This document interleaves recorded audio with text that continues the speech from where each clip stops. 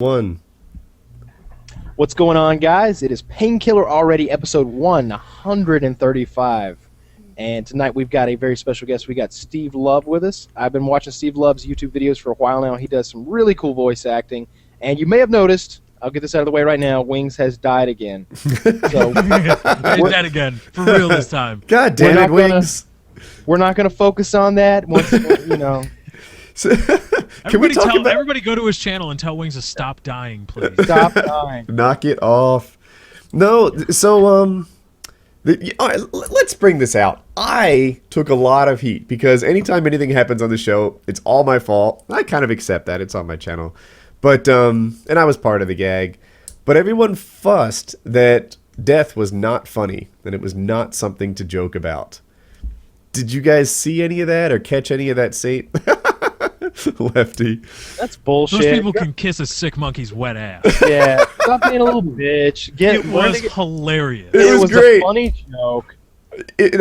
I switch it around. This is what I do. If I had been the guy that everyone pretended was dead, I would have freaking loved it. And as a matter of fact, Wings grabbed more subs last weekend than he had last month. I think I should die next time. Fuck it. I don't even care. I know I do all the tech, and it's hard to have a show when I'm not here recording it. I'll set it up. I'll die on camera. I will fucking do my thing. I'll die on camera, and I'll get a month's worth of subs in a weekend. Now we're talking.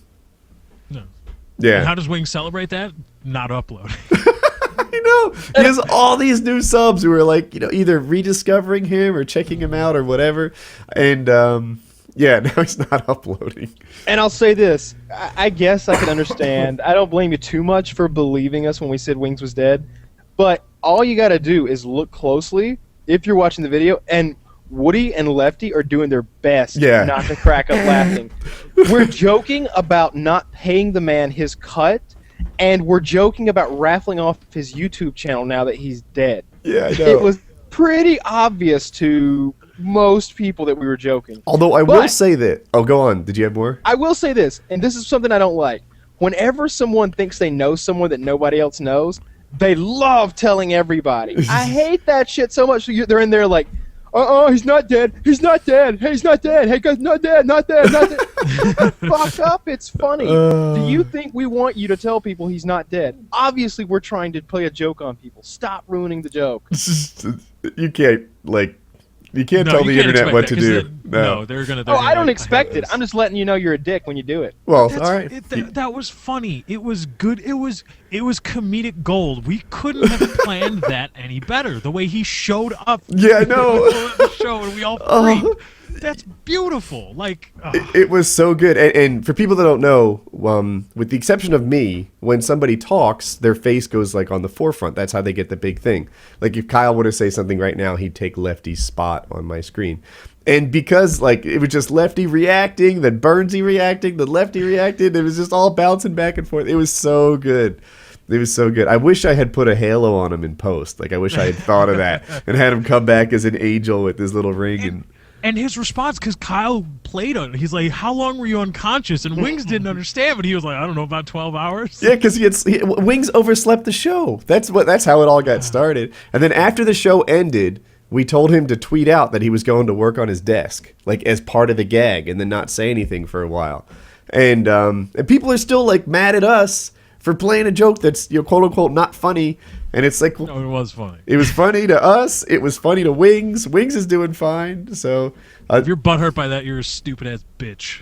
That's what I have to say. Well, now you know. There's no reason to be butthurt about that. It's just a joke. It's not like Wings was actually hurt in the hospital and we were trying to play it off like he was dead. He just overslept the show. Yeah. And like I said, my sort of rule of thumb, my guideline is if it was me in Wings' shoes, how would I feel? I would be laughing. I would think it was great. So yeah, the whole thing was hilarious. Yeah. So and like you said, his channel did so well from it. I think we should all take turns dying. Yeah. Hook me. There it is. Lefty's down. Yeah. I bet Steve wouldn't mind if we faked his death.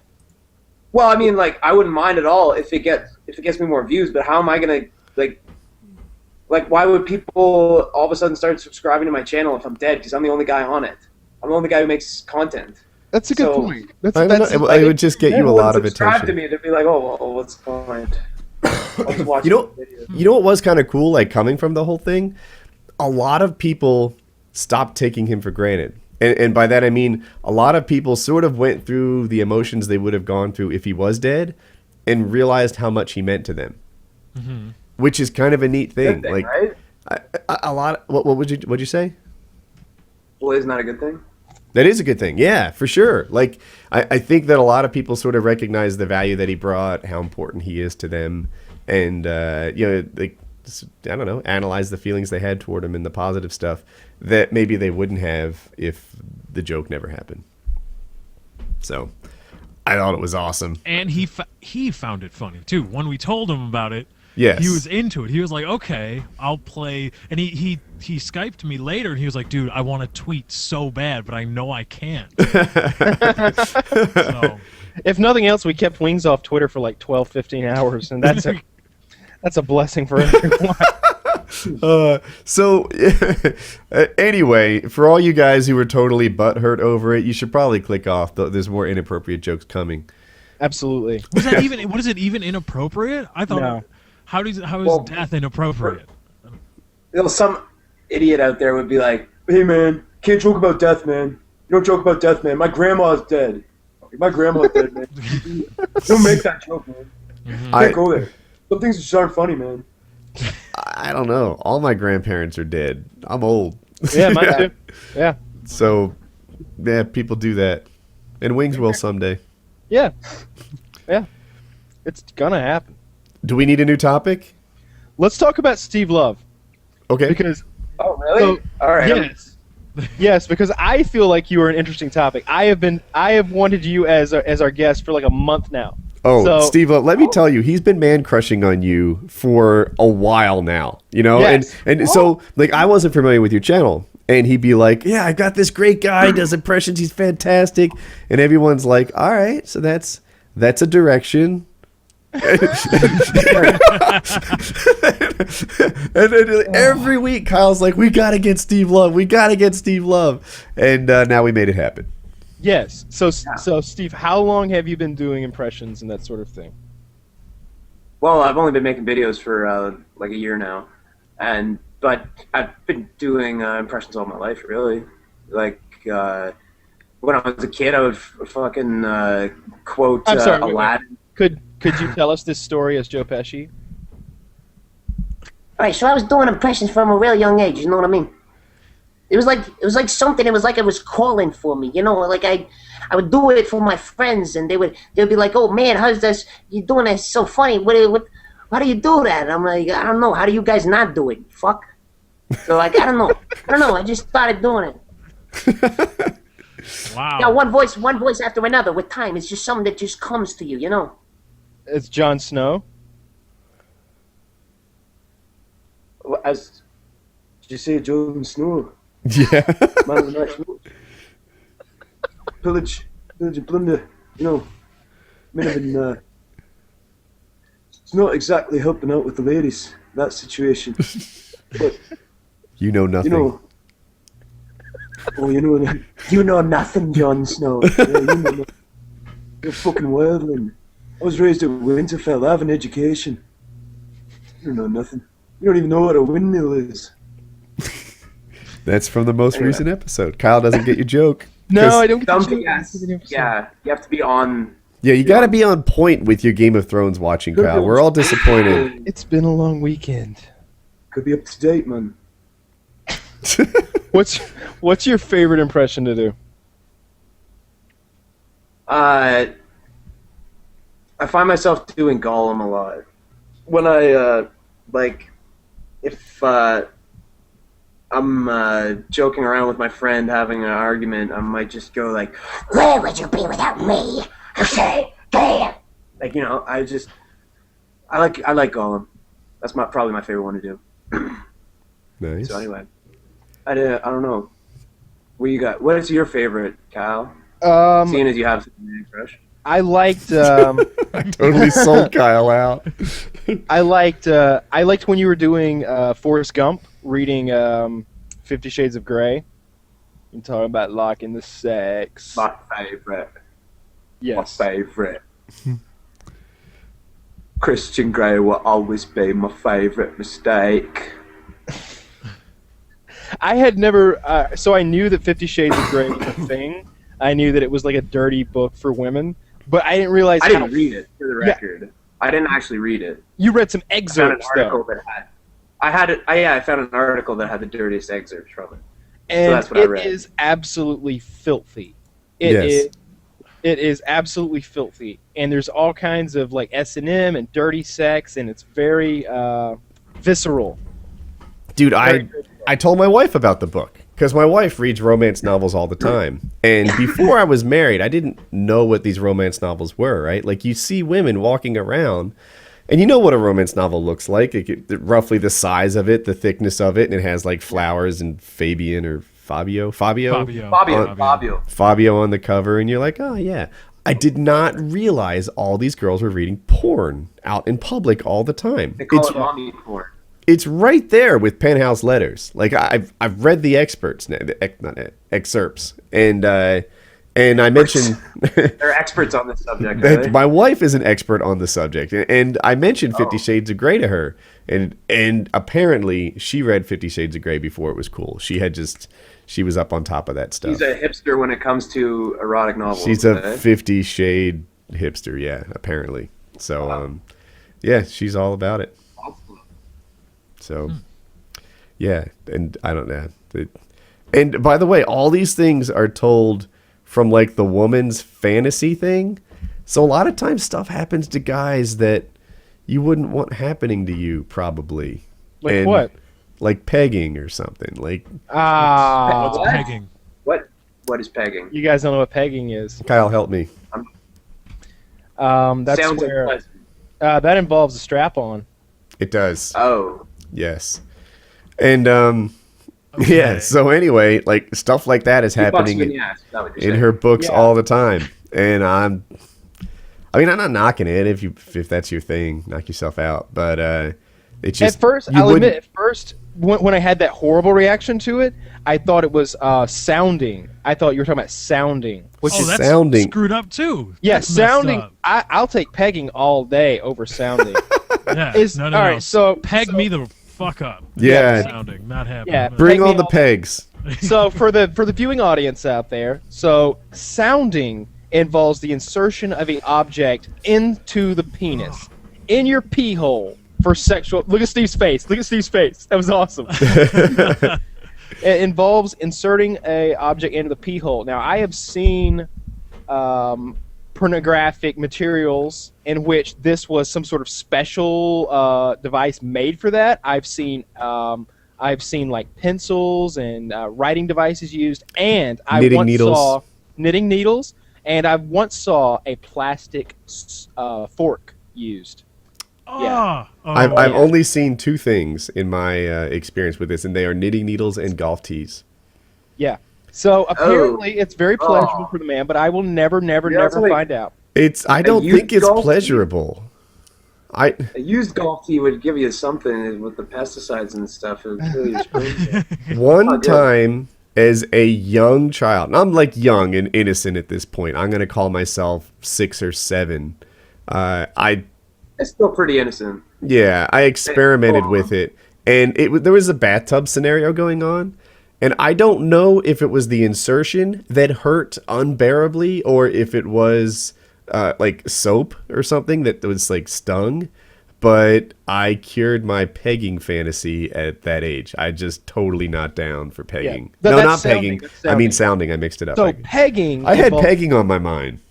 So pegging involves a woman basically having a dildo strapped on herself and her like fucking the guy in the butt, Yeah. which is much better than. We the started other off thing. rough on this PKA, by the way. Like Yeah, we went did. right. This is Right usually into like 3 hour in type topic. yeah. Yeah. If you So guys I'd like never, to know out there. If it helps, I'm not shocked. Like, I'm not shocked or blown away by this.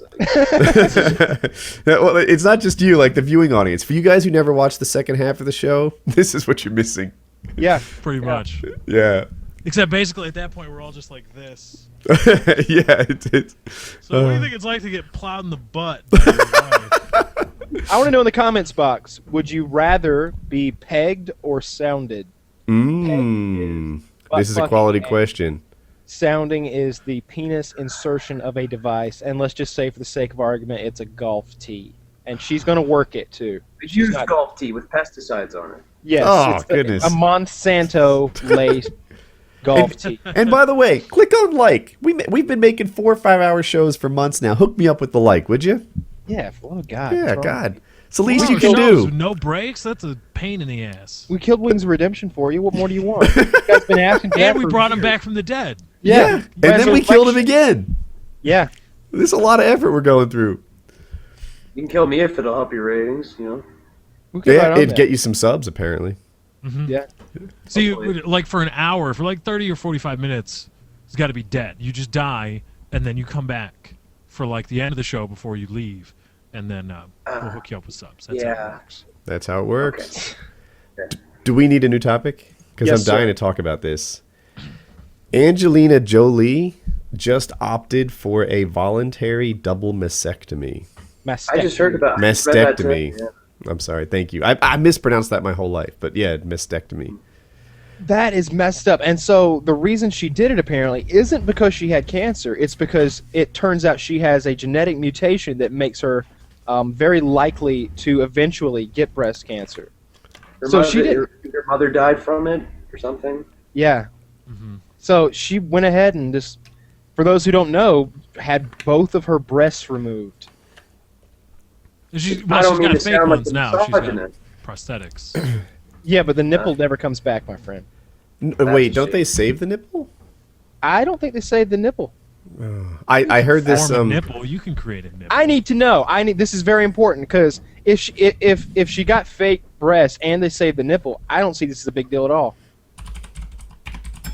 Yeah, I don't. I would think in the modern age of plastic surgery, you could form a nipple if you wanted to. I don't think so. I've seen where they get I think tattooed. it would look weird and plasticky, Yeah. I don't think they've perfected that method yet. Yeah, there's two things they do. They have stick-on nipples, and that are like what you're describing, that they literally glue onto the chest area, and they have tattooed-on nipples. Now, if she indeed was able to save the nipple, and she got breast implants, I don't see it as that big of a deal. As far, I'd do it. I'd be like, yeah, cut them off, put some new ones in there, and put my nipple back on. It doesn't seem like a big of a deal. But if she lost her breast, that's a big step to take without even actually she could have had regular breast exams, and I would have volunteered. Yeah, but even once you get it, once it forms, I mean, you've got to. Then you cut them It's off. done anyway. Well, But no, my mom. there's a chance that it spreads too, right? Not if you catch it early. If you catch it early enough, you can still save the breast. Yeah. I know this for a fact. It appears that you lose the nipple. There's something called nipple reconstruction surgery. I don't know. This is why she has adopted all these children. She's looking for the perfect nipple. They're the wrong color, though. Full How do you know? reconstruction. You've never seen Angelina Jolie's nipples? Sure, I have. I Yeah, I actually have. watched No, the yeah, movie I've seen them a Hackers. couple times. That's right. Yeah, yeah. Oh, these nipples don't look so bad. These reconstructed nipples. I don't know. How do they They feel don't like look that. They're not. I mean, I don't want to knock anybody who's had nipple reconstruction surgery, but they're not quite like the originals, Shocking. based on what I'm seeing here. But a lot of them I'm seeing aren't. I want to see them like a year after surgery, not a week after surgery. And now we're into the actual surgical pictures, and I'm done. Yeah, It's, dude, this is taking me back to that Game of Thrones episode where they cut the guy's nipple off. Why do bad things happen to such good breasts? They weren't that great. What? All right, more Googling. I'm sure the ones she's got now are probably just as spectacular. Oh, are you guys familiar with the Moth? The Moth. As the superhero, the cartoon? Okay, so the Moth is a podcast. It's on iTunes. I used to listen to it religiously, and basically it's storytelling. And they're short stories. They never last more than 15 minutes. And I would listen to 2 podcasts, This American Life and The Moth. This American Life was your meal. The Moth was your dessert. I would save it. There was only 15 minutes of content a week. So I'd wait for that like drive home where I really was going to enjoy it and wanted it more. Anyway, this lady on The Moth told a story of having a double mastectomy. And, she also opted to do it voluntarily. And during the thing, she started wearing like fake boobs because she had no boobs at all. And so first they removed them. She lived with no boobs for a while, and then she started doing it.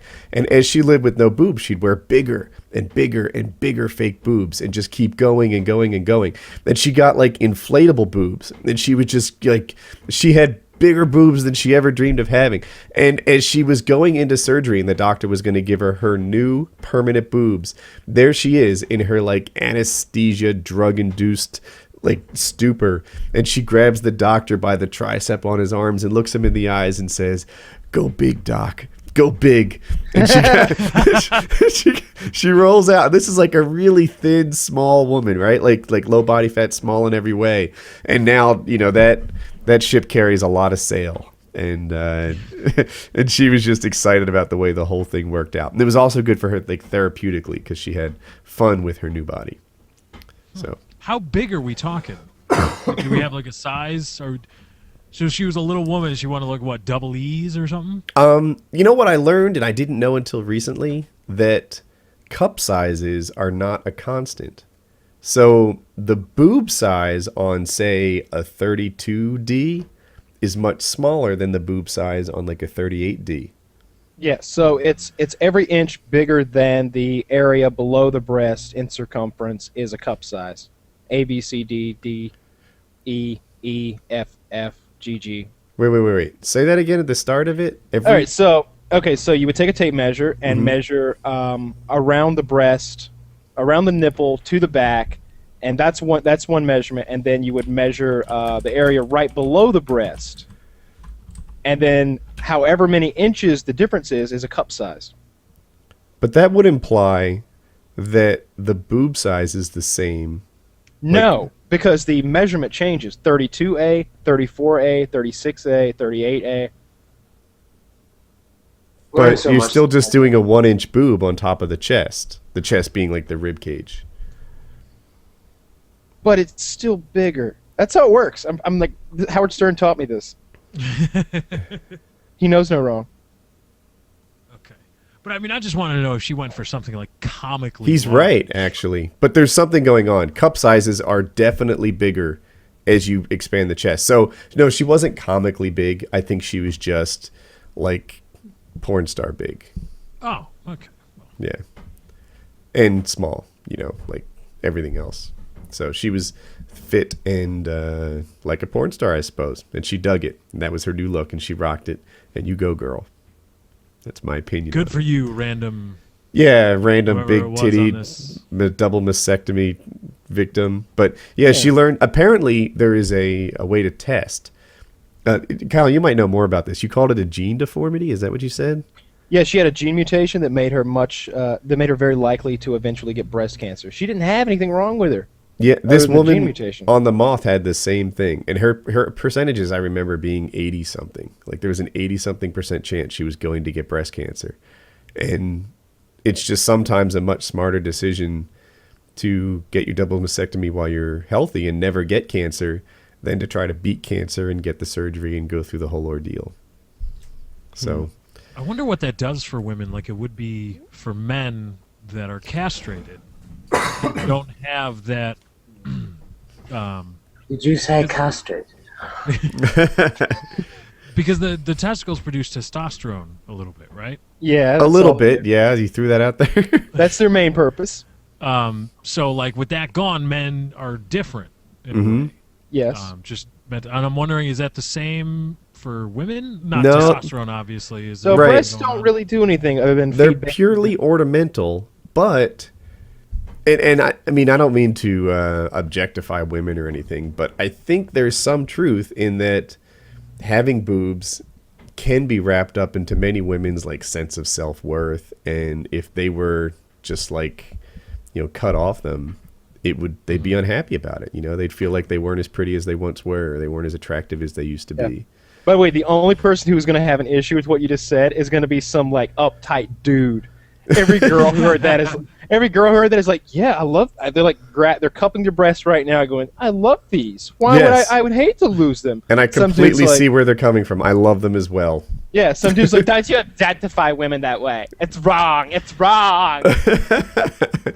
But yeah, like I guess I'm just aware of the fact that there's a lot of trauma associated with women losing their boobs. If a guy lost his penis, I think that would be the similar thing, right? Like I'd rather die. If you were to take my penis and cut it in half, so now I'm 6 inches, it would change. I see what you did there. Yeah, thanks.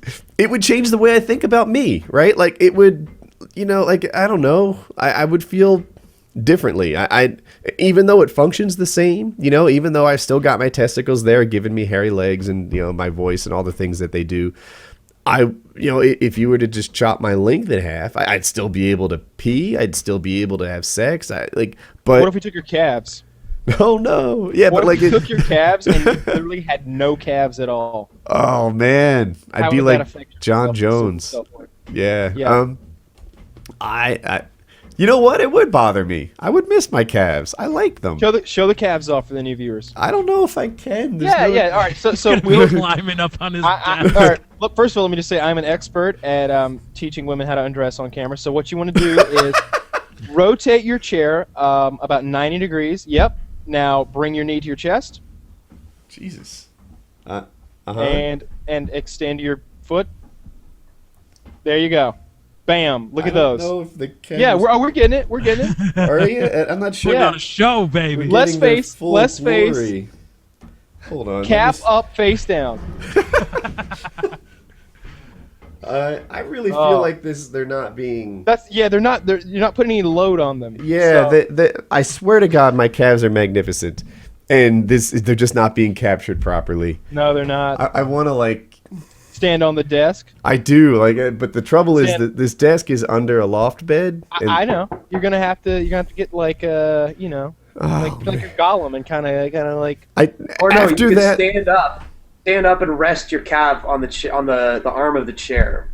That's what you stand and put your Oh. I mean, is it being captured at all? I don't know. That's handy. Keep it going. A powerful calf, if I've ever seen one. So, I lost my train of thought.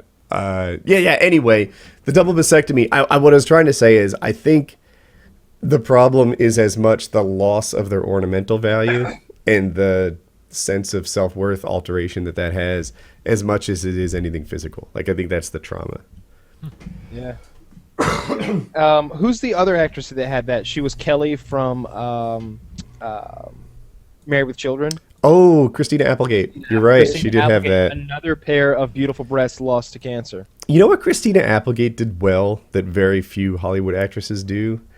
She got old. And I still think of her as... Still got it. Well, still got it, right? But not like she did, right? Like people don't turn down Megan Fox for Christina Applegate. But she very much was the Megan Fox of her day, right? You following me here? Yeah, she was very hot. I've seen Married with Children.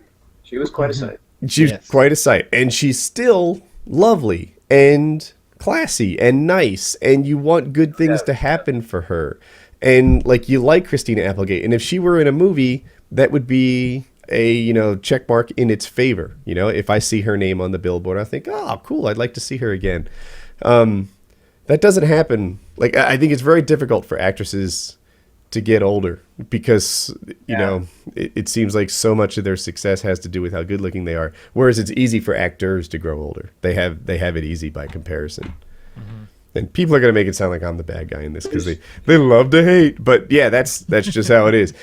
Actresses have a much harder time maintaining their career after they're no longer. I think part of that is the fact that there just seems to be less roles for middle-aged women.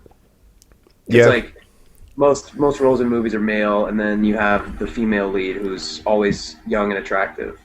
And then whenever there is a movie that has middle-aged female roles, they always get snatched up by, I don't know, Meryl Streep or Susan Sarandon or something like this. Yeah, No, that's- and that's even middle age, right? But if you go like a step down, right? Like I don't think 30's middle aged yet. No, but not yet. It seems like, you know, if you're going to be a 30-year-old actress, you have to be one of those rare ones that beat Father Time, like Julia Roberts did for quite some time. You know, like she was pulling off Ocean's 11 into her 40s, but she was still a hottie, and that role would not have gone to her if she wasn't. And that's Yeah. it's tough being a woman in Hollywood, let me tell you. I don't know. Let me tell you from experience. Yeah. It's tough. Rough out there, lady. So, Take it from me. so Woody, you take your family to like places like Disneyland, that sort of thing, right? I do. You know, what's the worst part about an amusement park? I'm gonna say, for me, I hate them so much. I've got a list. You want just one? Yeah, your number one complaint about an amusement park. Lines. Lines. Yeah, Thank I was gonna say lines, the walking, the waiting, the non-riding. Okay, Yeah. so wealthy Manhattan moms have figured out a way around this. So for only about $200 an hour, they are hiring a handicapped friend to come along with them to Disney World. And basically, you know, you at Disneyland, you can bring your handicapped person with you, and they can be accompanied by up to 6 others who all get not just a faster line. They go to the front of the line. Because you can't have a handicapped person just sitting out there baking in the sun like the rest of us. Straight to the front of the line, Magic Mountain, time to go. And it's cheaper than their VIP thing at Disney World, which is like $300. So you save $100, hire this handicapped person, and he takes you and your kids on the best Disney World adventure you've ever had. What do you think about this? I'm an expert in this, actually. So, Colin, not the Colin of today. Of today, I think he'd be fine and we just wait in line. But if you back up a couple years, Steve might not know, my son is Colin. He has a developmental delay type stuff going on. And there was a time when he would wear like 40 Band-Aids to cover his social anxiety issues. He can't talk. He doesn't understand what's happening around him. And if you would have put him in a line, it would be a situation that would freak him out. He couldn't really attend Disney World like other kids his age. He, you know, while he doesn't have a physical disability that prevents him from like standing or getting on the ride, he had social disabilities that prevented him from waiting in a line. So he'd get hooked up, you know, and sometimes they look at us like we were cheaters, and I just introduced them to Colin, and he'd start like scream squawking at them or something, and they'd be like, all right, here's your tickets. And anyway, so yeah, you don't wait in line. Sometimes you go straight to the front of the line. Most of the time you enter through the exit. So like if you picture Pirates of the Caribbean or something, you know, the little boats come floating by, we're already on it. You know, your boat is halfway full because we've got on at the exit. And that's how it works. That sounds awesome. Yeah. See, but that's not you trying to game the system. That's you trying to show My your son, yes. your son a good time. Yeah. But these are people that are like, I don't know you, but you're in a wheelchair. Here's $300 or $200. Come hang out with us for the day. Yeah, so and the get us deal in is front of these the line. handicapped people are like, that's their job. That's what they do. No way. Yeah.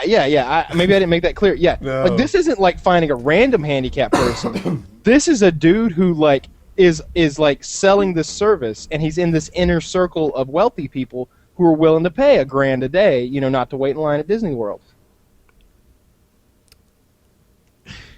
Well, I don't know what to say. I'm trying to figure it out. Like there's I mean, I guess if you got that kind of money, just what? I mean, All right, let me just say this. screw it. Just go do Lines- something else. Lines ruin most amusement parks for me. I can't tell you how much I hate it. I want to get on Magic Mountain, and I want to get off, and I want to do it again immediately. I don't want to get off. I don't want to stand in line. The idea of waiting 2 hours for like a minute and 30 seconds of fun doesn't make sense to me. I'll go on a Right. date if I'm going to do that. a minute and 30 seconds. What's Yeah. your secret? so it just doesn't make any sense to me. So if I can get a handicapped person involved and, you know, skip all those lines and stuff, now a grand a day is too much. That's too much. But think about it this way. What if you and 6 of your buddies all chipped in for this grand a day? Then all of a sudden it's only like $150 extra. plus $50 admission. You pay $200. You get to go to Six Flags, whatever amusement park. I like Six Flags. I would pay $200 to go to Six Flags and have 0 lines. Did you just do that math correctly in your head? Yeah. I'm impressed. I'm checking it though. Well, it comes out a little bit short. But it's mostly right. Yeah, but it's just It's there's $900. something that doesn't seem ethical, because the whole point of getting to the front of the line is you are burdened, and this person is burdened just by their whatever their malady is. And as we're like, okay, everybody. I don't think many people will get mad at the person with a disability and their family going to the front of the line, because it's like, okay, you've got to deal with that every day. Me standing here and it's hot. Okay, it's not really that bad. I'm not, you. Yeah. But as much as this line sucks, at least I can walk. Right, but if it's to the point of where it's just like, oh, we're hoity-toity rich people, and we know this guy in a wheelchair. Taking And this advantage guy in a of- wheelchair who's obviously, capitalizing on his situation. Screw all of them. I don't know. I feel like it's an American thing to be conditioned to accept that people are better than you. I'm like, well, if they have the money, why can't they buy that? And they like that should be something that's not for sale. It's fairness for sale, right? Like they are buying unfairness. But there's still a part of me that's like, well, if they paid for it fair and square, they earned the unfairness somehow. I should be waiting in line because I'm not as worthy. They've figured out how to upload unlisted videos to get their other uploads to the top. What is the? And that's a joke, but yeah, it's just. I think you're right. That's something that they shouldn't be able to buy, because it's the reason it exists in the first place is because these people have to deal with this horrible life condition every single day. They didn't buy their way into it. So I think I know what happened to Wings. I think I know where he is tonight. Where is he? I just found a news story. Apparently, a man. This is a legit news story. Can you link it? Yes. Let me link this to you before I tell the story. This is 1 second here. It's a shame that this happened, but I guess it was always destined to happen. Let me get back to it now so I can read it. So apparently, a man snuck into a grocery store and threw what authorities are calling a frankly ridiculous feast. Surveillance video shows that the man entered into a Value Mart before closing time, and he hid out until the employees had cleared out. And well, the footage shows that he ate 6 steaks, some shrimp, an entire birthday cake. He went through 57 cans of Ready Whip, drank some beer, and at some point, quote unquote, went to the bathroom on himself. So. But then he helped himself to a change of clothes. This is a real story. Real story. And then he climbed up into the rafters and went to sleep. In the morning, firefighters extracted him from his perch. And, this'll piss Wings off, police took him into custody. Yeah, what bullshit? Man was just having himself a few steaks. What, not a free country anymore? What kind of drugs are you on where you're just doing that? That dude was high as fuck. That's what he was on. He was smoking a lot of weed, eating all the steaks and birthday cakes, doing whip it. That was ridiculous. An entire birthday cake. Like, that's a lot of cake. That's really filling. If that guy wasn't high, my name's not Woody. Like, that guy is high. There's no 57 cans of Ready Whip. I think the Ready Whip were the drugs. The Whip It. Oh, is he doing whippets? That's my theory. Yeah. Eat 57 cans of he's doing whippets. For those of you who don't know, he's using, I won't describe it, but he's using whipped cream in a way that gets you high. That works, yeah. And if you look at his mugshot, he's just like, yep. When I went to high school, there were these total stoners. And like every high school has them, I suspect. Like the guys whose entire life revolves around pot, like that's their thing, their sense of identity. They're experts in it. All their clothes are in it. Do people still come to school reeking of patchouli? Is that a thing? Patchouli. Patchouli? What is that? I don't know what that is though. I hear that a lot as a way to describe what hippies smell like, but I don't know what patchouli oil is. Yeah, it's literally like a bad smelling cologne, popular in like the drug community back in my day. I guess people don't use it anymore, but In my day, which was only a few years ago, stoners would use Axe body spray. That was like the coverall. really? Because I use Axe shampoo. Well, Axe shampoo is legit, but the body spray was something of my generation in like the middle school, high school days. And kids would get high at lunch, and they're coming back reeking, and they like spray on that Axe, chew some gum. But the thing about, is it patchouli? I thought it was Patroni. I don't know. But the thing about that, It really sounds like an Indian dish or something. it doesn't hide the pot. It kind of advertises it. If you come to school dressed in Rastafarian colors and smelling of patchouli, then you're a stoner. Like, you want people to know that you're a stoner. Yeah. You have, it's like wearing a baseball cap with the marijuana leaf on the front of it. Like, there's no hiding it. And anyway, this long-winded story is going towards this group of stoners all worked at the supermarket together, and the only reason they wanted that job was to get high on Ready Whip. That was what they did. Or Cool I Whip. guess if you want to get high and ready with, the supermarket's the best place to work. Yeah, they would just like, and you could. I don't know After if a things. while, they'd start to get suspicious when you think. Like, They would just take every hits time he from works it. here, 57 cans of Ready Whip go missing. They would. They wouldn't finish the can because if you do it too much, then like you don't even get the Ready Whip out of it. So they would just like take a hit from every can and sell them. So, are you guys familiar with LinkedIn? I am. Yes. Give us the rundown, Woody, because I know what it is, but I think you'll. Facebook of professional people, right? It's like a Facebook for grown-ups with real jobs. And the idea is you network through it. So like in my LinkedIn thing, there's a bunch of people I've worked with throughout my history. And then there's other features like, I might say like I'm an expert in Java or software design or something like that.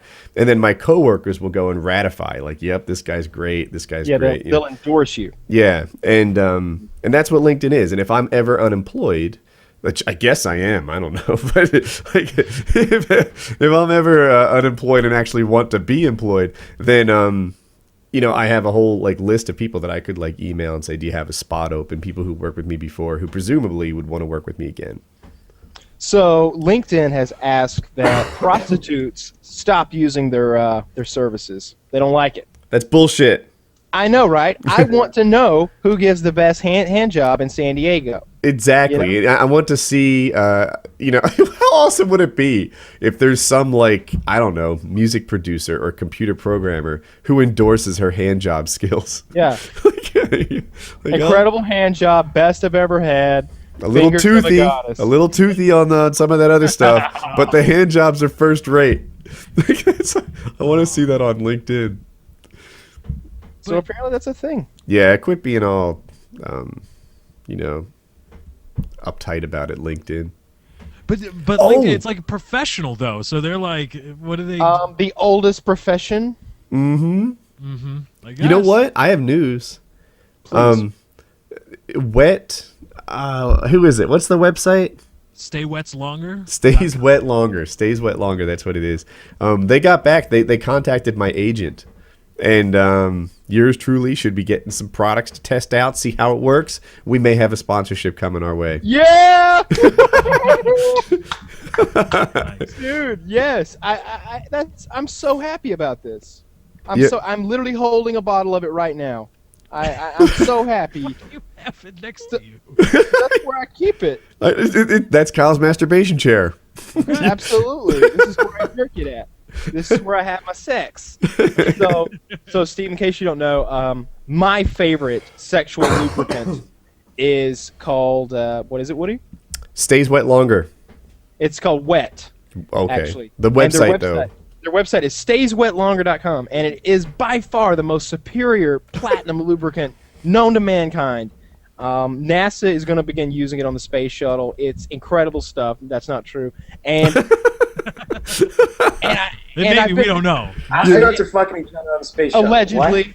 If you're looking for really accurate science reporting, Painkiller already is not the place for you. Yeah, that's what when everybody was giving a shit about saying Wings was dead. It's like, dude, if you're looking for accurate information, wrong place. Wrong place. You've done fucked up. Yeah. We just talked about Angelina Jolie's double mastectomy, and our main concern was what her nipples were going to look like afterwards. Okay, so you're at the wrong place. Go to high class radio right here.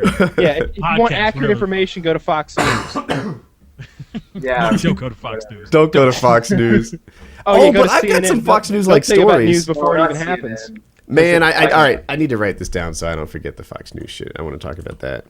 You know what, I find it funny that Woody tried to make it seem like he wouldn't accept wet money without trying their product. Like if they came with a check, like here you go. No, Start we got to pimping try Wet it out. Platinum. First of all, we're going on I think we would do it based on your endorsement. Yeah. You know, so here's the rave truth.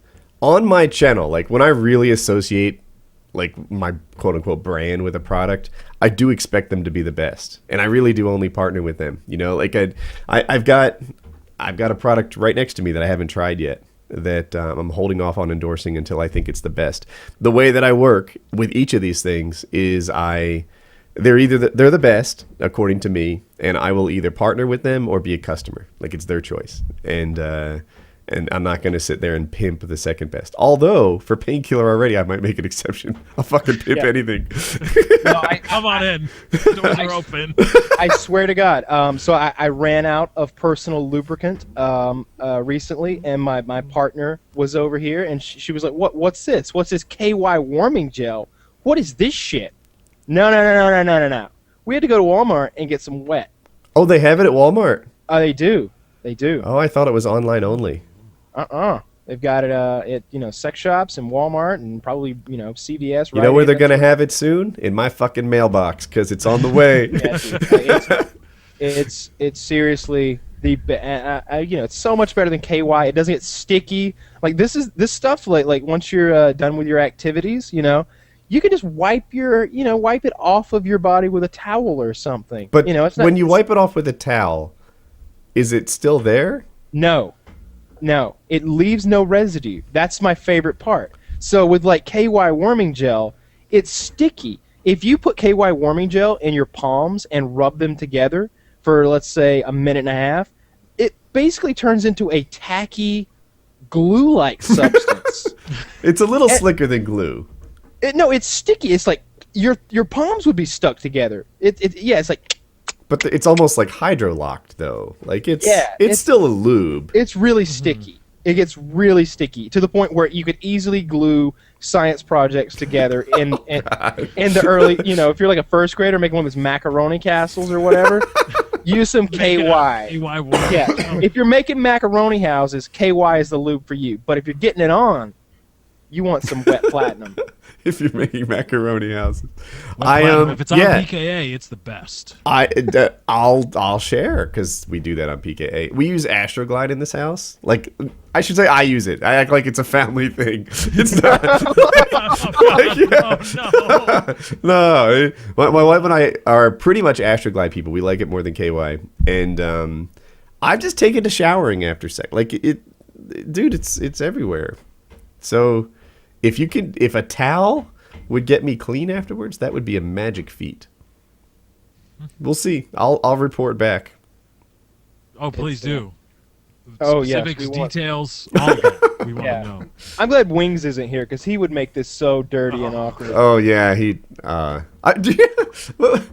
we were talking about saggy balls or something, and he hits me up point blank. He's like, Woody, come on, tell me. Don't you like it when you're hitting a doggy and your balls are slapping against the back? And I was like, yeah, that's good. Wings, uncouth is the word. If you guys are out there, this is a good vocabulary word for you to add to your repertoire. Uncouth. He has no couth. He has never had any couth, and he never will have any couth. And we love him for it. I'm texting him again. I wish he was here. Yeah, he needs to get on here because we need his uncouth dirtiness injected into the show like Like you want somebody that'll use wet platinum a lot and then come on and rave about how awesome it is? Wings of Redemption. And yeah, he'll in like a tell you, dirty way. He's Yeah. like, you'd be like, yeah, I poured it all over my girlfriend's belly button. You would too. I You would poured it too. all over, and then I got a little carried away, and I poured the whole bottle all over, and I got her all slippery. He'd be like, yeah, I give it an A+ on the back hole, an A- on the middle hole, and an A+ again back around on the boobies. This is good shit right here. Yeah, I was fucking them boobies, and then it got so All right, slippery back home. that I lost my balance, and I fell, and I on the floor, and I slid all the way across the house. Do we need a new topic? Yes. All right. The IRS is targeting right-wing groups with like, constitutional education in their name, freedom, patriot, stuff like that. Tea Party. Tea Party. They're getting audited, and I thought we'd talk about it. It's better than normal politics. I can lead off if you want. Here's the thing. A lot of people are trying to pin it on Obama. And while there is kind of a buck stops here type deal, it was really mid-level IRS employees who did it, and it stopped there. The guy who ran the IRS at the time that it happened was appointed by Bush. So I want to say, from the top of the IRS and up, these people weren't really aware of it. Like, it wasn't their thing.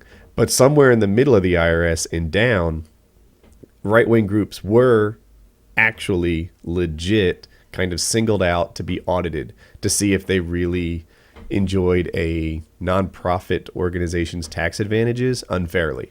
So that was what they would audit. They would make sure that they kept in line and were really nonprofit groups. And they didn't do the same thing to left nonprofits. So And they were also asking about donors. Is that bad? I don't even know. Yeah, it's unlawful. Okay. So yeah, the IRS was misbehaving, and it's a legit thing that actually happened. The IRS misbehaved and targeted right-wing political groups.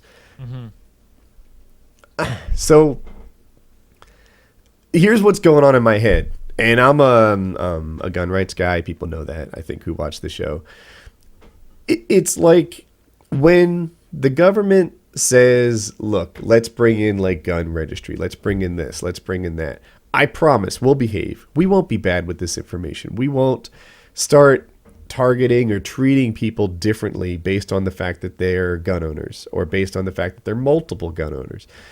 Then you want to say like, yeah, all right, that makes sense. It makes sense to have all these registries and all these things in the government to sort of keep track on their people. But things like this fuck it up for the government. Like, I want to believe that our government is somehow on our side. And it seems like more and more it's backwards, right? Like, the people operate in public. They spy on us. They fuck with us. They look into our records. They audit us. They do all this stuff. And then the government operates in secret, when it should be the flip of that. It should be the government operating under the scrutinous public eye, and we get to operate in secret. That's the way that it ought to be. And it's flipped upside down. And it's been trending that flip for a long time. Right now, companies are free to release, like, cell phone companies, for example, all your records to the government without a warrant and not be held accountable for that action. So now the government can just request information on you and get it. And AT&T doesn't have to worry about any laws. They can just sit there and give them whatever the government wants. There is an anti-privacy type thing happening here, and there's a targeting. And right now, this one targeted groups on the right, but the next one will target groups on the left. Like, there's plenty of messed up people in government that spread it around. Mm-hmm. The government proved themselves to be untrustworthy by having a group like the IRS operate with political motives. And it's, at least for me, like, that distrust spreads all over the place. When I did a video on this once, when you sit there and assign powers, like, oh, is it okay for the government to have this power?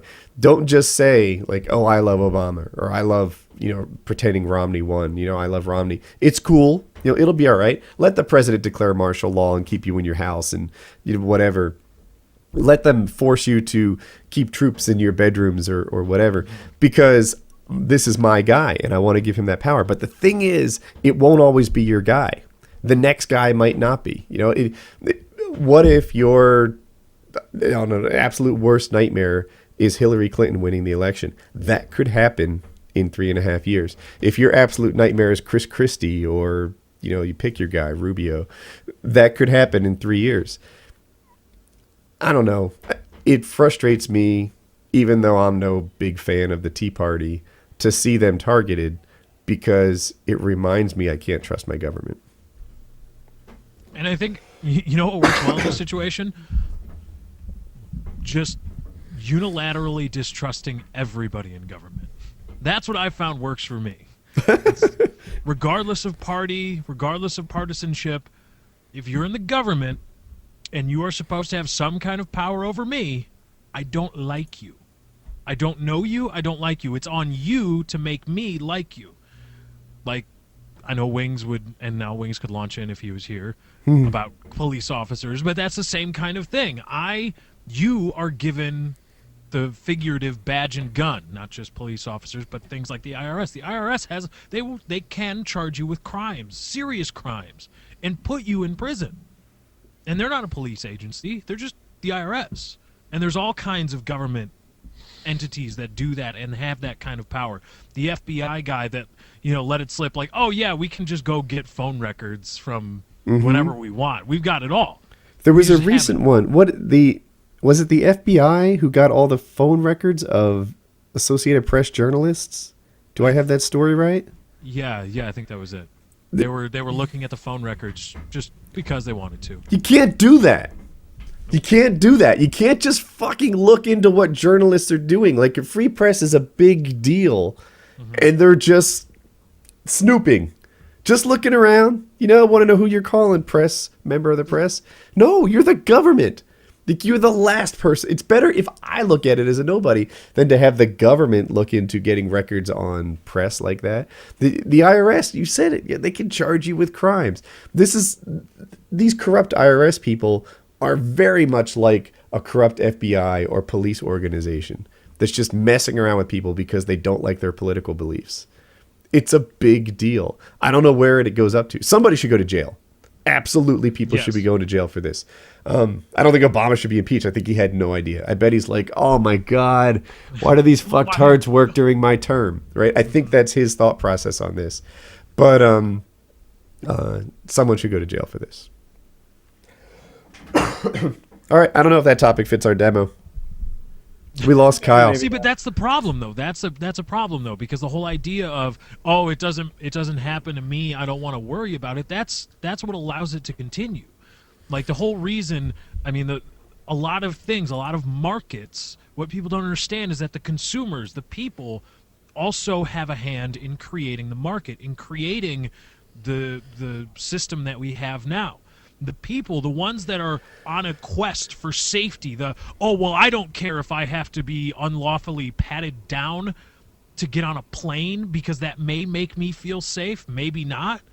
That whole idea of it's not my problem, I don't have anything to hide, so it's okay, has led to this. I like Kyle's idea. Like, Kyle he says he can have two planes. You can have the safe plane where you're patted down and you're stripped of everything and, whatever.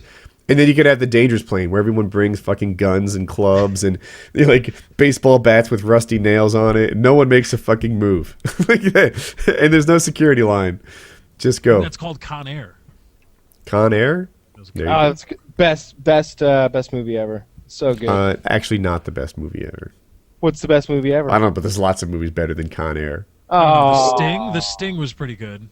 Every Lord of the Rings movie, most of the Star Wars movies, Forrest Gump was better than that. I have come to realization that none of the Star Wars movies were any fucking good. You might be onto something. You're onto something. The first three are iconic, but you go back and watch them, they are really corny. And they're slow. Kind of like, so I'm a parent, and we start like introducing our kids to some of these classics. And like, we sit down Colin in front of Star Wars or Empire Strikes Back, and it's like, man, I never realized how slow this movie is. Like, they just spent 15 minutes talking about interstellar politics. That's like the bad part of PKA. yeah, dude. No, the other night, Mercadurka was on Twitter, and he said it. He threw it out there that Star Wars was shit. And I started thinking about it, and I was like, you know what? I can't stand fucking Star Wars. And as much as I hate the new ones, I don't really like the old ones that much. They're really fucking slow. The special effects that were cutting edge in like 1970 are shitty now. It's just not any fun to watch. It's not any good.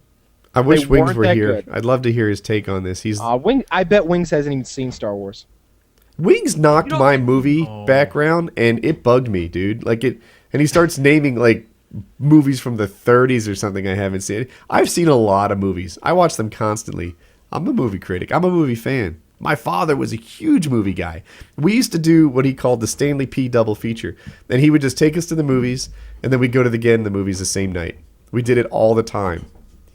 He owned his own business, but yeah, and we'd see whatever 2-4 movies a week my entire childhood. When I had kids, I considered people are parenting is a drag, this and that. Like to me, one of the major drawbacks of being a parent was going to the movies less. Like that was something that I had a hard time coping with. I like movies. Wings is wrong. Yeah, I love movies. Yeah, so fuck you, Wings. I feel like I'm on thin ice with him because I don't want to have ex-cons sleeping down the hall from my daughter. Like I don't want to say all that, but yeah, that whole thing, like he implied that he was bringing over 2 friends that I never met or never even heard of, knowing one was the desk maker with a criminal record, and I thought they were sleeping over down the hall from my children. I'm not the bad guy. Anyway. Yeah, I'm gonna agree with you that. All from children. Oh yes, please. You ain't got nothing to worry about. I'm just fine with kids.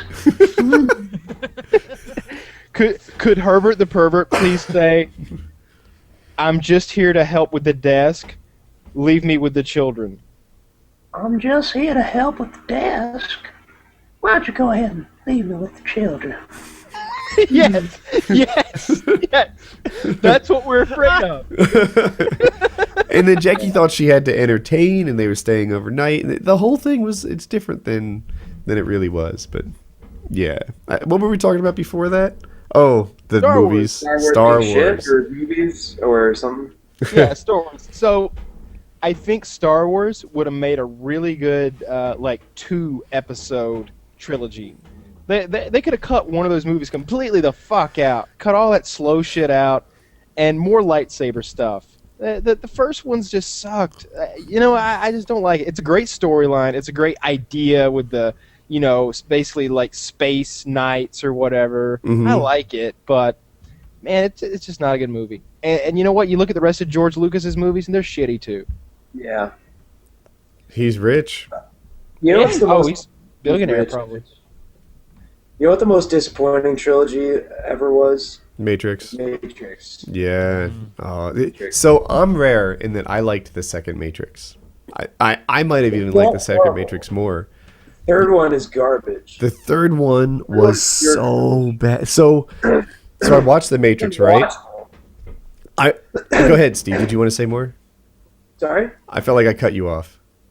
No. You had something going. All right. I had nothing. So I watched The Matrix, and I liked it. I thought The Matrix was a good movie. All was well, fine.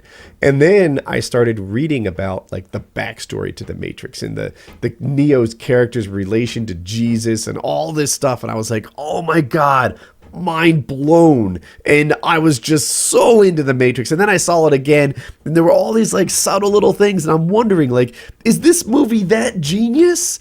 Or was it just an accident and the fans have added things to the story that weren't really there? And then I saw the second one, and it got better, to me anyway. I saw this, and there was just more crazy stuff going around, and what the ghosts represented and what the vampires represented and all this ridiculous stuff. And I was like, this is like Inception. If you guys don't know, Inception is a way deeper movie than you think it is. If you think you understood Inception, you're full of shit.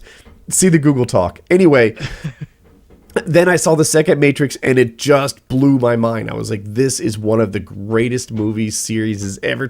We are in a golden age of movies right now. We are experiencing the best stuff that's ever been created. And then the third movie came out, And the third movie came out and it sucked so hard. It was such shit that it made the other two movies shit. All the things that I thought I saw in the first movie, all this Jesus relationship tie-in bullshit, like the things that weren't there, that they told me were there, that I saw were there once they explained it to me, weren't actually there because the third movie was such a piece of dog shit that it exposed the first two movies as not having the things in it that I thought were in it. The Matrix got fucked up by a horrible thing. If they ran out of funding after the second movie, it'd have been one of the best sequels in the world.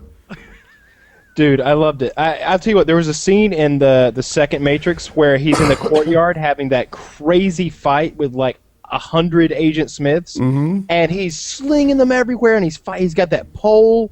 And I remember literally in the movie theater just like putting my head on my chin, or like my chin on my hands, and like my mouth was just open, and I was just like, wow, this is incredible. And yeah, I'm with you 100%. I like the first one better than any of them. It was just... Most people do. Yeah, I wish they had never made the second and third one. To me, like after I watched the second one and then I immediately hit the internet so that I quote unquote understood the second one and loved it too. And then when the third one came with the ending to the whole thing, and you realized it was just a shitty series written by some third grader somewhere. The Wachowski brothers, or the really hate the third movie. Have I made that clear? Bad. I thought it was bad. I think the third movie was bad, but I don't like. If the third movie was like a thing that you could kill, you probably would have killed it already. Like you would find it and murder it. Yeah. Did you know that? So that movie was made by the Wachowski brothers, and one of the Wachowski brothers decided that he no longer wanted to be a man and is now a Wachowski sister. So now they go by the Wachowskis instead of the Wachowski brothers. Yes. Yes. Oh, the well, siblings Wachowski. Woody, could you explain the ghosts and the vampires thing from the second movie? Because that's one of my things. I'm like, there's fucking vampires for no reason. I can't anymore. That movie came out in like the 90s or something. I know that they're programs. They're programs. They're not people. Right, yeah, but there was a parallel to like biblical stuff, and it was... another one, Inception. You know, Inception's not going to have any sequels that mess it up. But man, I watched that movie, and I quote unquote got it. Like I understood, and you know, like everybody, I was left sort of puzzled as to whether or not he was in the top layer of real life or not. But you know, like it's like I think you're supposed to be kind of puzzled. And then I saw the Google talk about it. And we've mentioned this in an old PKA, so some people this will be a repeat. But until you watch that like 47-minute Google talk, you do not understand how deep that movie was, Inception. We really do live in a golden age of movies. As much as I like Lifeboat, Wings' go-to, like 1940s great movie that stood the test of time, and it's good, Inception is way better. Inception makes that look like a child's crayon drawing. Inception has so much depth and stories within stories and totems and anti-totems. Did you know there were anti-totems in that movie? There were. Did you know there were totems that worked backwards of how they're supposed to work, that had like crazy implications on the entire plot? It did. Inception is a insanely deep, complicated, well-done movie where details are not left out. There's little shit in that you can't pick up casually, at least I can't, that make it amazing. Lifeboat was a good story about a German in a raft amongst a bunch of allies. And it's good, but it doesn't have the kind of depth and complexity and cinematography, quite frankly, that we see today. We live in a golden age of movies, and I think it might end. I'm seeing more and more like it's hard to make mid-level movies now. They only want to invest in like Transformer-like things, and creative people are getting lots of artistic guidance by people who wear ties, and it might end. But I'm telling you, there's some good stuff being produced right now. You know what the best part of The Matrix 2 was? What? Monica Bellucci's character wearing that latex dress. Yes, she has a gift. You could see right through it. It's so awesome. Awesome. Was she pregnant in the third movie?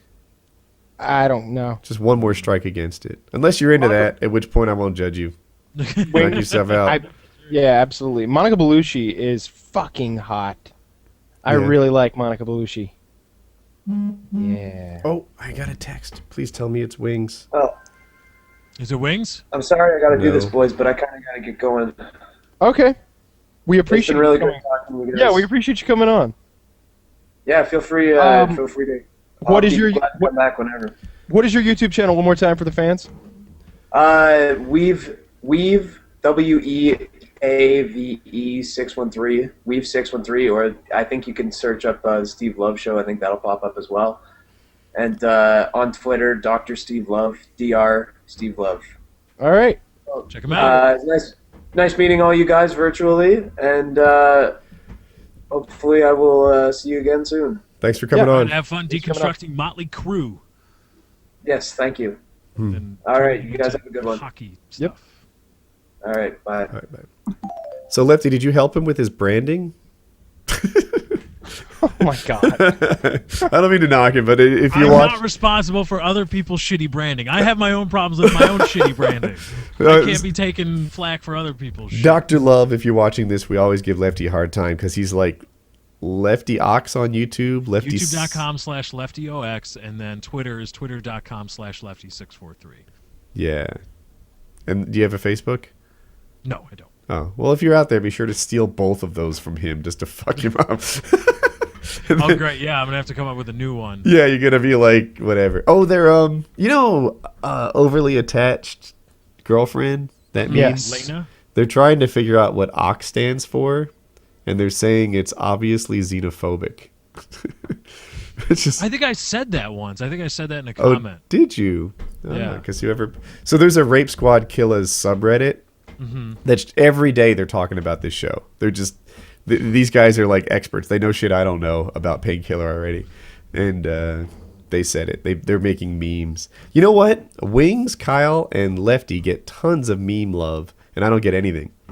There's nothing about me on there, but Because you that's don't do that. crazy stuff. I guess that's it. I don't know. I think Yeah, you haven't died lately. I need to get a month's That's what you worth gotta of do. subs You in a gotta- weekend. You got to die.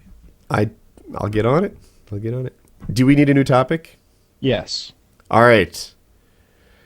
If the world was a massive supercontinent like Pangea right now, how would humanity be different? Stolen from Reddit. Like if it was changed back into it, or if Pangea never separated. I interpreted it to be the latter. Okay. I think racially, it would be a lot more homogenous. That was my first thing. Lefty's whole shtick wouldn't exist. We'd all Yeah. be one olive goodness thing. Wait, my whole stick. You're so slow. Keep it up. I'm gonna die. I'm sorry. I'm still getting over sickness from a flight from like 2 weeks ago. But yeah, I think there would be no races if we all lived together. We'd just be interbreeding so well that we'd all be way more homogenous than we are. Yeah. It's hard to say. It could be One world government? that could be not necessarily though, because obviously like we're on the same continent as Canada and Mexico. They're not part of the U.S. They don't. Come on, they bow down to us, right? Yeah, but I'm just messing. not necessarily one world government, but perhaps we would have destroyed ourselves by now. Imagine World War II if there weren't oceans there wasn't an ocean to protect England from Hitler, if there wasn't an ocean to keep the Japanese at bay. What's the cliche? Tall fences make for good neighbors. Yeah. Something like that. I see where you're coming from. Or I could go the other way. I think one area of conflict that exists in humanity is often sort of launched by differences in people. If you have differences in religions, differences in language, then I think that's bad. And I wish I knew a better way to state it, right? But like when countries have trouble, like Yugoslavia did, they had Serbia, Croatia, and something else. I don't know. I suck. But a lot of times the troubles there were differences in religion. Sometimes you have countries where they speak different languages, and these people never kind of become just one people because they have these cultural differences built into them. I think that if the U.S., and this sounds bad or like I'm going to be the new racist, but if the U.S. changed from the melting pot to the salad bowl, then that could introduce fractures in the country that don't exist today, right? Melting pot, I think, is a much better model than Salad Bowl is. So if we had one supercontinent like Pangea and we had one language, because, you know, lack of fences tend to do that, and maybe we had fewer religions because lack of fences can tend to do that, and if everything merged into one sort of global groupthink, then maybe the world would be a better place. I think it could go either way. It could be a better place, or it could be we could have destroyed ourselves by now. I could see that option too. Mm-hmm. Well, it could also be homogenous because it occurred naturally, or it could also be homogenous because there was a war and somebody won and other people lost, too. Because, you know, if people are in that close a proximity, there's going to be... Going straight for the Hitler option, huh? I didn't say that. There's plenty of other Stalin. You know what? Hitler, like, was Hitler overrated? Like, Stalin killed way more and he ruled for longer. No, but you've got to look at Hitler basically instigated World War II. Yeah. But Mao committed way more atrocities than even Stalin did. Mao was massacring his own people. Yeah, but he wasn't attempting to exterminate an entire race of people. The problem with Mao is I don't know shit about him. Like, they didn't really teach much about Mao in my school. I'm roughly aware of the fact that he did lots of bad things, but are you educated on the topic? I don't mean to put you on the spot. Not as much as I probably sound, but no, I mean, it's just in terms of the sheer number of people murdered for political ends. We have a winner at the top. How about Genghis Khan? Can he hang?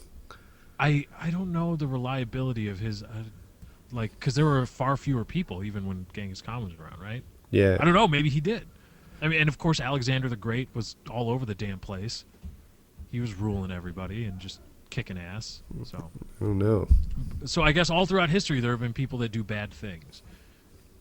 And I guess they haven't increased in badness really. They've just increased in magnitude because there's more people to kill. Ronald Reagan. Ronald Reagan. I just said that for Kyle's benefit. Yeah, you leave Reagan alone. Reaganomics was bullshit. You leave Reagan alone. Trickle down.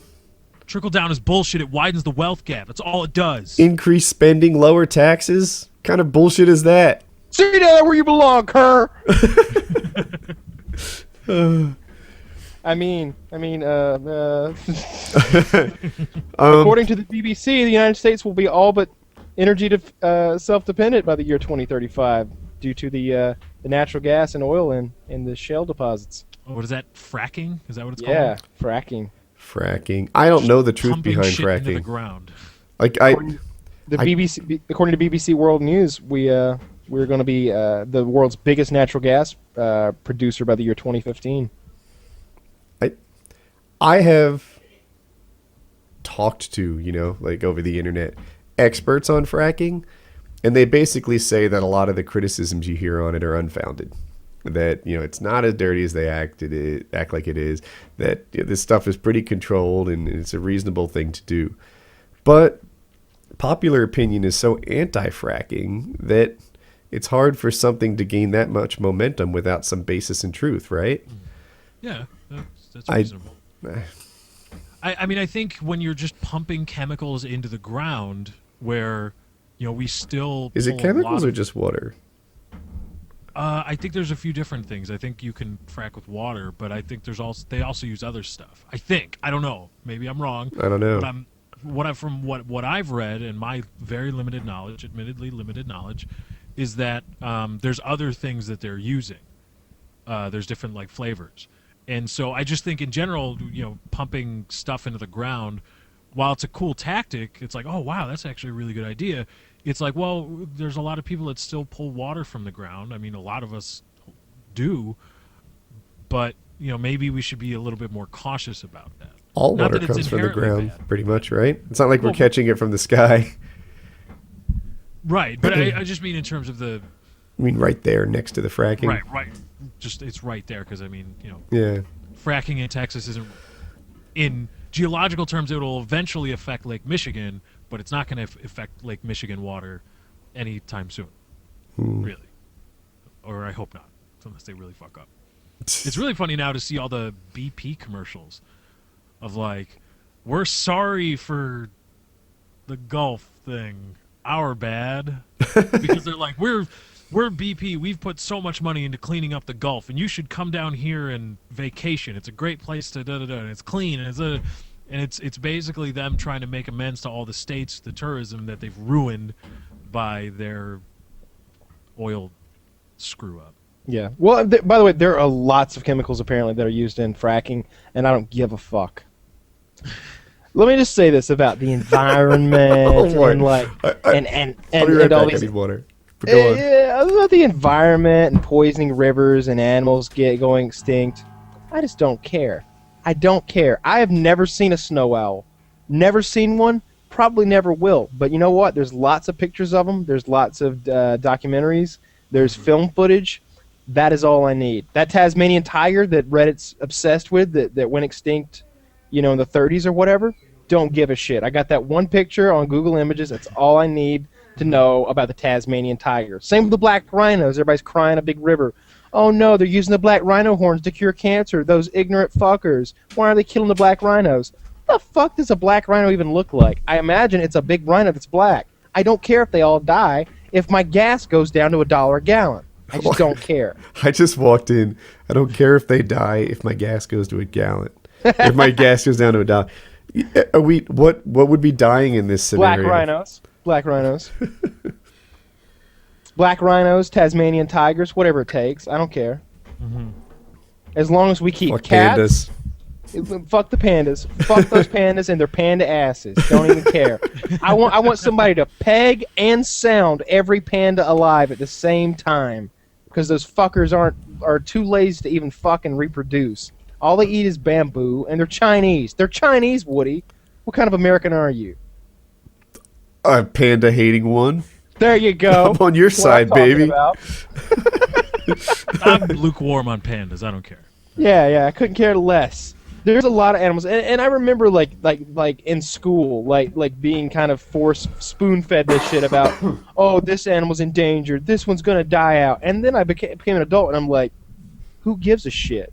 Do you know how, right now, like 99% of every species that has ever lived went extinct? Shit goes extinct all the fucking time. And they're like, oh, but it's because of human interference. Who fucking cares? We're animals too. You know what would prevent extinction? Pangea, right? They could just walk somewhere else. We should put the fucking tectonic plates back together and think, like, I see it as a plan for world peace, world government, world religion, world happiness, more black rhinos, and pandas. Pandas. I wish the black rhinos would eat the pandas. I bet the black rhinos would like that too. Pandas. I just don't care about all these animals that everybody puts on this pedestal as like we need these. Like there are certain animals that are very important to their ecosystems. They are I think they call them keystone species. They're very important. Great white sharks are one of those species. They're vultures are. Fuck great white sharks. Oh my god! How many great white sharks have fucked with you, Woody? So wait, you're saying fuck pandas, but great white sharks, you better leave we them need them. alone. We don't need them. Why not? Because they bite people. They do. They do other things. But like that's. What if I killed your friends, and then you were like, yeah, but Woody makes good videos. Did a shark kill one of your friends? No. But they bite surfers. Do you know any surfers who have been bitten by a great white shark? I've seen sharks, and and wouldn't you think the sharks saw you as well, since they're have all those incredible senses? They probably were aware of me, and yet they spared you. They were scared of me. Kind of a badass. I don't know, man. You know what? Sharks kill surfers. That's the deal. If you don't know surfers, they go out there, they sit on their boards, their feet hang down. They look like seals. Sharks bite them. Sometimes they kill them, sometimes they don't. There's that girl, professional surfer. She's out there with one arm now. She might be the best in the world. Beth something, I forget. And now she has one arm. That blows. And sharks bite surfers. I have no love for sharks, and you can't convince me that their fish-eating skills are really worth a damn. If there were no sharks, we'd have more medium-sized fish, and I wouldn't give a fuck. Look, first of all, a shark attack is when a shark shows up in your shower and bites you. When you go out in the ocean on your surfboard, you are antagonizing him. You just went into his house. That's where he lives. By virtue of that logic, there's no such thing as a bear attack. You've never seen that shit that happens at the zoo? Wait, but by that logic, you going to the zoo and getting attacked is not a bear attack, because you said it's not a shark attack if I go into the water. I was just hanging out at my zoo, and that bear attacked me, okay? All right? That's what happened there. No, this is 2 weeks in a row you lost an argument. No. Yes, it is. Here's No. why. If you go to a zoo, if you go to the zoo and the bear attacks you, how can you say that's not parallel to going into the water and a shark attacking you? Have every right to be in the woods. They have every right to be in the forest, at the zoo, in on the water, city streets. in the water. No. Fuck Look you. At your body. What about you as aquatic? Everything about me is aquatic. I'm a natural-born swimming, surfing, athletic specimen. No. I am We're too. terribly inefficient swimmers when compared to marine mammals and fish. We don't belong there. We are pretty awesome swimmers compared to most land animals. And oh my god! Oh, that's like saying that's like that's ridiculous. That's like saying by your logic, frogs don't belong on the ground. They do belong on the ground. I don't know. They're amphibious, right? Pick one. Oh my god!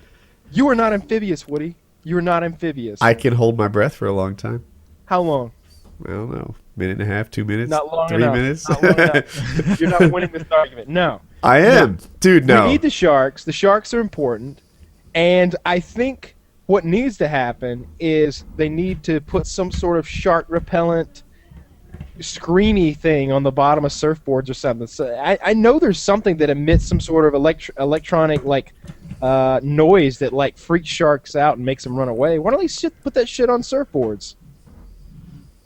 I know it's a thing. I've seen it.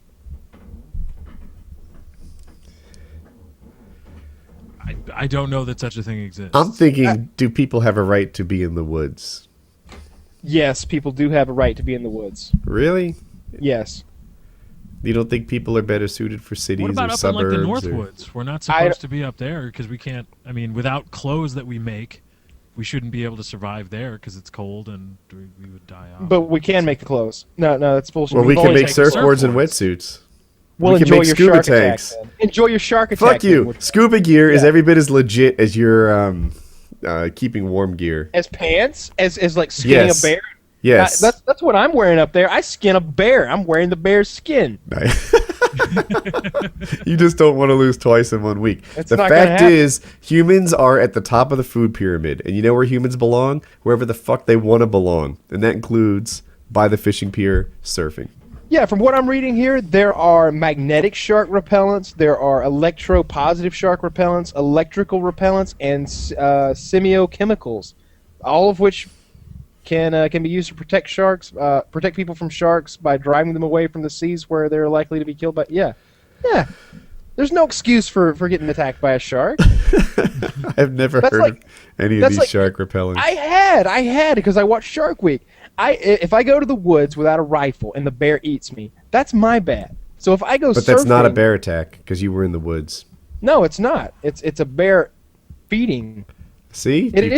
You've changed your stance. It is a bear attack. God damn you. I hate you. No, people belong in the woods. We don't belong on surfboards. We don't belong in water. We don't belong in the oceans with sharks. You're on a losing streak, baby. No.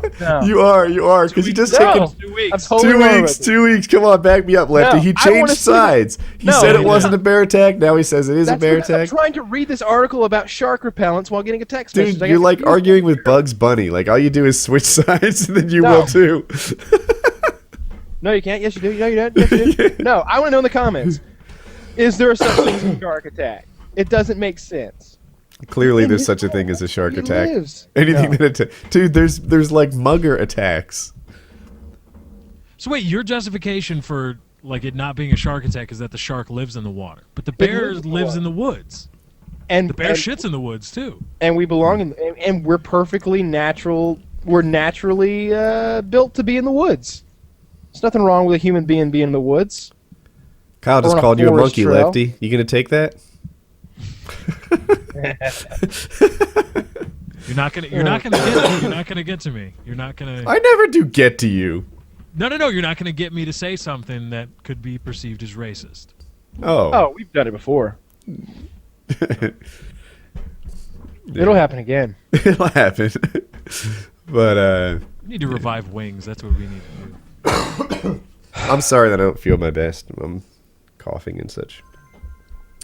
I do want to revive Wings. I can send him another text. What is he doing? Like what would Wings be doing right now? What time is it? What gets me is that he hasn't uploaded in 5 days.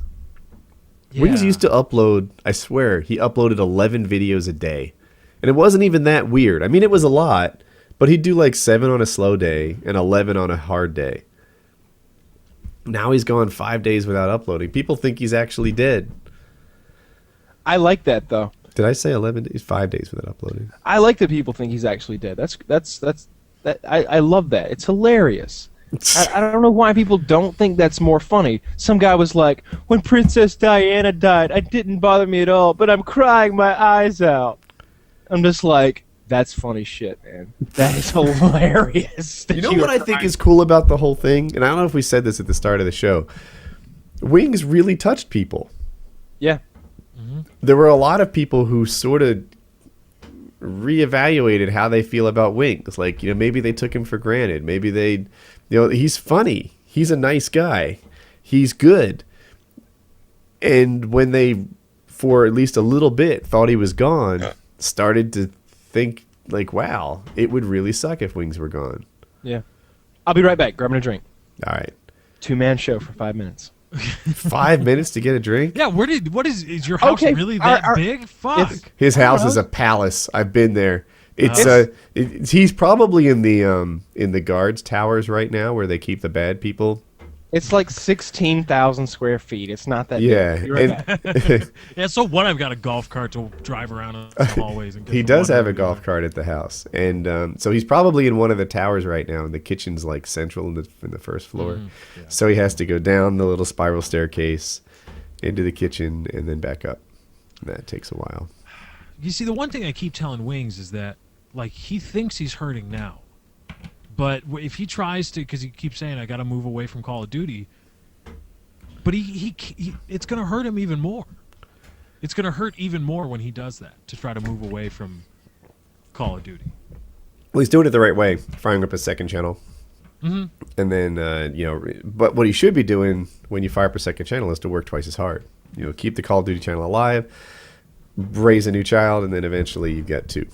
That's the way to do that. Lots of people have done it. I think that him not uploading videos on the COD stuff has more to do with a lack of passion, hopefully temporary. And like, on one hand, I understand that, and it's a creative job. Like, when you lose your passion for digging a hole, you can kind of still get your ass over to that hole and make the shovel go. When you lose your passion for something like writing or speaking or performing, then it's more difficult to just sort of like turn that on and get the same thing you had before. On the other hand, he makes his living doing this. Get your passion back. You've got work to do. Mm-hmm. That's what I need from him. I'm back. Welcome back. I had the butler bring me a soda. He met me halfway. That makes sense. Yeah, Chauncey. Chauncey is his name. I don't know why I didn't suggest that. You've got Chauncey Billups as your butler? Oh. Is he out of the NBA now? He's got to be. You guys want to do movie talk? Movie talk. All right, I'll start with Kyle. Which movie killed its franchise? Ooh. Well, some people might say it was already dead because they just didn't like it. I enjoyed some of the early Final Fantasy movies, especially the first one, and I think they really killed it with some of the later ones. I can't name the specific one. I'm trying to think of a better example, though. I've got one. Go ahead. Jurassic Park 3. Oh, Jurassic Park 2 did that, dude. Jurassic Park 2. Jurassic Park 2 wasn't that bad. It blew. I'll agree that each movie was worse than the one before it. But I thought Jurassic Park 2 was okay. After Jurassic Park 2, I was interested and willing to see Jurassic Park 3. Jurassic Park 3 was awful. It was that nonstop thrill ride of a movie. And I heard them advertise that. This is a nonstop thrill ride of a movie. I'm like, all right, I wonder what a nonstop thrill ride of a movie is like. Well, oh my God. Nonstop thrill rides turn out to kind of suck. Like, it was just one chase scene after another. It was 2 hours of wind sprints running from dinosaurs with hardly any perceptible storyline. They were searching for someone. So they spent an hour wind sprinting toward them and then an hour wind sprinting with them away. And Jurassic Park 3 blew. Yeah. There was no Jurassic Park 4. Beverly Hills Cop 3 was just awful. And Beverly Hills Cop 2 was pretty good, wasn't it? Beverly Hills Cop 2 was arguably better than the first one. Godfather 3. Was that bad? It was the worst. Terrible. Yeah. So apparently when Robert Downey Jr. broke his leg while shooting Iron Man 3, they just continued to shooting and used a body double and used CG face replacements. Really? We're there already? Holy Yep. shit. Okay. Apparently like half that movie wasn't even Robert Downey Jr. Dude, Robert Downey Jr. is so on top of the world right now. Mm-hmm. His whole vibe is the coolest thing. Like, that guy can go on camera and say anything, right? He could just say, I'm so awesome, I'm not sure you can capture it in that picture you're taking. And they'll love it. And they'll eat it up on the internet. And it'll become the next meme. It'll do everything he touches turns to gold right now. I hope he does the next Avengers. I hope they pay the rest of the cast. They didn't pay him shit. No? Apparently like everybody except for him was making like $500,000 to like $1.5 million for the first Avengers movie. Who else was a star in that movie? Scarlett Johansson, Chris Evans. Chris Evans, who's he? Captain America? No, he's Thor. Okay. And what's his name? The guy who plays. I'm sorry. It's kind of telling that I can't name the guy's name, I guess. But the guy who was in the Hurt Locker and in the Bourne film and. Oh yeah, he played that Hawkeye guy, right? Yeah, Hawkeye. Hawkeye almost was nominated for an Oscar 2 years before the Avengers, but he's only making $500,000, whereas Iron Man's making, $50 million for his last film. So, you're kind of making a point. I feel like most of these other actors that we're talking about are, I hate to call them B-list, right? Because I don't know where these lists start and stop. I mean, they're obviously super successful. But Robert Downey Jr. right now is the man in Hollywood. He's the pull, right? In my life, I've seen Tom Cruise as the guy that people would just line up to see no matter what he did. I've seen Tom Hanks as that guy. I've seen Arnold Schwarzenegger as that guy. And right now, Robert Downey Jr. is that guy. Robert Downey Jr. could do a comedy. He could do a drama. He could do an action movie. He can do anything. And people want to see the next Robert Downey Jr. movie. I think he's bigger than Will Smith has ever been. And none of those other people are on his level. Nobody's on his level. But it doesn't... there's too much disparity there. You can't have. It's one thing if Robert Downey Jr. gets $50 million and Hawkeye gets $10 million. Or Hawkeye gets $10 million is big numbers. Like, I think Matt Damon pulls $10 million. Yeah, but you're dealing with a movie franchise that's going to make billions. It's the numbers have to step up a notch. No, I think the actors need to earn their own pay. Scarlett Johansson, if she wasn't on that movie, would probably be making $1.5 million. What were the pay grades? What were the salaries for people on like the Ocean's 11 movies, because those had a ton of A-listers in, third, fourth, fifth lead, and there were guys that normally they would pull, I don't know, $5 million a flick. So I mean, because my argument, I guess, being that there's only so much actual screen time when you have a cast like that. And Scarlett Johansson makes $500,000 a week for doing her Broadway show Cat on a Hot Tin Roof. Scarlett. So here, I've got the numbers in front of me. Samuel L. Jackson and Scarlett Johansson made $4 and $6 million apiece. No, all right. Those numbers are wrong. I've seen that those numbers are wrong. The real numbers are a lot less than that. I've seen both quoted. And then I saw another article that said that the one that was saying they were getting like $4 or $5 million each was bullshit. They were really only getting like it was like 400,000 to like $1.5 million was what the supporting cast was making. This says Chris Helmsworth, Chris Evans, Jeremy Renner, and Mark Ruffalo, I probably pronounced that wrong, banked $2 to $3 million each.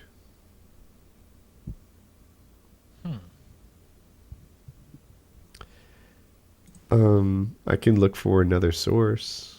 I think they're making less than that. I read they were making less than that, and I read that the article I read was pointed out that the other article was wrong.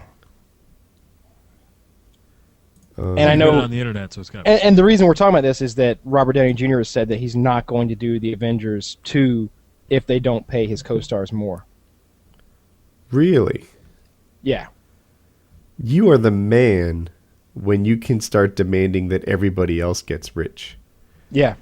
I wonder, so,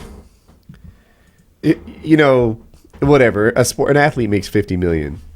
He doesn't make $50 million, right? First of all, that's a $50 million contract over like 10 years. So he's earning $5 million a year. Second, when you earn $5 million a year, half your money goes to taxes. So that's $2.5 million a year. Plus your agent's getting like 15% of that. His agent is his wife. I'm talking about athletes. But, the agent sucks away $250,000 of that, so now you're just over $2 million. Where, have I missed anything else? I did the government, I did the agent, I did the time. That might be the bulk of it, right? So now you're down to like, whatever, $2.5 million a year, and it's possible to start blowing that kind of money. You buy your, whatever, $12 million house, and all of a sudden that's your after-tax earnings for 6 years of this 10-year contract. And you've blown the bulk of your lifetime earnings on a home. And I can see how these athletes go broke. When Robert Downey Jr. gets $50 million for a film, I think he's actually getting rich in a way that athletes don't. Mm-hmm. Like he does a couple of these films a year, it seems. Or at least, the guy's got to be making $50, $100 million a year. It doesn't take too many years like that before you're actually super rich. Bill Gates had this thing. He says people want to be a billionaire. He's like, trust me, I'm a billionaire. It's not that big a deal. He's like, what you really want to be is about 100 millionaire. He's like, after 100 millionaire, it's the same old Dick's. And I didn't understand that at first, but apparently Dick's is like a hamburger chain in the Northeast or Northwest. And what he's saying is, I can see why you want to be rich. I get that. Rich is nice. If you're rich, there's a lot less concerns that you have. You don't have to worry about your bills. You can have the things you want. You go through life just, not worrying about material things. Like Forrest Gump would say, that's one less thing to worry about. But after 100 million, you have enough. After 100 million, you can have a home. You can have a yacht.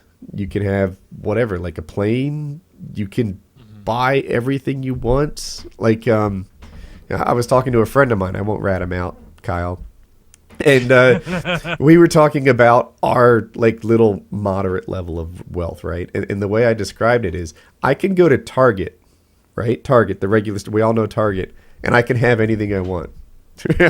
There's nothing there that's that much. What's the most expensive? You ain't got nothing in there I can't have.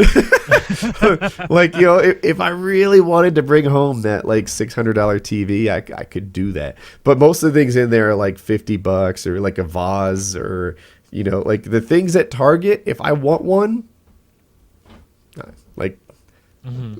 I got Target money, woohoo.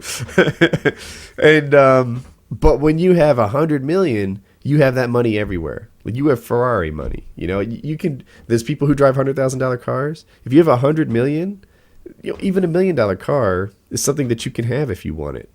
You know, all you have to do is make a 1% gain on your money in the market, and you got another $1 million car every year. So Robert Downey Jr. is legitimately there. He's amazingly rich, and that's it. Somehow I didn't think that people who worked for other people ever got that, but he did. Yeah, he's Celebrity Net Worth says he's got 85 million, but we all know that's wrong. That has to be bullshit. I think it's delayed, because if he's pulling in 50 million a film, a couple of films in a row. As long as he keeps doing Sherlock Holmes, I'm happy. That's all I care about. As long as he keeps being Sherlock Holmes for at least 2 more. He's got to have 2 more in him. Because those movies are good. I haven't seen them. He's got the Sherlock. Yeah, he's got the Sherlock Holmes movies. He's got well, the Iron Man movies. He hasn't played Tony. He hasn't played a character other than Tony Stark or Sherlock Holmes in like 4 years or something. That's interesting. Yeah, it's George Clooney, right? George Clooney was saying that he does those Japanese coffee commercials so that he can do indie films. He says they pay him really well, right? He goes over there, shoots a couple commercials in a week or so, and that's like a year's worth of commercials in a week, and they pay out the wazoo for it. And now, if he wants to star in some little indie film for $250,000, which to him is unimportant money, then he can do that. He doesn't have to do $50 million blockbusters all the time, because he's, quote unquote, sells out overseas.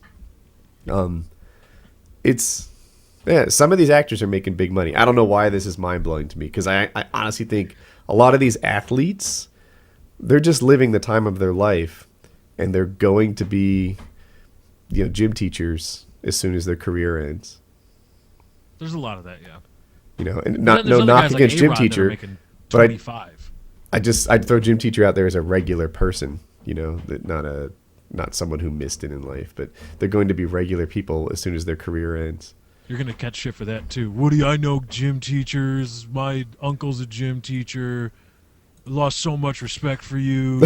Oh, they're always losing respect for me. Right? Yeah, no, but what I meant by that, I don't know if they're willing to listen, is that after their career as a wide receiver is open, they're going to find that they don't have generational wealth. They don't have the lifetime kind of wealth that they thought they had. You hear the number, you think it's gigantic. You pay your taxes and be surprised. Money will fly out the door.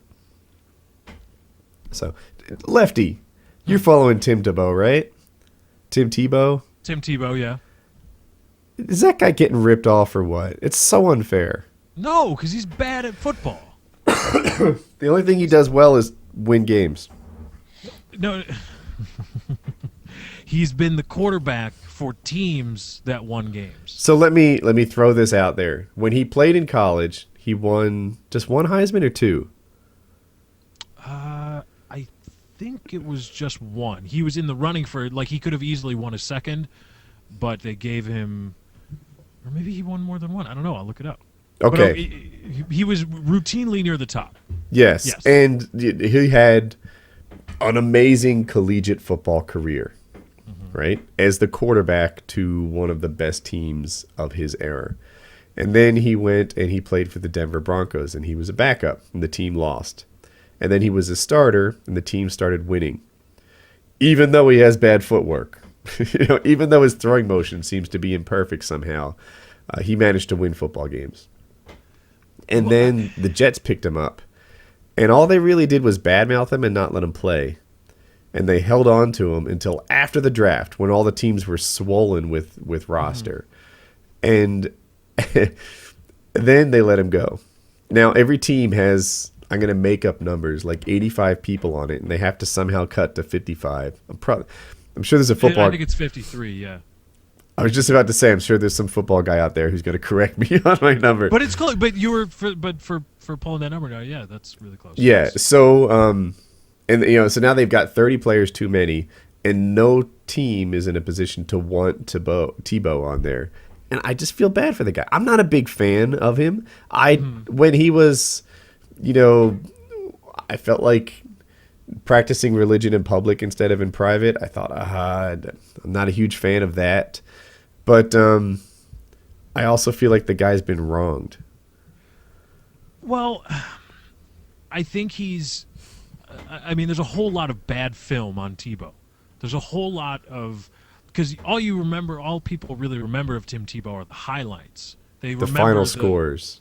They remember the final scores. They remember the crazy touchdowns in Denver on that magical playoff run. But what they don't remember is that the wide receiver that scored the touchdown had to run back for the magical pass that Tebow threw, then break 5 more tackles so that he could get into the end zone. It's not Tebow like Tebow was a shitty fucking NFL quarterback, and everybody who knows anything about football knew he was gonna be a shitty NFL quarterback when they watched him play at Florida.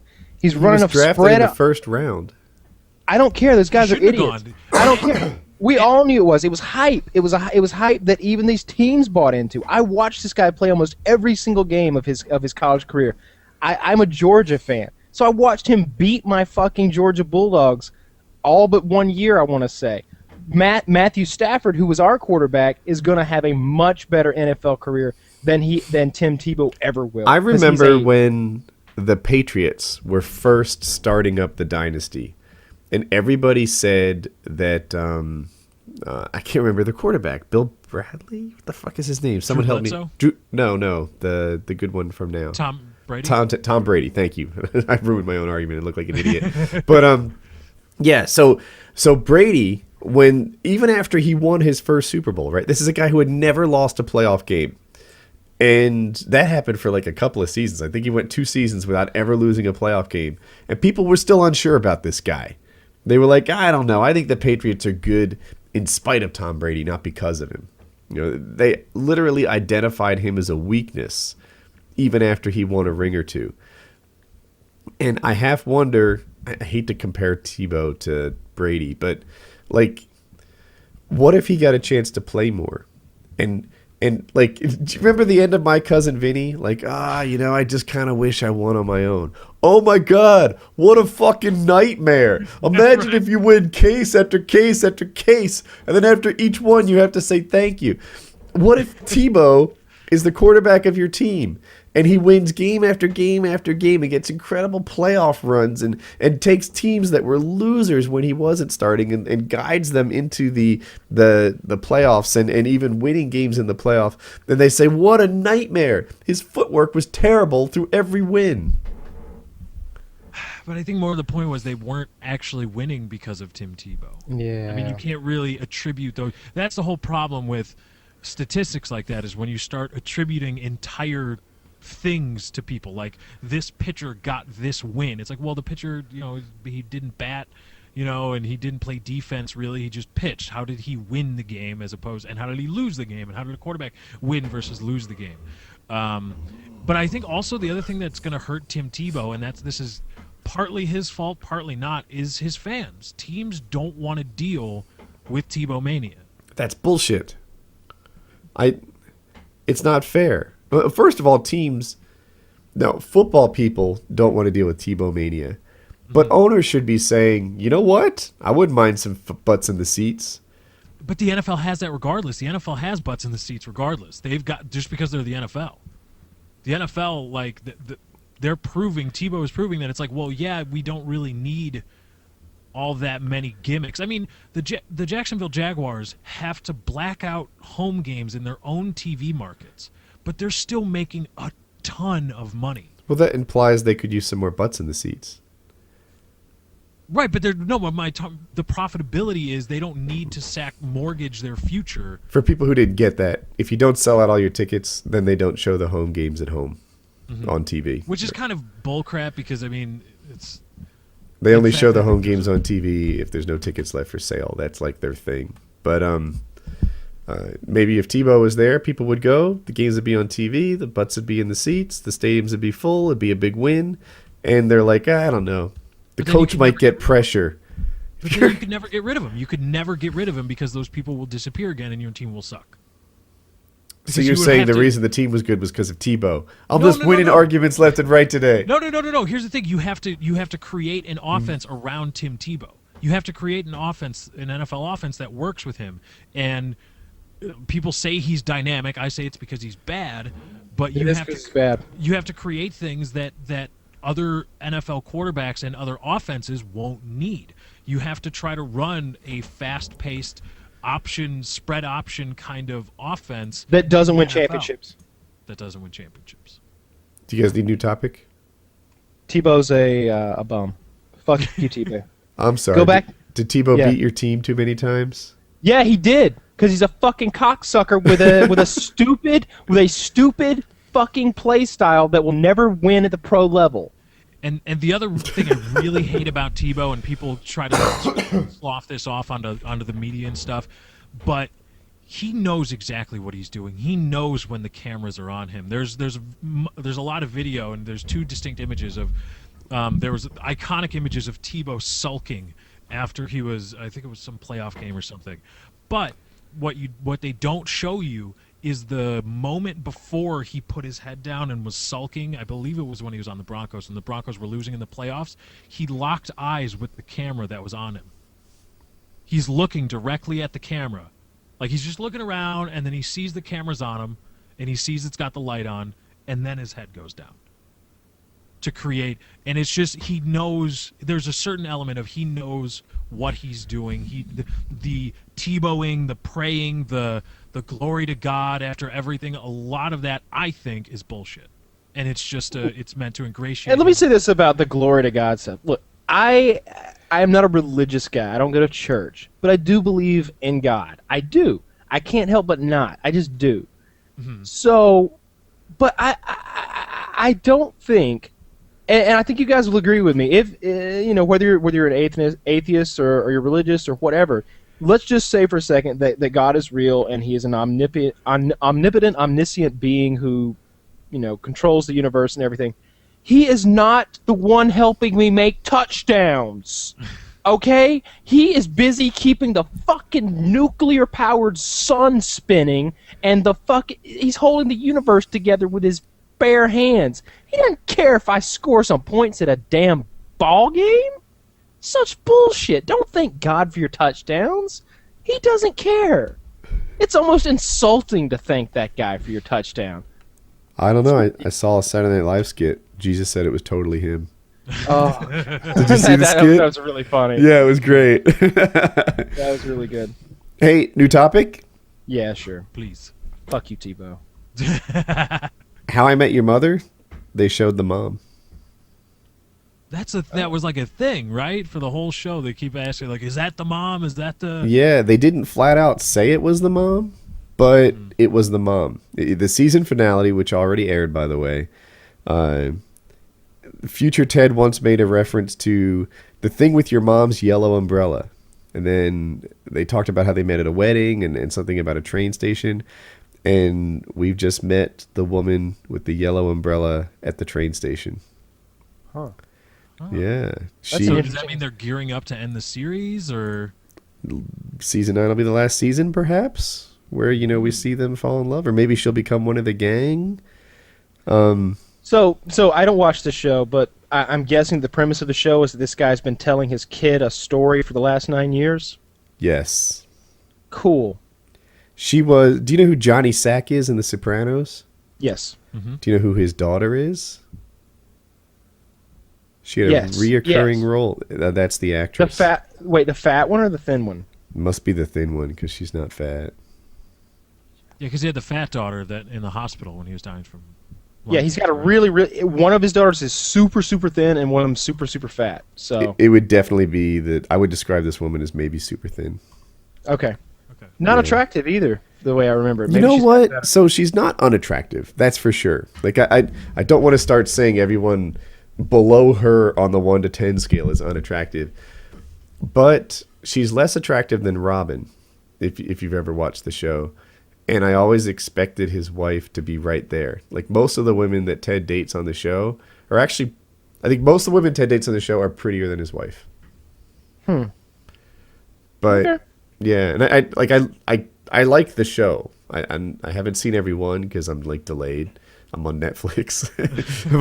but when I saw who the actress was, I started looking at like the other things she did. She did a thing in Glee. She did a thing in Falling Slowly, and then so now I've seen her sing. I saw her on 30 Rock. They have a scene there, and I know what she looks like, and she's pretty, but you know, Robin was hot, and I wouldn't say like, yeah, this, you know, she's a regular person. Yeah, I've never really gotten into that show. I've seen a couple of episodes, but I've just never really gotten into it. Just see. I want to see who this woman is. How much? But that's been going on since 2005. Wow. Yep, that's right. 8 seasons. That's crazy. Isn't it? I like the show. Mm-hmm. Well, it's good for old Doogie Howser. Good for him. Yeah. I like that guy. I like him too. Neil Patrick Harris. Yeah. Yeah, he's not Robert Downey Jr. on top of the world, but I just feel like he's doing it right, you know? And I wonder how hard Robert Downey Jr. works. At what? At work. Like, I think that being on a movie shoot is probably nearly a 24/7 job.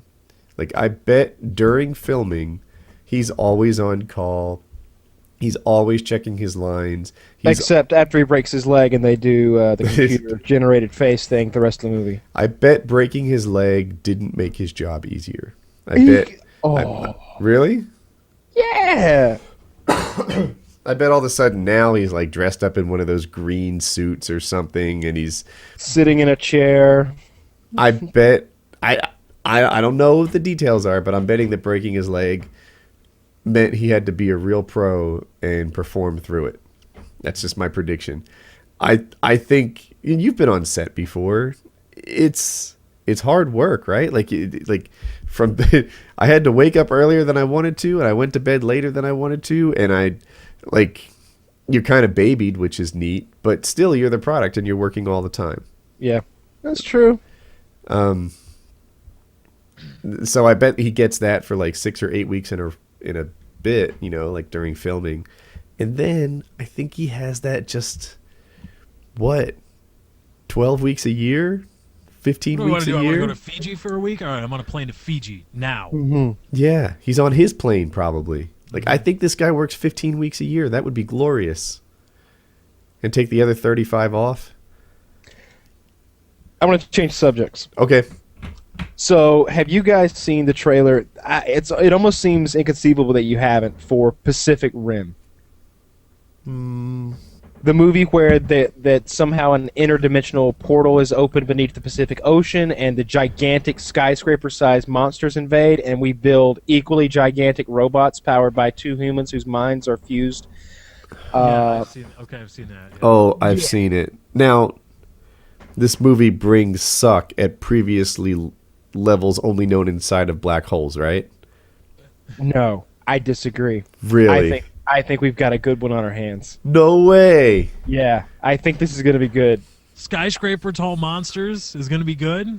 I think so. I saw a scene where he picks up an entire battleship and uses it as a weapon. Before you said that, I was going to say I think we have the next battleship on our hands. He picks the battleship up and hits the monster in the head with it. Battleship 90% sucked. Battleship was horrible.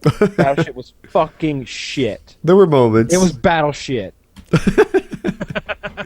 But this movie, first of all, I don't know the guy's name, but it's the main guy from what's the biker gang TV show? Sons of Anarchy. Sons of Anarchy. So the main guy from that, Jax, is in this movie. He's got is that the older guy or the younger guy? The younger guy, okay. Not Ron Perlman, but the young blonde guy. So he's in this thing, and a couple other people are. It looks good to me. I want to see giant robots fight giant monsters for the sake of mankind. And it seems like they started showing the trailers for this thing like a year and a half ago or right? something. Yeah. I had to dig up the old memory banks on that one. Well, it comes out either June or July, so we're only a month or 2 away. Star Trek, is it out yet? Suck. Yes, Star Trek's out. All right. So we're going to go see watch at Living Legends, one of those nights we're going to go watch Star Trek. Thursday or Friday night. I'm good either way. Yes. We should do a fan meetup one of the nights. God, no, not that. No? So, Do you remember it was a year or two ago we were going to meet at Walmart and have a noodle fight with our fans? That could be arranged. That's a different story. A noodle fight is a different story. But I can only take so much fan meetup. It's fine at the event because it's like what you're there for. I was coughing. You can only take so much what? Fan meetup time. Okay. It's because it's the same experience every single time. For you. It's all new for them, but it's all the same for me. Lefty put it so well. Like for them, it's this big event. It's this cool thing. But for you, it's like a collective event. Like the jokes you're hearing are the thousandth time you've heard it and such. Yeah. I don't know. See, I did a meetup for Airsoft in California, and it was a great event. Like it was really good, and like I was just soaking up the love. Like it was a really positive experience for me. Yeah. Well, But I've also been on the other side, where you're like, maybe I was just in the right mindset to meet fans, because I don't know, you meet them at restaurants or stuff, or like sometimes I get recognized when I go out to eat and things like that, and I'm trying to say it right. It takes a little bit of professionalism to be, open to the meeting a fan experience when really what you had in mind was like the dinner with your family experience. I got recognized in traffic a couple days ago, and it was like a 38-year-old guy, and I'm like, "Hey, how's it going?" He's like, "Never thought I'd see you here." I'm like, "Yeah, I live right over there." Yeah. Well, I work down here, and I'm like, "That's awesome." Were you in the red car? Work is good. No, I was in somebody else's car. Oh, okay. It's not so bad when it's one person at a time. It's not bad at all when it's one person at a time for me. I don't mind meeting one person at a time, but the idea of being surrounded by fans at a movie that I really just want to go and enjoy doesn't sound pleasant. the upside to not having as many subscribers as you guys do, not as many fans. So I can just go to a movie there and just kick my feet up and watch the damn movie. You know what happened? Gives a shit. We went to the play on Sunday, on Mother's Day, and Hope got recognized. Not me, not Jackie, not Colin, but Hope got recognized at the will call window. They were all like, "You're Hope," and we had done a video with Hope and I going to the play before, and they saw her and they were just like, "You're the girl from YouTube," and yeah. Hope is I don't know, theater geek person, whatever. I was at my sister's college graduation trying to watch this thing intently, and this guy's tapped me on the shoulder like, just kept asking me questions, just kept going on and on and on, and I'm just like, yeah, that's. Back to the graduation though. That's the thing, you gotta get the demo, right? Because like, if I go to the supermarket, then all the moms shopping for food there, that's not really my demographic, right? If I go to like a fencing tournament with my daughter's competing in, or like a high school or something like that, I drove by a couple kids playing pickup basketball, and they're like, "Woody, I'm subscribed to you," and it was like, "Oh, thank you." But if I go to the supermarket, like I said, all the moms there, they're not really seeing. Oh, but only if they did. So when you said college graduation, it's like, yeah, that's the place you'd get recognized. Like that would happen there. I really just wanted to watch the graduation. I really did. Who graduated? My sister. Oh, good for her. Good for her. So anything new at home, Kyle? I don't think so. Okay. Oh, you want to talk about the thing with my dad? Yeah, I was going to give you the option. I see. So my parents are apparently, after like 20. Let's do the math on this. 29 or going on 30 years of marriage, they decided to call it quits. It's like, what are you doing? I don't get it. You're this far in. Just take it. Just take it. It was a stupid fight, in my opinion. Just take it. Can we tell them what the fight was about? Yeah, my dad bought a car, and my mom didn't like it, and she flipped her shit about him buying the car, and I'm sorry to interrupt, but from what I gathered when you told the story it wasn't like this car changed the financial landscape of the family. No, it was like He a bought- $9,000 car. Yeah, a $9,000 car. It's a tell me with it. What did he buy? 67 Camaro convertible. And he wanted like a project. So he's going to Yeah, buy this project car and he's going to fix it up and make it lovely. It's something he likes to do. Yep. You and he did a project once before. Yeah, we've built cars together before. We built a few different cars, and it's he likes doing that kind of work. He's really good at like paint and body work and welding and that sort of thing. He likes restoring old cars, and she apparently flipped her shit. And my mom is a bit, I won't say unstable, but she is harsh, and can be very difficult to get along with. But I just think the whole idea of getting a divorce when you're like, you know, in your 50s and 60s is just absurd. Yeah, it scares me because I'm 17 years in, right? I'm 17 years married now. And I think, like, by any measure, that's pretty legit, right? That's not some new marriage. Even people who've been married 30 years, say 17, I'm not going to act like you're newlyweds. You know, 17 is a big number. And to hear someone get divorced at 30, it's like, oh, wow. So just because things are perfect 17 years in doesn't mean they'll be okay 30 years in? Like, it shakes you. It's like, oh, I thought this was a solved question. But Guess not. guess not. It- They're not he getting called- divorced. Oh, I really do think they are. He called me today, like I was going to take sides. Would it be in bad taste to put $5 on it? Oh, I'll put more than 5 on it. I'm Well, pretty, fuck you, FBS McDuck. I'll put 5. Woody's working with Target money. Yeah. Yeah, I'll put $5 on it. Sure. All right, let's set a date. They need to be actually divorced by June End of of the year. 2015. Oh, end of this year? Yeah. I'll go further. I'll say a year from now. Okay. Yeah, I'll give you more than that because end of the year they could be separated. I know in North Carolina you have to be separated for a year. Interesting. I don't know what it's like where you live or where they live. Yeah. Yeah. Honestly, don't know. We'll see. Yeah. I think they're done for. Wow. So, this is another question I've had, and you're so early in the process, it's too early to ask, but when you're 8 and your parents get divorced, Nightmare. I understand how traumatic that is on your psyche. You know, your world is shook. But you're not 8. Are you 27? Yeah. You're 27 and your parents get divorced. Is your world shook? Don't even care. Don't even care. Don't even care. Not one little bit. Could not. Just don't care. It kind of sucks. Hope my mom's gonna be okay with her financial stuff. She's got a full-time job. You know, she's a teacher, but hope that's all taken care of. But other than that, like, you know, So do not care. Your take on this is probably like, I hope this doesn't result in a lot of boring conversations. Oh, I refuse to have the conversation. Don't cry on my shoulder, parents. Yeah, my dad tried to call me today to talk about some shit, and I was just like, whoa.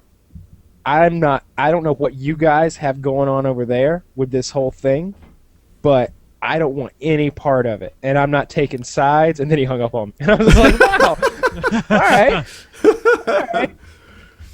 Thanks, Dad. Quick. Guess you were looking for an ally in this war, but I'm sorry, we're not gonna like rail against Mom together. Wow. So, I feel swear that all my questions are so thoroughly answered. I don't have any follow-ups. Lefty? I got nothing.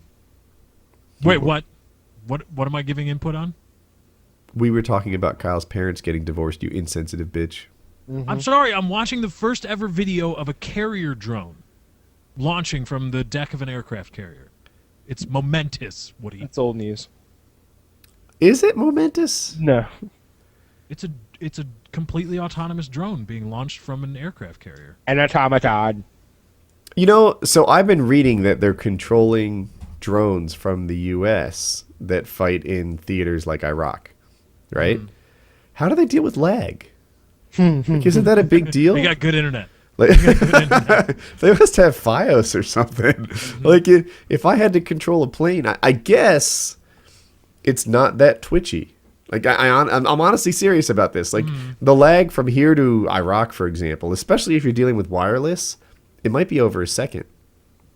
Like, I'm betting that the way that they drive these things is just not a dogfight type thing. Like, they look at it, they carefully, they probably set up waypoints. Like, so Cisco was involved in the first Mars rover or something like that, and they actually communicated via TCP/IP, and they had to go to Cisco, the internet. People don't know I used to work at Cisco. We made routers and all the plumbing that involves in the internet. So my Cisco router went out the other day. Woody, is there anything you can get done about that for me? Dude, I swear to God, if there was anything I would. I have so nothing for you. I'm so kidding. Yeah. I'm so kidding. But anyway, so when dealing with like just sending messages and packets and stuff to outer space, there was this whole new thing. They're like, imagine having 8 minutes of lag. That's what we're dealing with. We send stuff, it's 8 minutes later. When they tell this remote controlled car on Mars, you'd think you push the stick forward to go forward and right to turn right and stuff like that. That's not how it works. You select points on the ground that you want it to travel to, because that's a more forgiving thing of lag. You know, imagine if you press the thing to go forward and it took 8 minutes to figure out, like, for you to find out what was happening, for it to react to what you're doing. Yeah. So on a lesser scale, from here to like Afghanistan, how do you fly a plane with that kind of lag? Maybe putting them on aircraft carriers opens up a new dogfighting drone. Good. This one looks stealthy too. I just don't think they have that much lag from here to there if they're using satellite relays. I think they've got like a second tops, like you said. But even then, in a dog, when you're in a jet and you're going however a couple hundred knots, it's like. But that's not what we're talking about. We're talking about drones. These things are kind of buzzing around up there, blowing up hard targets, stationary stuff. See, here, I'll link you the video. This one looks like it could be used as a fighter platform, because it's a definite jet. Like, gonna give it to you. Gonna give it to you. AMRAMs and the Sidewinders and the Phoenixes. The AMRAMs. I don't know. So. It's called the X-47B. X-47B completes first carrier-based launch.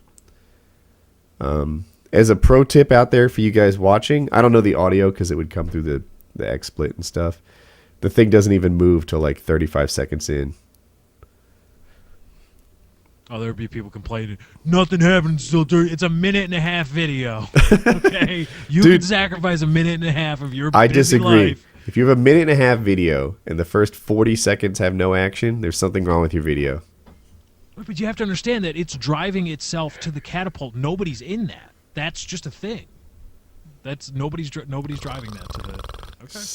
I'm pretty bored already. I'm 15 in, and I'm. Fine, let's go back to domestic issues. I kind of want to see that F-18 over there, like go up there and just destroy the fuck out of it. Yes. So the thing there it is. It just took off. Wow. When it flew over, it looked really cool, though. Yes. U.S. Navy. You suck at YouTube. Like, this is... Get better thumbnails. What's wrong with you? This video does have that option to remix this video, by the way. I just noticed. If you see remix this video, that means you can reload it. Yeah, you go to, like, Creative Commons license, and you can redo it and stuff like that. Yeah, you can put this on your channel. So, which, by the way, I'm going to put this thing on my channel right now. I'll show you the last, like, couple seconds. This is what the drone does. And you'll see, if you can see the timer, that's it. 134, it gets good at about 122. And then here it is flying over. I've just hooked you guys up with not having to search for this video. There you go. That's right, because it's a military thing. They don't have copyright over it. That's right. Yeah, if you see Creative Commons, then you can reuse it in your videos and incorporate it and do more and stuff like that. So, That's how Lefty, that works. are you a baseball fan? Yes. Do you see Mariano Rivera just got his 16th save out of 16 attempts this year? Really? And that guy, he 43 years old. he destroyed his ankle like 2 years ago too. And like in his 40s, he had a serious, or maybe it was an ACL. Shut up, Woody. All right, fine, Woody, you program the show. What do you want to talk about? I bet do there were a lot program of the people show. But there were a lot of people out there that wanted to hear about Mariano Rivera and his 43-year-old ankle. There's a lot of international people watching this show that have never heard of Listen him. to the guy's name. It's Mariano Rivera. It is international. Yeah, there you go. All Dude, American names are international. So I'm Unless on his Twitter. name is Running Bear, that shit's not American. So look, I'm on Twitter, and this guy's Twitter profile image or whatever was a GIF of a bug crawling around within the square that contains it, and I tried to squish the bug. Oh yeah, you see the spider one on YouTube all the time. You've probably seen that, right? This is my first experience with this. I was like, "What's that fucking? Oh, you're dead, little man!" And I was like, What? Do you guys know the web vlog or blog, I should say, Hyperbole And A Half? Unfamiliar with this. Oh, it's just me. Damn it. Yeah, it is. Yeah, I bet you know the memes that have sprung from it, like all the things and a lot. No, all the things. How can Well, you? no, not? I know that meme. Yeah. Okay. I use it all the time. Well, this isn't really going to work with you guys if you don't know the thing, but basically she writes these blogs and she's really, really cool. Like just through her writing, you wish that she was your friend, you know? And I know it's a girl and it's all twisted to have a girlfriend thing sometimes and whatever, but just get past that and think every time she writes anything, you wish she was your neighbor. You wish she attended your barbecue. She is the coolest person in the world. And she hadn't posted for a year and a half. And she came back with this really deep thing on depression and how it sapped her of her energy and all her feelings, and how she didn't even feel negative things. She just didn't feel. And she went through her life like a zombie for the last year and a half. And it was touching. But I can't really share that experience with you guys because you don't care. I know Kyle's girlfriend loves Hyperbole And A Half. She'd probably like it. Oh yeah, she would. I don't like it though. And I don't think I don't think I could be friends. I don't know about this whole friends with girls that you're not trying to get down with thing. I don't have any. Yeah. That's because they don't exist. Yeah, Every right? girl, when a guy talks to you, he's trying to fuck you. On some level. On some level. It may not be overt. It's but overt. On some level, he's like, Kyle's like, it's overt in my head. Just so I you got know. a P, ass. you got a V, let's do the damn thing. In your ass, hard. Hard. So I saw a pie chart the other day. It was the demographics of those who use christiansingles.com, and it was like 15% Christian males looking for Christian women, 15% Christian women looking for Christian men, 70% dudes trying to fuck a wholesome girl in the ass, and then in parentheses, hard. I was like, Do you think that's true? Signed up. Are there really a lot of Christian... Then you signed up. Perfect. Are there really a lot of Christian women taking in the butt to preserve their virginity, or is that mostly myth? I think it happens. I wonder. I don't really care why it goes there, just as long as it goes there. Stayswet.com.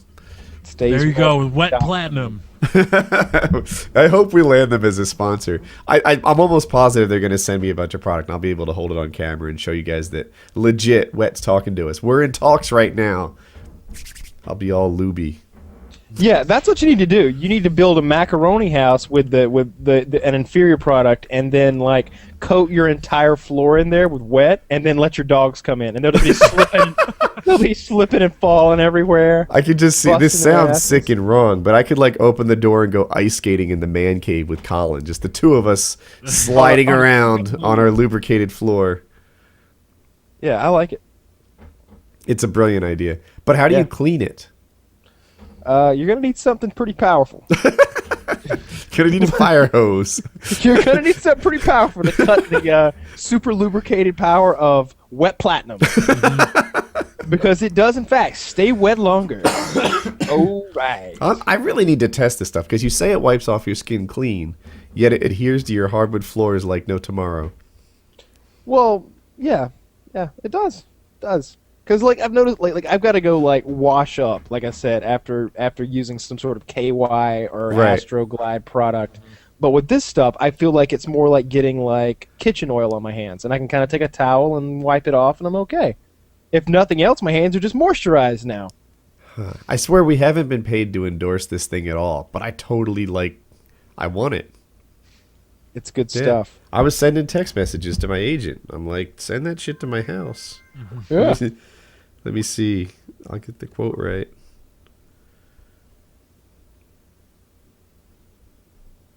I don't see it anymore.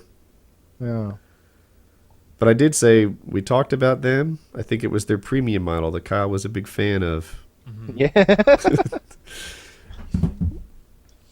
It must be in my email, but I'm afraid if I open it, it'll show up on... And there's another company whose name I won't use, but I noticed that Stays Wet Longer's Twitter was associated with them, and they make this sort of sex cushion that's sort of shaped in a way that, like, I don't know, it's, I guess you put a woman on it and, like, it presents her well or something. It's some sort of, like, sex-aiding cushion. Really? It turns Yeah. a woman into a baboon and has her present? Yeah, absolutely. Yeah. Get one for me. Oh, my God. I can just see, like, Wings gets his, and he's just sitting on it playing games. Just doing Ass PK up. already. Like, face down, ass up. Oh, God. I like this. Takes all the pressure off my back. Dear God, Wings, it's not for that. Every week from now on.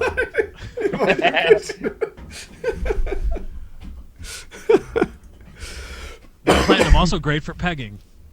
Oh, God. Yeah, absolutely. And sounding. How does it present her, by the way? Is it like a gynecological exam or No, it was good for. It was like a doggy style type thing. But like a it, baboon? I was on target. Yeah, it like conformed to her the curves of her body so that she could comfortably be presented in a pleasing in a pleasing manner. You know how Mike Vick had those like rape stands that he was putting the female dogs in? Kind No. of like that, except for not horrible. Except consenting in adults. Yeah, in a consenting adult kind of way. Get one for your grandma. She'll just throw it in her living room. She won't know what it is. I think it's funny when you get old people really dirty things and they don't know what they are. They use them in weird ways. You see, like, what if This you is something bought your you do? grandma? No, I just think it would be fun. Like, what if you got a grandma like a thing of like wet platinum Or and she Hitachi used it- magic wand. Yeah, Hitachi magic wand. Yeah, Yeah. and she's like, it gets the knots right out of my back. Oh, good lord!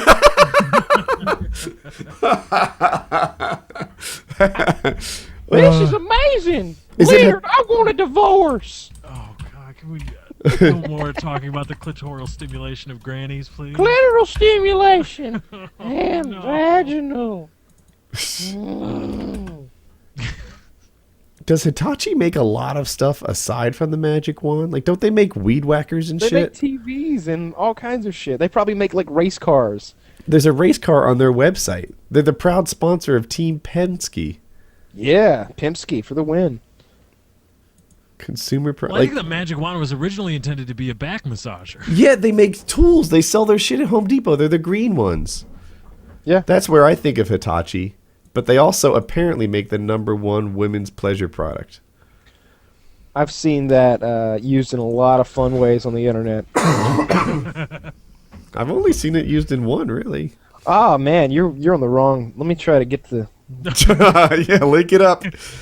Let's see. I don't want to be following any of these links. I want to see what Kyle's... I used to only open up links in like incognito windows, right? Like, you know, and there was just this notion like everything had to be hidden, this and that. Like my browser history was supposed to be completely pure. Now it's like, listen, you don't open a man's browser. You just don't fuck with it. Like that should be a house rule. This is a man's browser right here. You don't want to see what I've seen. Don't worry what comes up in the search fields. Don't worry about that. Yeah. What the hell are you doing typing on my computer? This is a guy's computer. It can do irreparable harm to you. Mm-hmm. Don't mess with the man's computer. Yeah, don't you try to Google pus on my computer because you're going to find something you don't want to see. Yeah. Don't Google P anything. Yeah, all your work. If you have any questions that start with P, use the downstairs computer. Yes. There is a For family matter, computer. For that fact, A and B and yeah.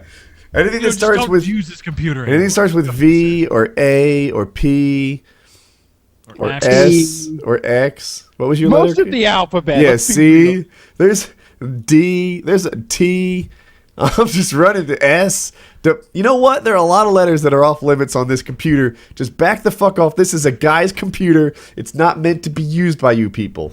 You don't need to be up in here. You don't need to be up in here. The shit that happens on here. You back off. Well, it's not that bad. Jesus. That's a little much. Yeah, I think Woody might have Yeah. some interesting things he goes to look at. Oh, now you're abandoning me, huh? Yeah, you're on your own now. When you went, woo! No, Kyle. The reason that you can't abandon me, Kyle, is you're responsible for lots of these links. Woo-hoo-hoo-hoo. Yeah, you have sent me snakes giving oral sex to men. You have sent me men having vaginal sex with chickens. Don't go acting like I'm alone over here. Now, in my defense, that could have been anal sex. We don't know for sure. Okay. No, and when I first saw chicken, I thought, whoa, that's way too small an animal. That can't be. Right? Because I think sex with chickens, I think that can't be, right? In the same way that sex with squirrels or muskrats probably can't be. But if you think it through, chickens pass eggs every day. Now, work the diameter on an egg and compare that to your junk. Chickens can have sex with you. Please Ass don't Wings have of sex Redemption. with- Please don't go out there and start trying to have sex with you. I'll do what I want to, bitch. Leave those chickens alone. You let them go on about their business. Whatever their chicken business is. If I were to have sex with a chicken, would I break the egg? Oh. I'm just asking. Would scrambled eggs then come out? Would it be... Oh, I don't even want to say what I'm thinking. Just don't mess with my computer. That's all. Long story That's all we're saying. Just Yeah. don't get on Long the computer, story bro. short, don't go typing things on a man's computer. Well, I can't find the pornographic video that I was going to but it was going to be bad.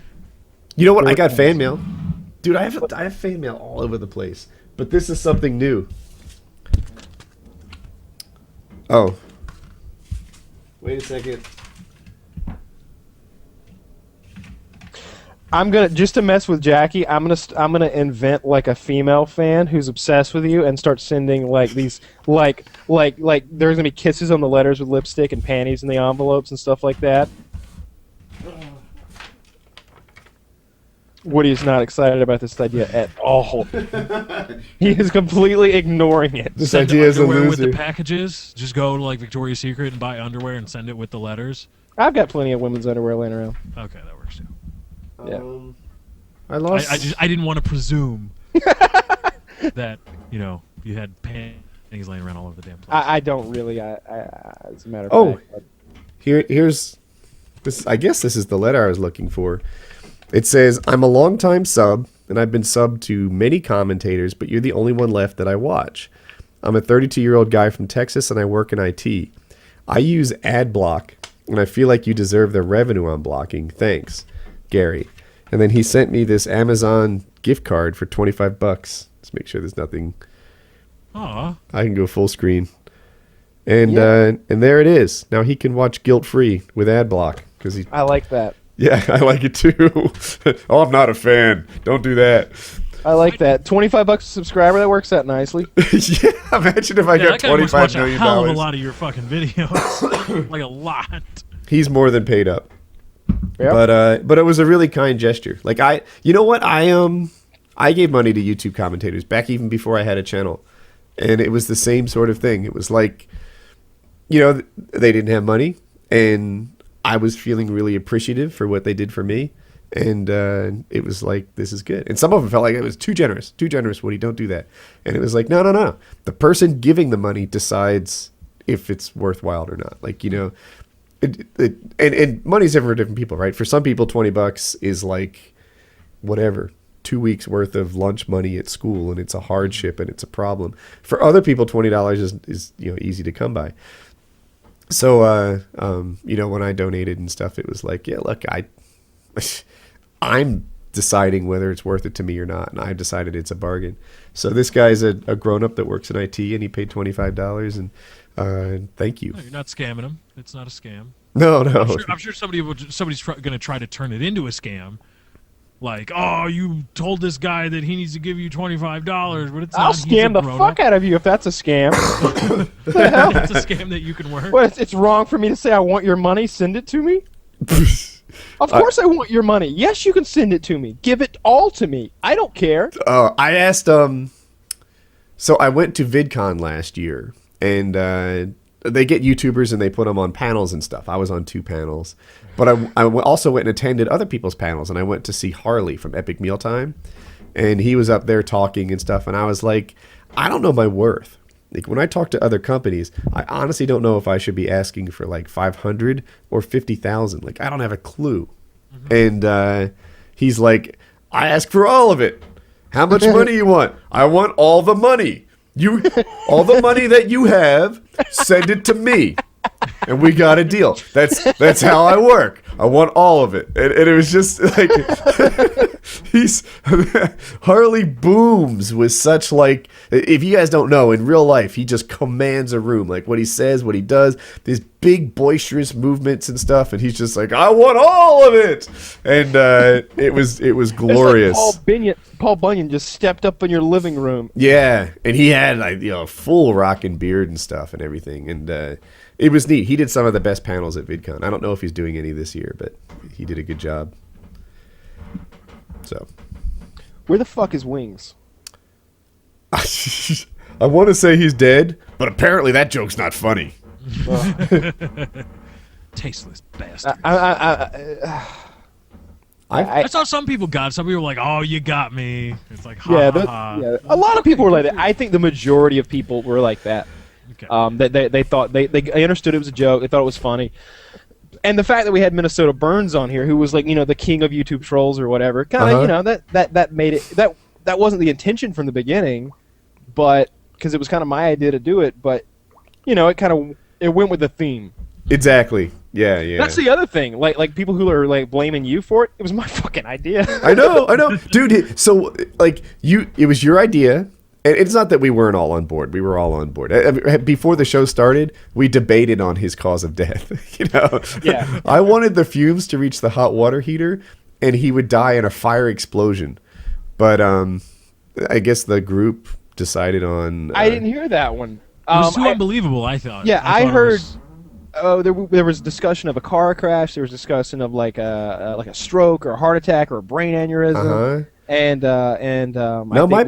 I don't know how you didn't hear. My big push actually was because, so there's a backstory. I finished many a furniture in a heated garage, and I had to buy a special heater that was, I get vented and ventless mixed up. I think it's vented, which means that the air in the garage never mixes with the heater because of explosive issues.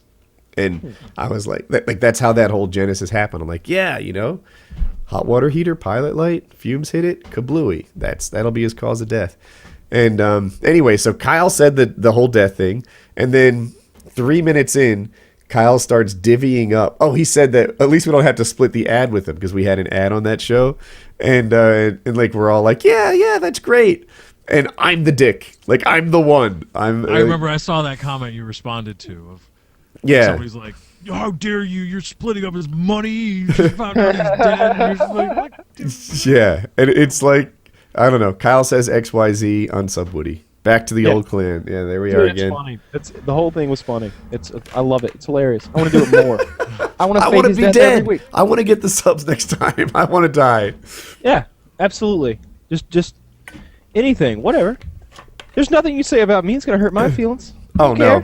Yeah, no. There was no victim in this thing aside from maybe the viewers. A lot Maybe of the that times poor the guy who viewers jumped are- off a bridge. Did you see the video I uploaded? The guy made it. It was great. It was great. amazing. Oh God, Lefty, That did you fo- catch it? What That bullshit, you- the guy that was upset about Wings' death? That Yes, one? yes. And Yes, that was awesome. Awesome. That guy has a skill. So every week I do a Tech Tuesday.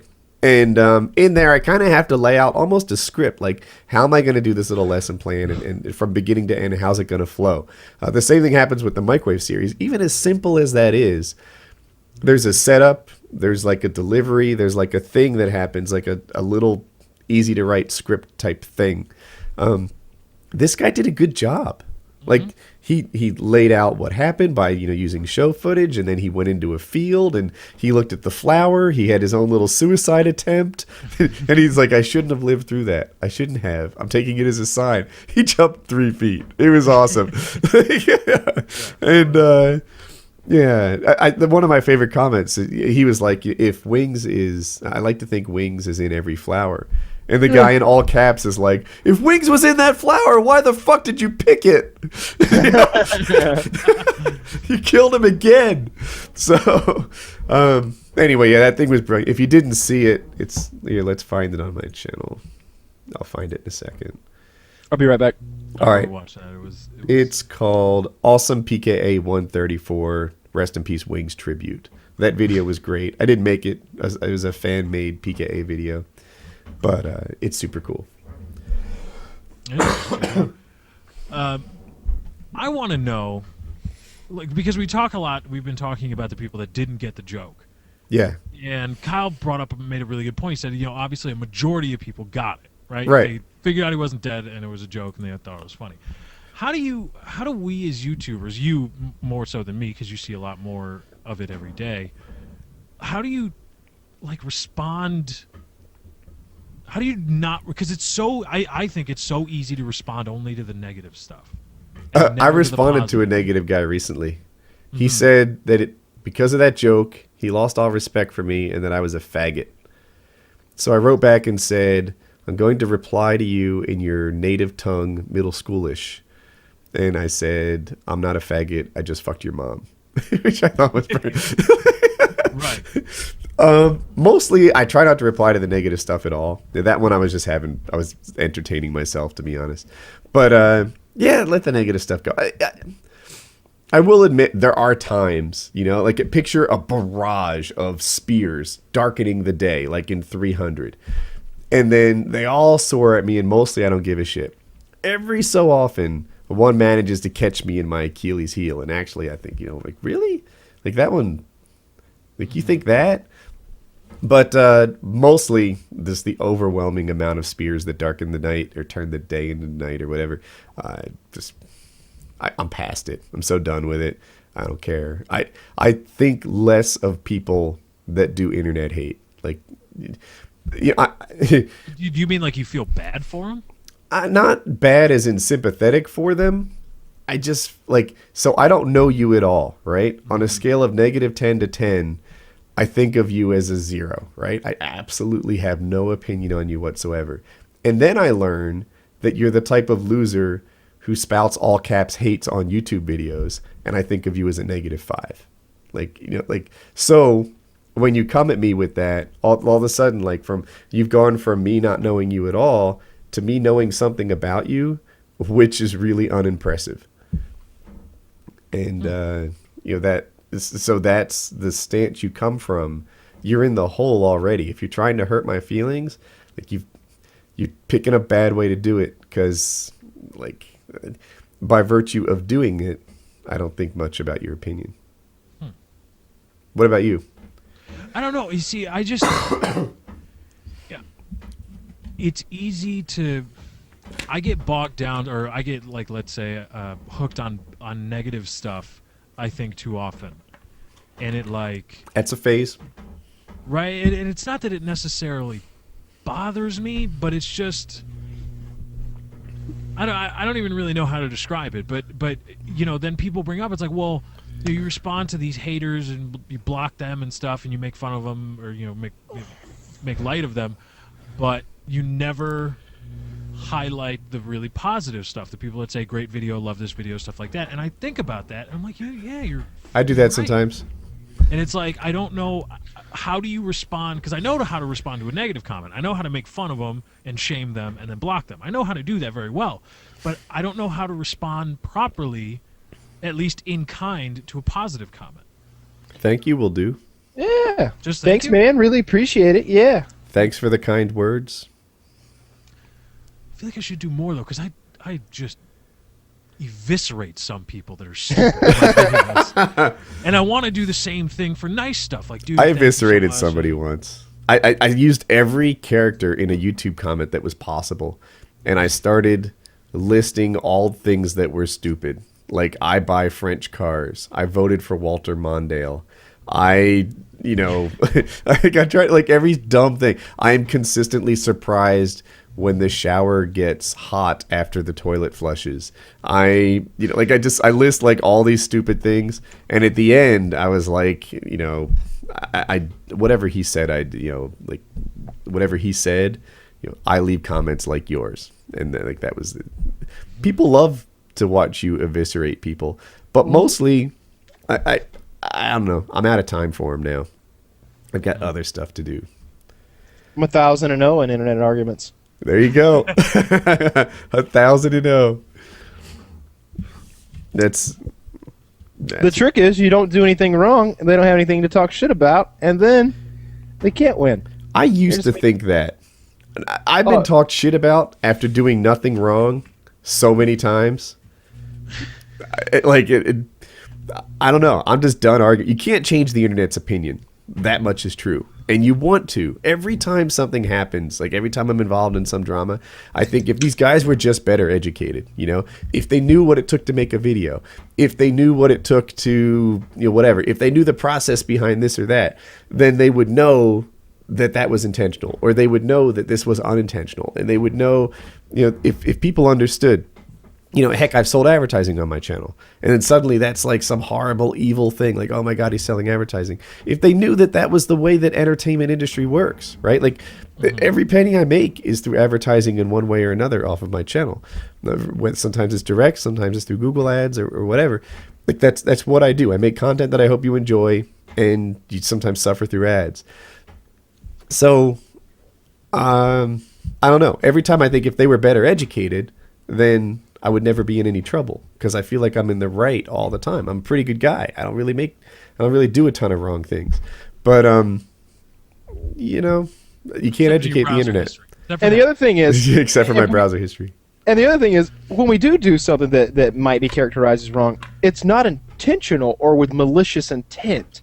It's like a faux pas or an accidental misstep or something that slipped out of your mouth the wrong time. It's people, you say one thing accidentally and people act like you're Hitler.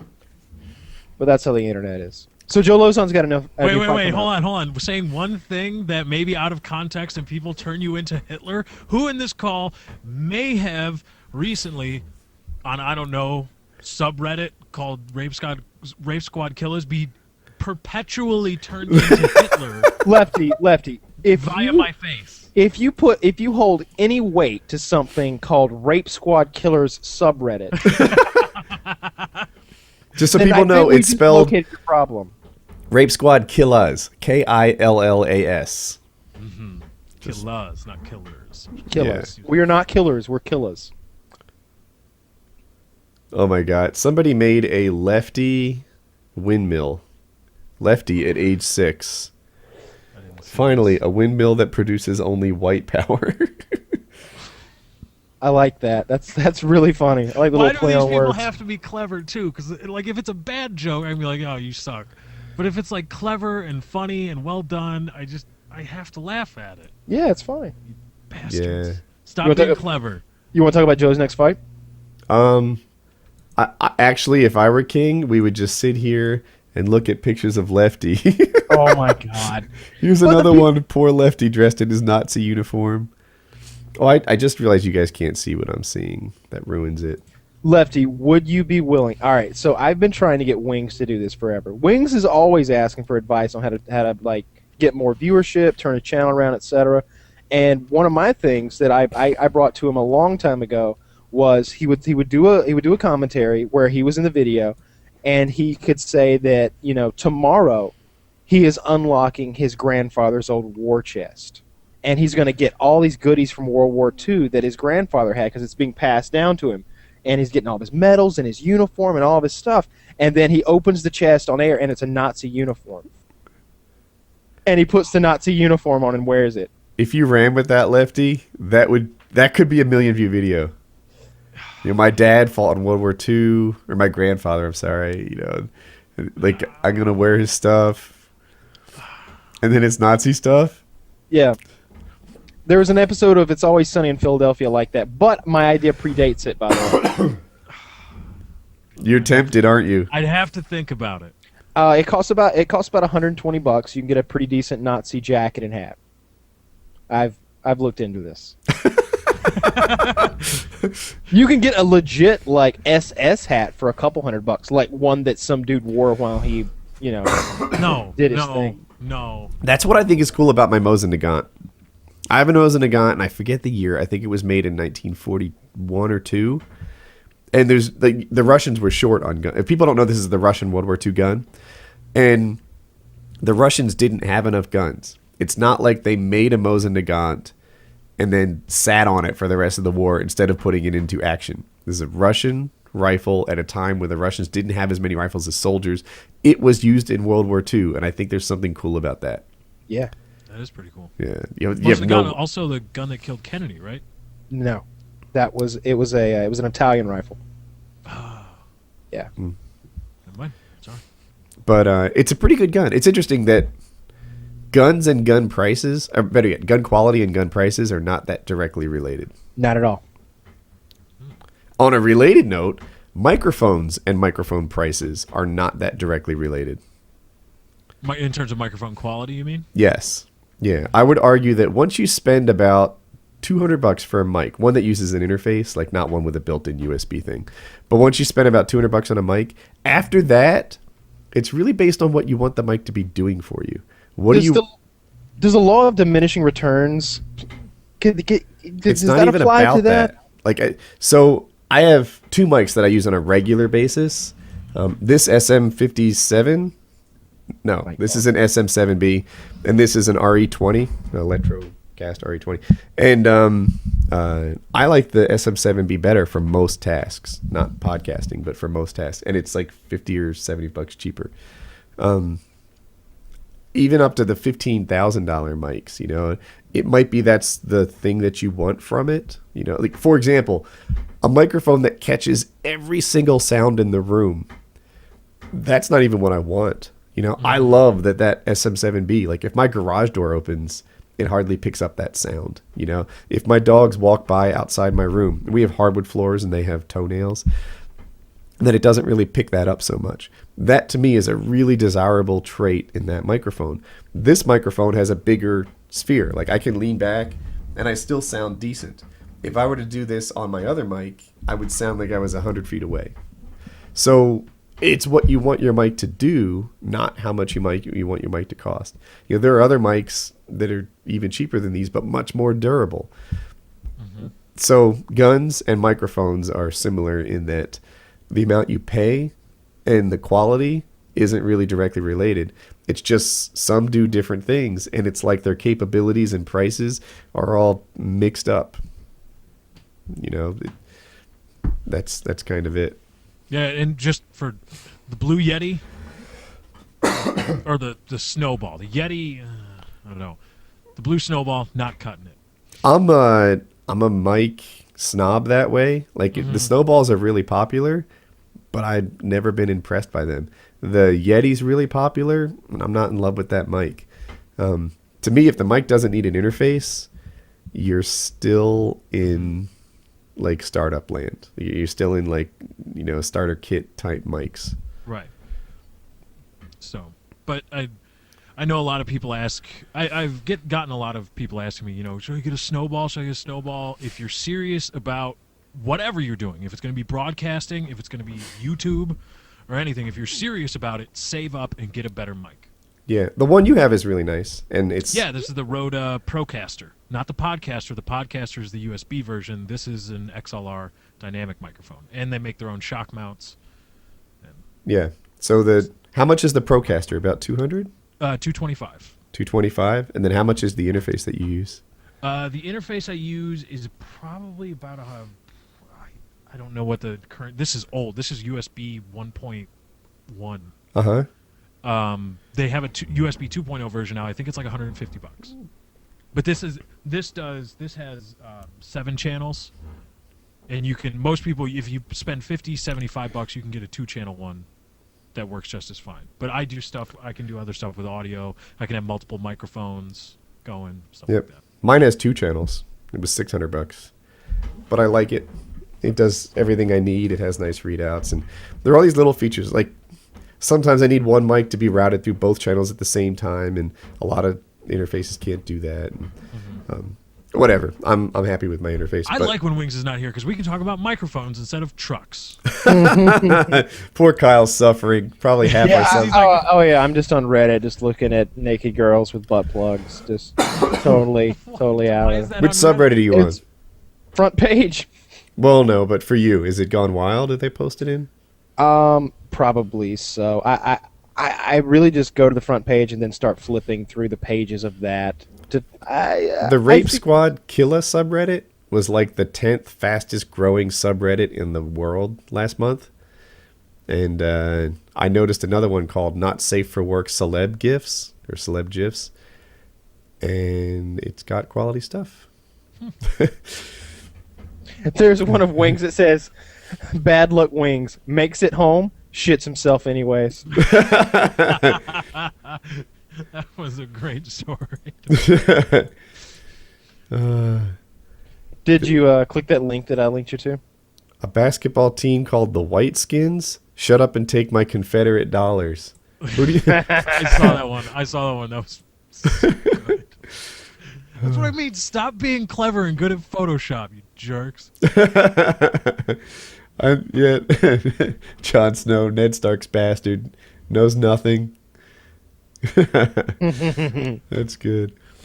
Wait, was that like actually broadcast during the game? I'm not sure. Like, was that an actual graphic that they put up when they showed? Because I'm assuming that's the actor from Game of Thrones. Oh yeah, that's him. Wings should check out this. There's a video of him singing Rack City, which is awesome. He even has an updated version. But I bet the guy would love to work with him. You know, Wings could put it on his channel and let the world know about what he can do, and it'd be a win-win. Win-wins are good. Always looking. Here's one of Wings. Here's one of Wings standing next to his truck. It says, "Rest in peace, Wings. He died doing what he loved. Fucking cows." I've seen that one. The grammar was really poor on that one, which is fitting. What it actually said was, "Rest in peace." It said R period I period P, no period after the P. Wings. He died what he loved doing best, comma, fucking cows. Worst grammar ever. There's a meme here of Wings, a picture of Wings superimposed over Bear Grylls. You only have Bud Light? Oh, never mind. I'll just drink my own piss then. Here, I'll show that one to the stream. There you go. There are just so many pictures of Lefty as a Nazi on here. I know. There's almost none of me. I completely escaped the meme stuff. There's Kyle, the dark tranny. Mm-hmm. I assume you saw that one, Kyle? I think I've seen them all now. Yeah, it's a good subreddit. I don't know. I have fun there. The complaints started rolling in recently too. Oh, we need more mods. They feel like if you open something, the comments are a couple pixels too far to the right. And I was like, oh my god, why did I even do this thing? Just like another avenue for people to find inadequacies in one of my projects. Fuck off. I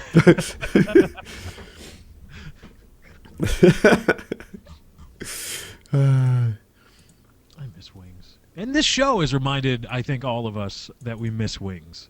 Yes. I texted him yesterday, and the good, like, I don't even know, 6 times today. I texted him today. He got it. I know he did. How do you know he got it? He's got an iPhone, so it's like an iMessage thing. Oh. I don't know how that shit works. 6 times today and once yesterday.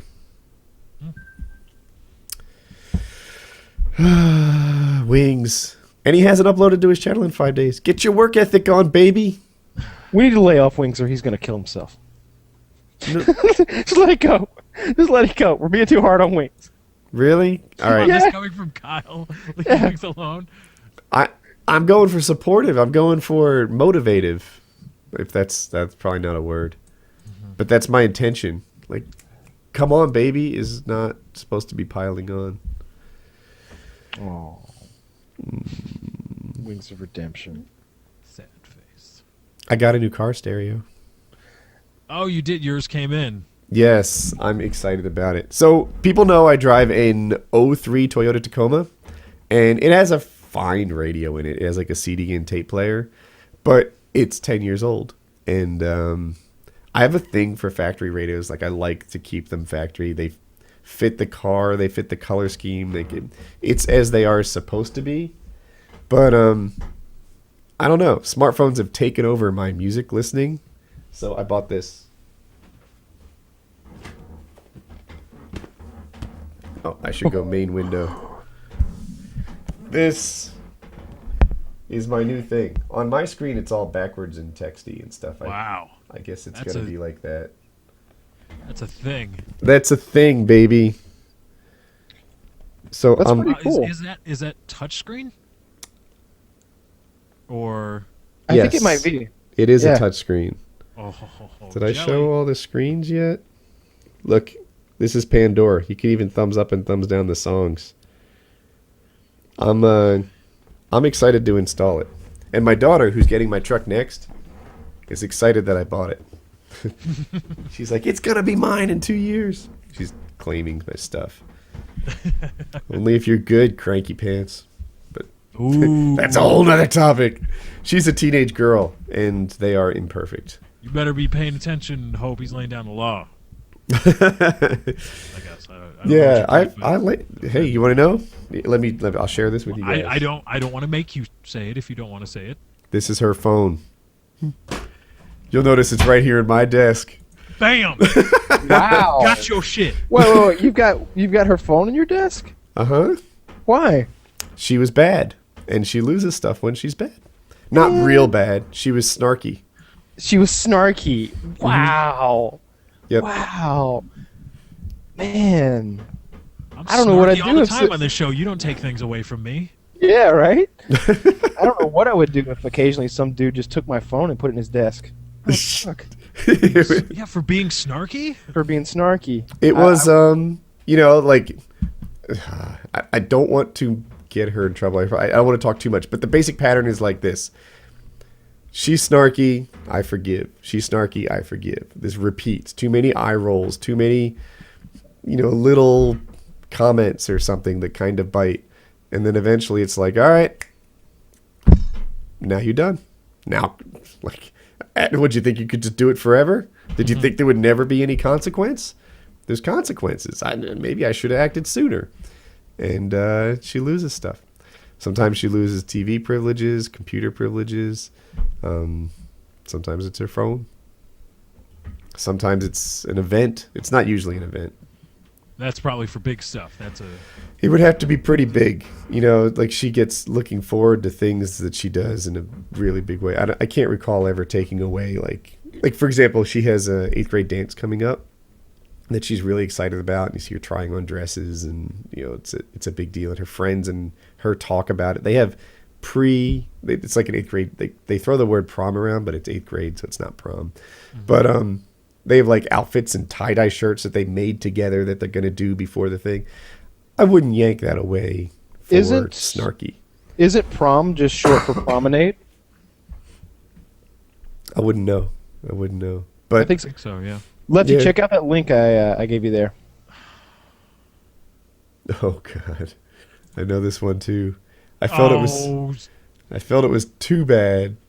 Yeah, that one's too hardcore for daily consumption, but I feel it is the funniest one. No. Yeah, that one is harsh. So I don't want to show it to you. I don't want it on my channel, but I can describe it. It's a picture of two KKK members in a car with a sign that says "Just Married," but instead of dragging tin cans, there's like an American tradition where you like attach cans and stuff, and they make noise as you drive away. It's dragging two people that KKK members would drag, and it's not cool. It's not, but it's comical. I won't co-sign on that. There's nothing funny about it. You're still gonna catch shit for it. You're still gonna be like, people are gonna get mad at you, Woody, over it. So Yes. Unsub me, Kyle. Kyle thought it was funny. It is funny. It's not funny that would happen. It's just funny that they associate that with Lefty, and that he would. It's not funny when every single day it's that. You need to embrace it and actually become a racist. No, I don't. Dude, just do it. I'd rather have yours and embrace and become the rich ass motherfucker. Yeah, right. That. No, well, Kyle's got F Kyle. It's fine. You should just embrace it. No. Yeah, just run with it. Yeah. I wish people were always calling me a racist. I'd go hardcore with it. Because I'm not actually a racist, and I don't want to be a racist. I want other things to be. You sound like Jerry Seinfeld. I don't want to be a pirate. But he didn't want to wear the stupid pirate shirt because it was a puffy shirt. It was a puffy shirt. It was stupid. He shouldn't have worn it. Is Seinfeld one of the best shows ever on TV? Nope. Yes. Why don't you think so, Woody? It's a good show. There's no doubt about it. But I felt like here's what I think. Let me lay out my case. So it's the writing is excellent. I feel like there's tons of jokes in there. There are usually 2, maybe even 3 storylines that always converge at the end. There's lots of great characters, lots of really good co-stars. Tim Whatley was the dentist character who was played by Bryan Cranston, a.k.a. Heisenberg from Breaking Bad. There's tons of them like that. If you look through the stars that were on that show, Seinfeld is just fucking hilarious. He's great. He has a great character. He's always with these beautiful women who are also huge actresses. It's just really well written. I don't go blank here. Oh, and they left on a high note. They didn't drag it out. They left when the series was at its peak. My counter argument. The Seinfeld is good, but I find him to be a little corporate and controlled. I feel like his humor is so crafted and unnatural. But that's just me. The main problem I have with the show is I felt like it was adequate writing, absolutely rescued by outstanding acting. They would have lines that were just nothing. And Kramer would do his stutter thing, and he would overact and do his thing and salvage it. Jerry had some good lines, but I can't. Why am I drawing blanks tonight? Who's the shorter, fatter guy? George. Thanks. Costanza. Right. Yeah, Costanza absolutely, positively rescued mediocre writing time and time again. That guy, they would give him lines, and he would be like, right, and he would explode and turn what was nothing in the script into something amazing on TV. But if you want to be one of the best shows of all time, you got to have acting and writing. You know, like Breaking Bad blows it out of the water. Different kind of show, I get that. It was a sitcom. Yeah, it's a sitcom. But I think for sitcom, it's the best sitcom ever. Like it's the sitcom that after that you're just, it's basically Simpsons did it. And South Park makes fun of that all the time. But Seinfeld is the sitcom. After that, everything else flows from that. I was watching Seinfeld when it was on the air, and I was too young. I was way below their target demographic, but I loved it. And I've literally seen every single episode of South Park from the time where George got out of the pool and his penis had shrunk, and his girlfriend didn't know. I was in the pool! I was in the pool! His girlfriend didn't realize that cold water makes penises shrink. And then to get back at her, she was what is it when they don't eat shellfish? When a person has made a conscious decision not to eat shellfish, they're oh God, that's a kosher. thing? kosher. She Okay. was kosher. Oh, okay. And she had made this whole. She had talked about how there was like a special place in heaven for her, and at the end, George feeds her lobster on purpose to get back at her. Puts it in the bacon, right? Doesn't he put it In the eggs. Or, no, in the eggs. Yeah. Yeah, it puts in her scrambled eggs, and she's loving them. From stuff like that to the Elaine dance to George working for George Steinbrenner, and Steinbrenner being like this fucking megalomaniac who's freaking out over sandwiches and shit, to Kramer, instead of taking his pants to the dry cleaner, he's cooking them in a pizza oven, to Newman and Kramer's scam to like do the take New York glass bottles up to Vermont or wherever, and because there's a better exchange rate. This is classic comedy bits right here. I'd This is rather be funny talking stuff. about And mics. while they're driving those bottles up there, somehow Jerry's mechanic has stolen his Saab because Jerry wasn't taking good enough care of it. But in the back are JFK's golf clubs that Elaine had bought for her boss, and he's throwing the golf clubs at the truck, and they're getting ran over. And Newman ends up with the farmer's daughter who's never seen a man before, and the farmer's like, "Only got one rule: keep your hands off my daughter." It's an amazing show. I love every episode. I can't think of an episode where I was like, meh. There was an episode the entire episode was in a Chinese restaurant. Oh, yeah, that was great. I love it. I love every the entire second. one where they're in the parking lot of the mall. They're just Oh, in the that's mall one of the best parking lot. ones. That's one of the best ones. He pees in the parking lot. Elaine's goldfish dies. I just It's love great. George's. I'm back in business, baby. Yeah. George goes impotent because of his girlfriend, and he takes a bite of the That, nectarine. like, I'm back in business, baby, to me is an example of outstanding acting, saving a mediocre and that was script. one of the things they say is that they brought in, God, what's his name? Who played George? Oh. They brought in that guy and James Julia Alexander. Yeah, Jason Alexander. They brought Jason in him Alexander. and Julia Louis-Dreyfus. Yeah, they brought them in because they were actors. Because Jerry Seinfeld was a comedian, not an actor, and like his deliveries were like bad. Like if you go back and watch he's a really bad actor in some cases, and his deliveries are just like, he's trying to tell a joke. It's obvious that he's trying to tell a joke, and it's not natural. And the character of George and Elaine and even Kramer from the beginning was meant to counterbalance Jerry's lack of acting skill. Yeah, I love that show so much. Fun fact: Superman makes an appearance in every single episode of Seinfeld. Whether it's in his apartment or they're talking about him. Yep. Woody is just thrilled right now. It's a great show, Woody. Except Woody was a Friends fan. That's the problem. Friends, by the way, one of the shittiest, most overrated pieces of crap shows ever put on network television for the consumption of people. You think? Yes, it's such crap. All the women are fucking whores. Now, Elaine was a whore too, but it was a comedy. They were having fun with it. In this show, it's almost like this is a real lifestyle that people should aspire to.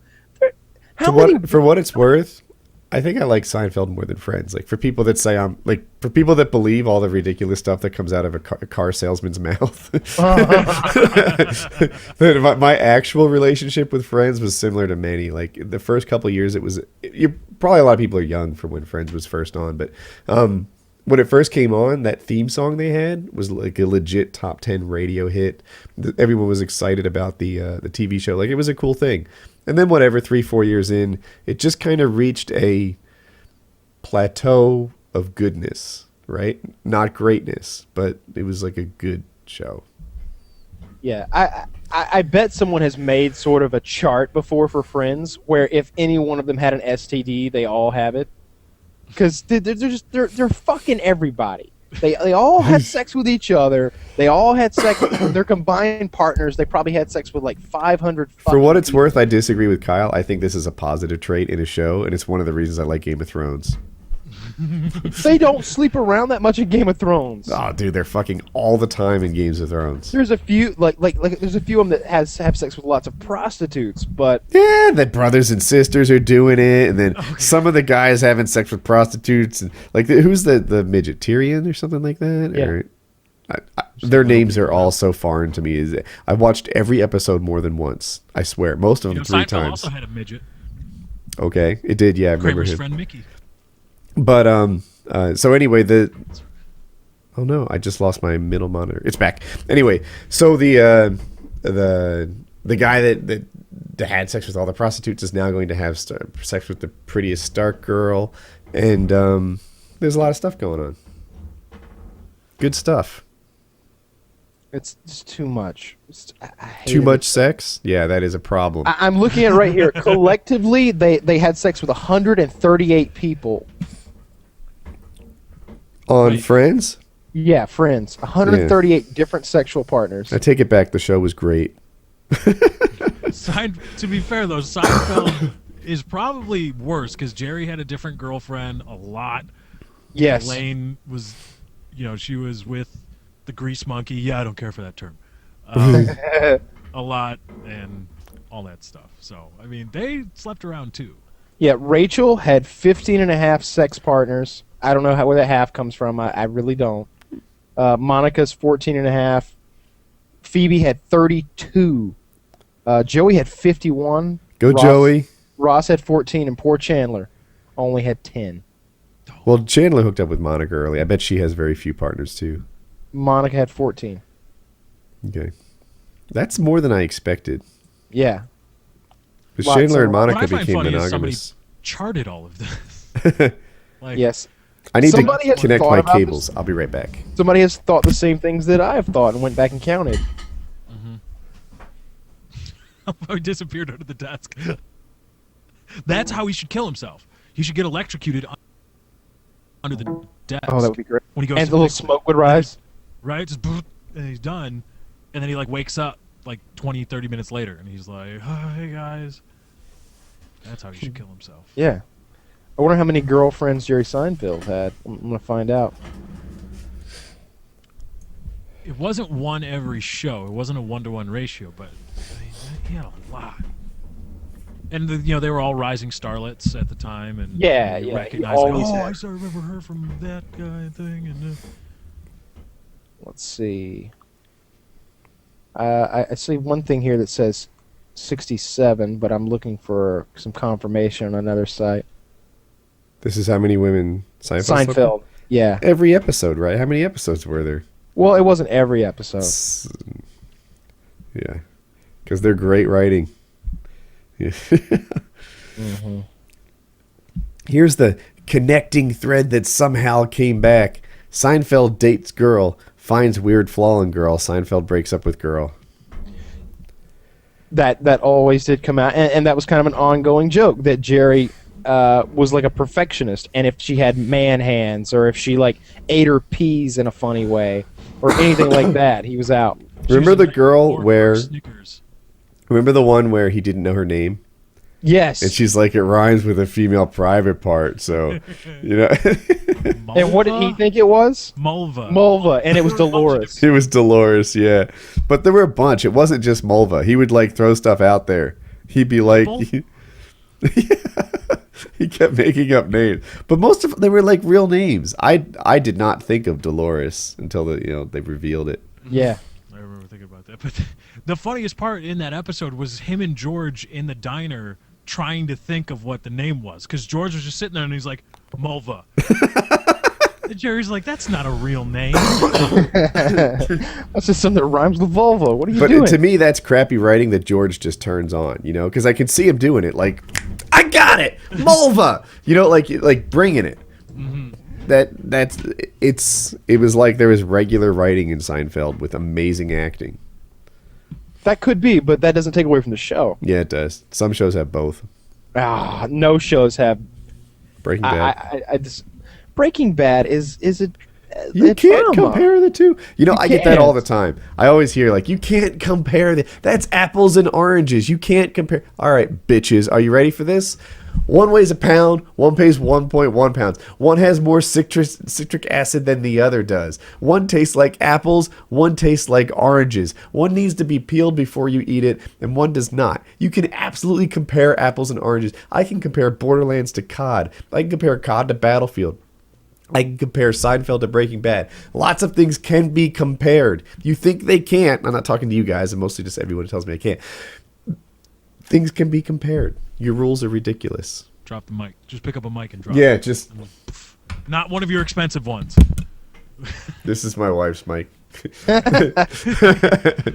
She wears it like, here, can I fit it on? No, I need to take my headset off, so I won't hear you.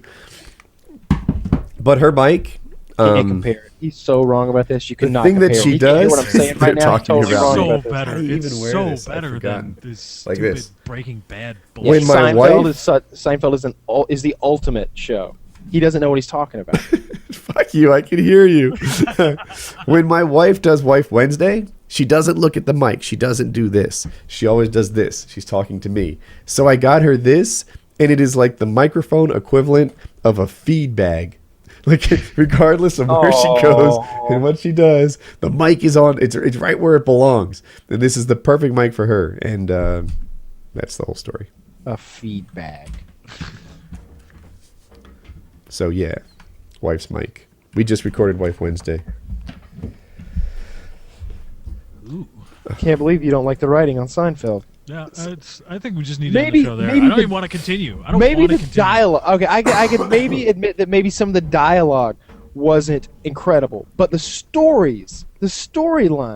Here, so great. Kyle, before you told me, I never even recognized that the budget on Supernatural was so bad. I never really recognized that this is a TV show about chasing down demons and monsters, and every demon and monster looks like a regular dude. Like their idea of special effects was to give them like black fingernails or something like that. Yeah.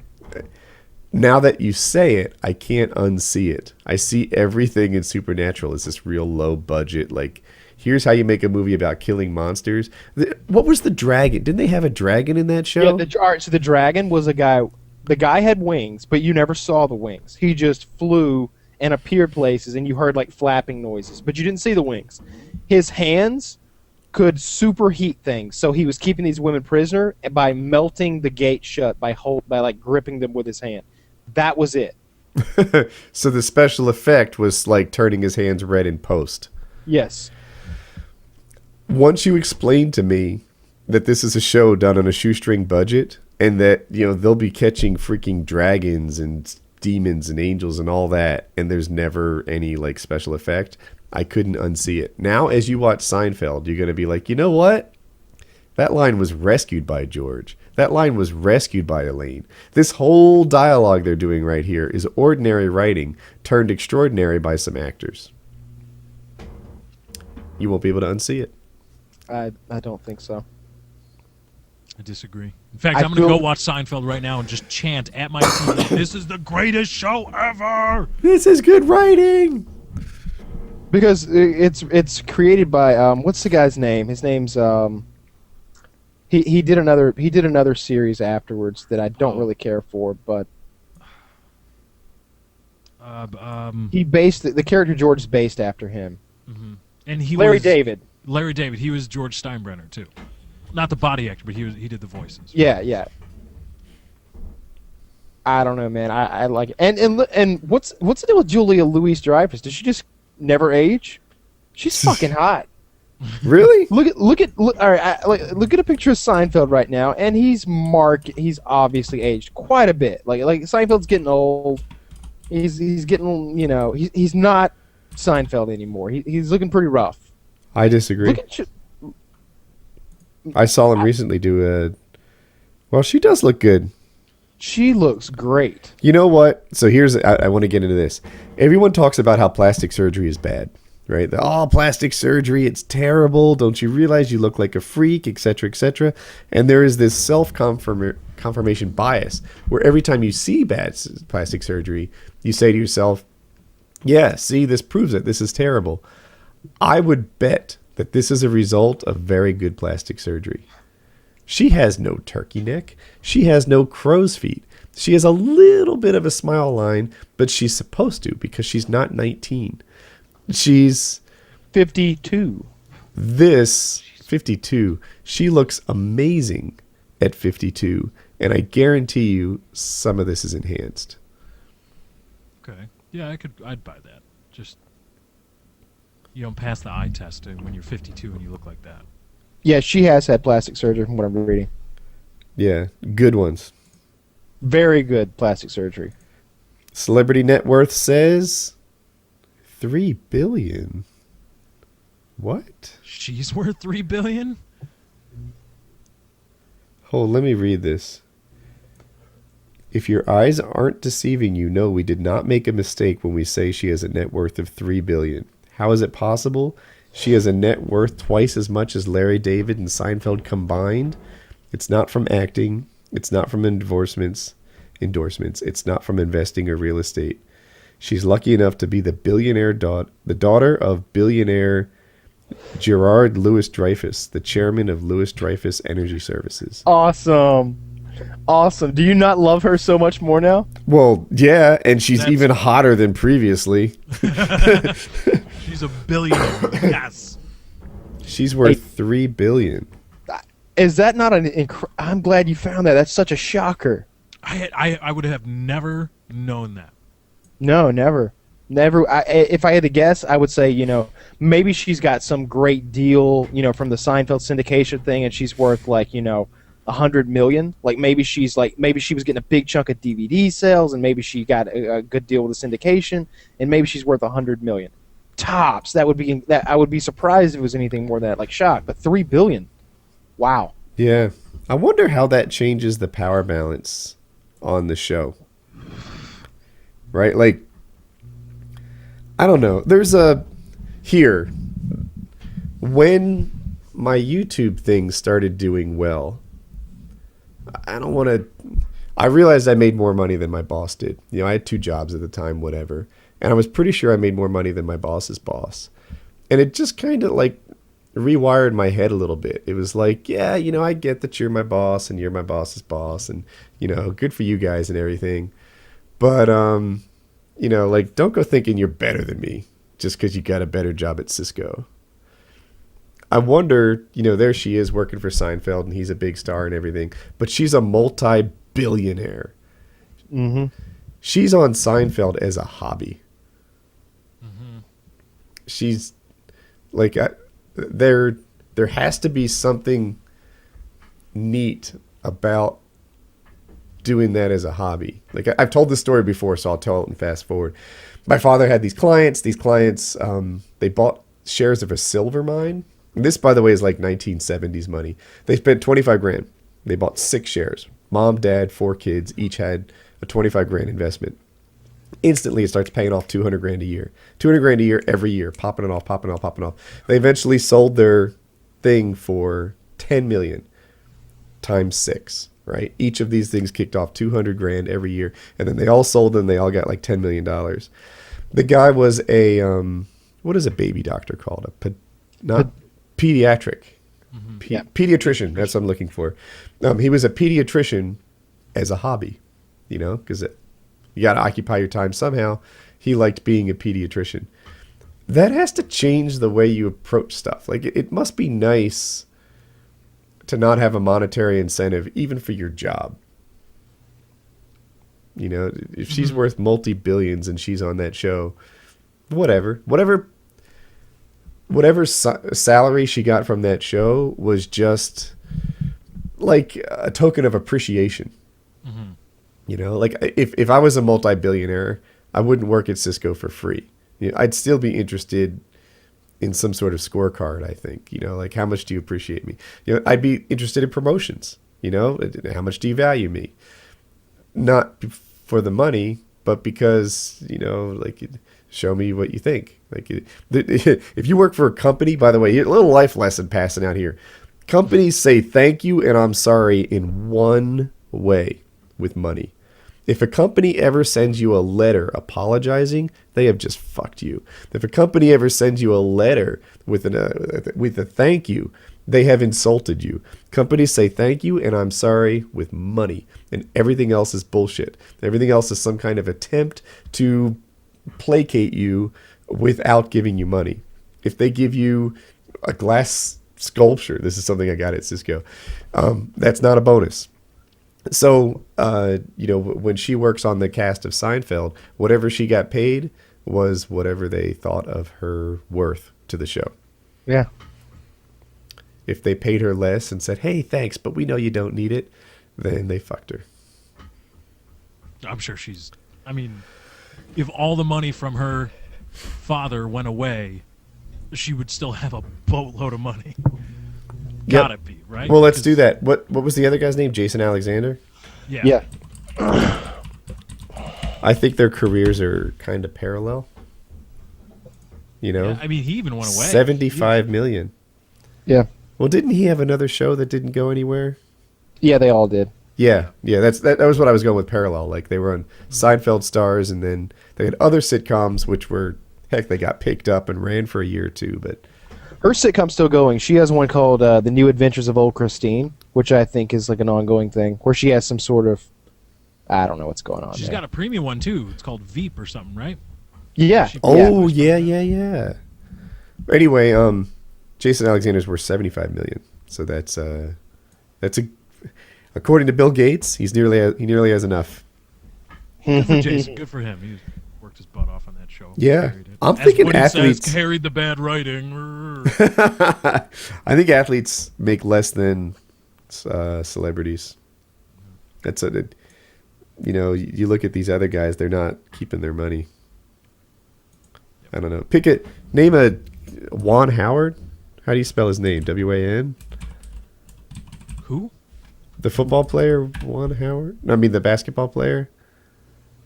Wow. No? Dwight Howard? Let's do him. But I don't think that's who I'm thinking of. Maybe it is. Maybe I just screwed up and I suck. Dwight Howard. The center for the 65 million? That's legit. I don't think this is good people, but we'll see. I want to know how much Stephen Curry is worth. Steph Curry? Stephen Curry? I don't know. Anyway, 5 million. That's not great. If you find one of the ones that has endorsements, though, they're getting paid. Yeah, Derrick Rose, LeBron James. Who's the guy who did all those? Dwayne Wade. Do Dwayne Wade. It's D-W-A-Y-N-E. It's not D-Wayne. It's Dwayne. I've made that mistake.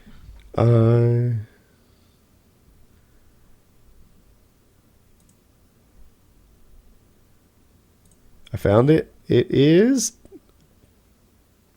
slow to come up. 65 million.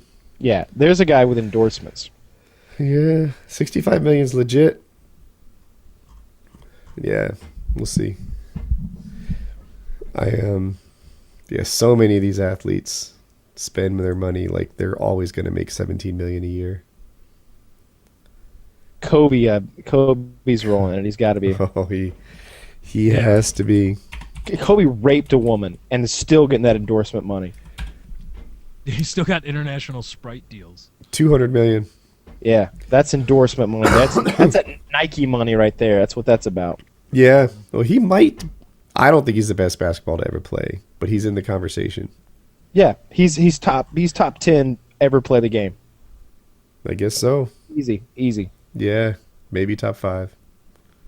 I'd put Kobe in the top 5. MJ, LeBron. LeBron already. Okay. Oh yeah, LeBron. Yeah. He can guard everybody on the floor well. He's so athletic. Mm-hmm. It's crazy. And he's 6'9", 275, lightning fast. He can shoot. He can dribble. He can drive to the hoop. He can defend. He's just an all-around player. Yeah. So MJ, LeBron, Kobe, Wilt, and who else? Allen Iverson. No. Probably Kareem Abdul-Jabbar. Yeah, probably Kareem. What do you? Why are you leaving out Magic Johnson and God? What's the white guy's name? Larry Bird. Larry Bird. We only got one whitey in there, but you got to put him in there. He's in the top 10. Yeah, Larry Bird did all that shit, and he's white. Larry Bird, by my calculations, is the greatest basketball player ever to live. It's proven fact that white skin is heavier, and it's much more difficult to do shit. Yeah. That's why they can't jump. Larry Bird doing what he did would be like Michael Jordan doing what he did, wearing a lead vest. Yeah, it'd be like Michael Jordan winning and doing what Michael Phelps did. Yeah. It's ridiculous. Am I the one that's really happy that Michael Phelps has done what he's done and he's white? He's a swimmer. Of course he's white. Oh, come on. Why haven't the black guys broken into swimming and just taken that over? Lefty? Fuck you guys. Why hasn't that happened? I don't know. It's funny. So you saw the Bill Burr thing, right? Where you're like, it's just a trap. It's a trap. Someone out there is going to be like, well, as a population, they've got that fast twitch muscle fiber. That guy's fired in the next day. And I'm like looking at this trap like, do I explain this? Do I say it? Can I? Is it horrible to say that some of the sports in which black people haven't participated in much are very expensive? I was a swimmer growing up. And the pool fees are significant. A lot of the top swimmers, their parents paid a lot of money to put them in top programs. That's not cheap. Hockey's another one. Just the first day, all hockey teams, you buy your own equipment, right? You buy your own jerseys, you buy your own everything. The parents typically do a lot of the transportation. And,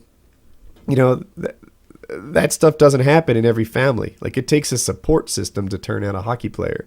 Whereas, like a lot of the other sports, at least in America, that are sponsored by schools. Every school is a football and basketball program. And so, yeah, there are barriers to entry that have to do, I think, with like wealth that keep people out of some sports.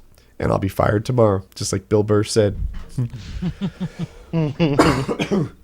I think also, and this goes, what I've heard is it kind of goes back generationally because black people weren't allowed in swimming pools 50 years ago. That's possible. I mean, so I was a swimmer, and the kind of body that excels in swimming is also seen in basketball. Like, not LeBron so much, he's a little strong, but Kobe, if you put my like training or like whatever, like technique in Kobe's body, I might be an Olympian. That guy is gifted. And the basketball world is filled with that kind of tall, but still strong, but not overly bulky kind of guy. Look at Michael Phelps's body. There's a bunch of basketball players that fit that like real long athletic fill. And if all the guys that played basketball jumped into swimming, we'd see a ton of very good black swimmers. Yeah, we used to look at them from the pool and just be like, "You stay where you are. I like being varsity." Wow. Because they displace you. Like if those guys had your. Yeah, if they join the swim team. I thought you were just talking about black people in general. No. Wow, you guys got that all wrong. No, it was if they were to be swimmers, they'd be very good. That was the. Okay, I thought you were talking about like the black people outside of the pool that you were physically in. Like, you stay out of this damn pool. No. This was a virtual like. If the world of basketball invaded the world of swimming, we need a black guy on the show. They'd be very successful. Yeah, we should have picked up Bash. Yeah, we got to get Bash in here so we can talk about these things more comfortably. By the way, check out the last link I sent you guys. I believe that's a Craigslist ad. I didn't read into it too much before I linked you immediately. Oh my goodness.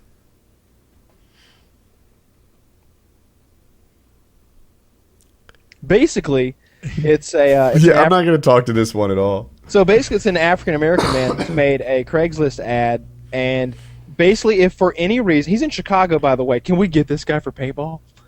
Oh, God. He's in Chicago, and basically, he provides his services as an African American man for $75 an hour. Basically, if you're in any so situation, what's the title of the ad? It's called "Rent a Nigga." And this guy, he wrote this ad himself. He says, need a nigga for whatever reason. New service called Rent a Nigga. Having a party? Need a nigga to be security? Rent a nigga. Want to make your ex-boyfriend jealous? Rent a nigga and take him to the bar where he hangs out. Going to a new club? Don't want to be alone? Having a barbecue? Don't know how to work the grill? Email us if you have any questions or want to book a nigga. There's a 10% discount if you need more than one nigga. So if you're in need of more than one nigga, just let us know in your email. Disclaimer: niggas cannot be hired to do anything illegal. Fee for niggas must be paid up front via PayPal. Tipping of the niggas is encouraged. Everyone needs a good nigga every once in a while. Basically, he's saying it's just like Bill Burr said. Everybody needs white people. You need a black friend. Black people, you need at least one white friend. Here he is, right here. David Chappelle said that too. Yeah, He's like, if you're hanging out, you need one white guy. He talks to the cops. That was a great bit. Yeah, David he's got a gift. One time he talks about his white friend who was high, and he was like, Dave, I'm going to race him. Yeah. They're next to cops at a stoplight. He peels out, goes crazy, swerves across the road, tells the cop, I didn't know you couldn't do that. That was a good one. I knew you couldn't do that. Kyle, let me ask you. So David Chappelle, right, kind of famously went off the rails, got a little crazy, etc. Yeah. I thought he was just stupid, insane, ridiculous at the time. He had $50 million deal at Comedy Central, right? Yep. And he kind of walked away from it, went to Africa, and got his head back on straight. And he did this routine later. I don't know if it was a routine, but he kind of talked about it. And he's like, crazy is the meanest thing you can say to somebody. He's like, because it's dismissive. When you say you're crazy, you're saying that, like, you're both stupid. It's dismissive. I wish I could fully put everything in there. But to call somebody crazy is to tell them they have sort of no worth. It's meaner than you think, and when he did it, I guess I thought he did go crazy, and I thought his priorities were wacky because he turned away $50 million. I don't think so anymore. Like now, when I see people go in the spotlight and get a little bit crazy, or a lot crazy, I should say, I can almost see how that happened. Like, it's not me, but I get it. Like, I get how maybe you weren't wired for the attention you were getting, and it drove you batty. The Coney 2012 guy, right? Mm-hmm. He's doing this thing, supporting this, invisible children for a decade. Everything's all going well. Gets a video with 100 million views, and all of a sudden he's masturbating on the corner in L.A. David Chappelle, right? He's doing his thing. Everything's going great. Suddenly he hits it super big. He gets what he always dreamed of, but wasn't built for it. Decides to take a break. I think Dave's problem was crack cocaine. I don't think so. No, I mean, that's Did he smoke crack? Yeah.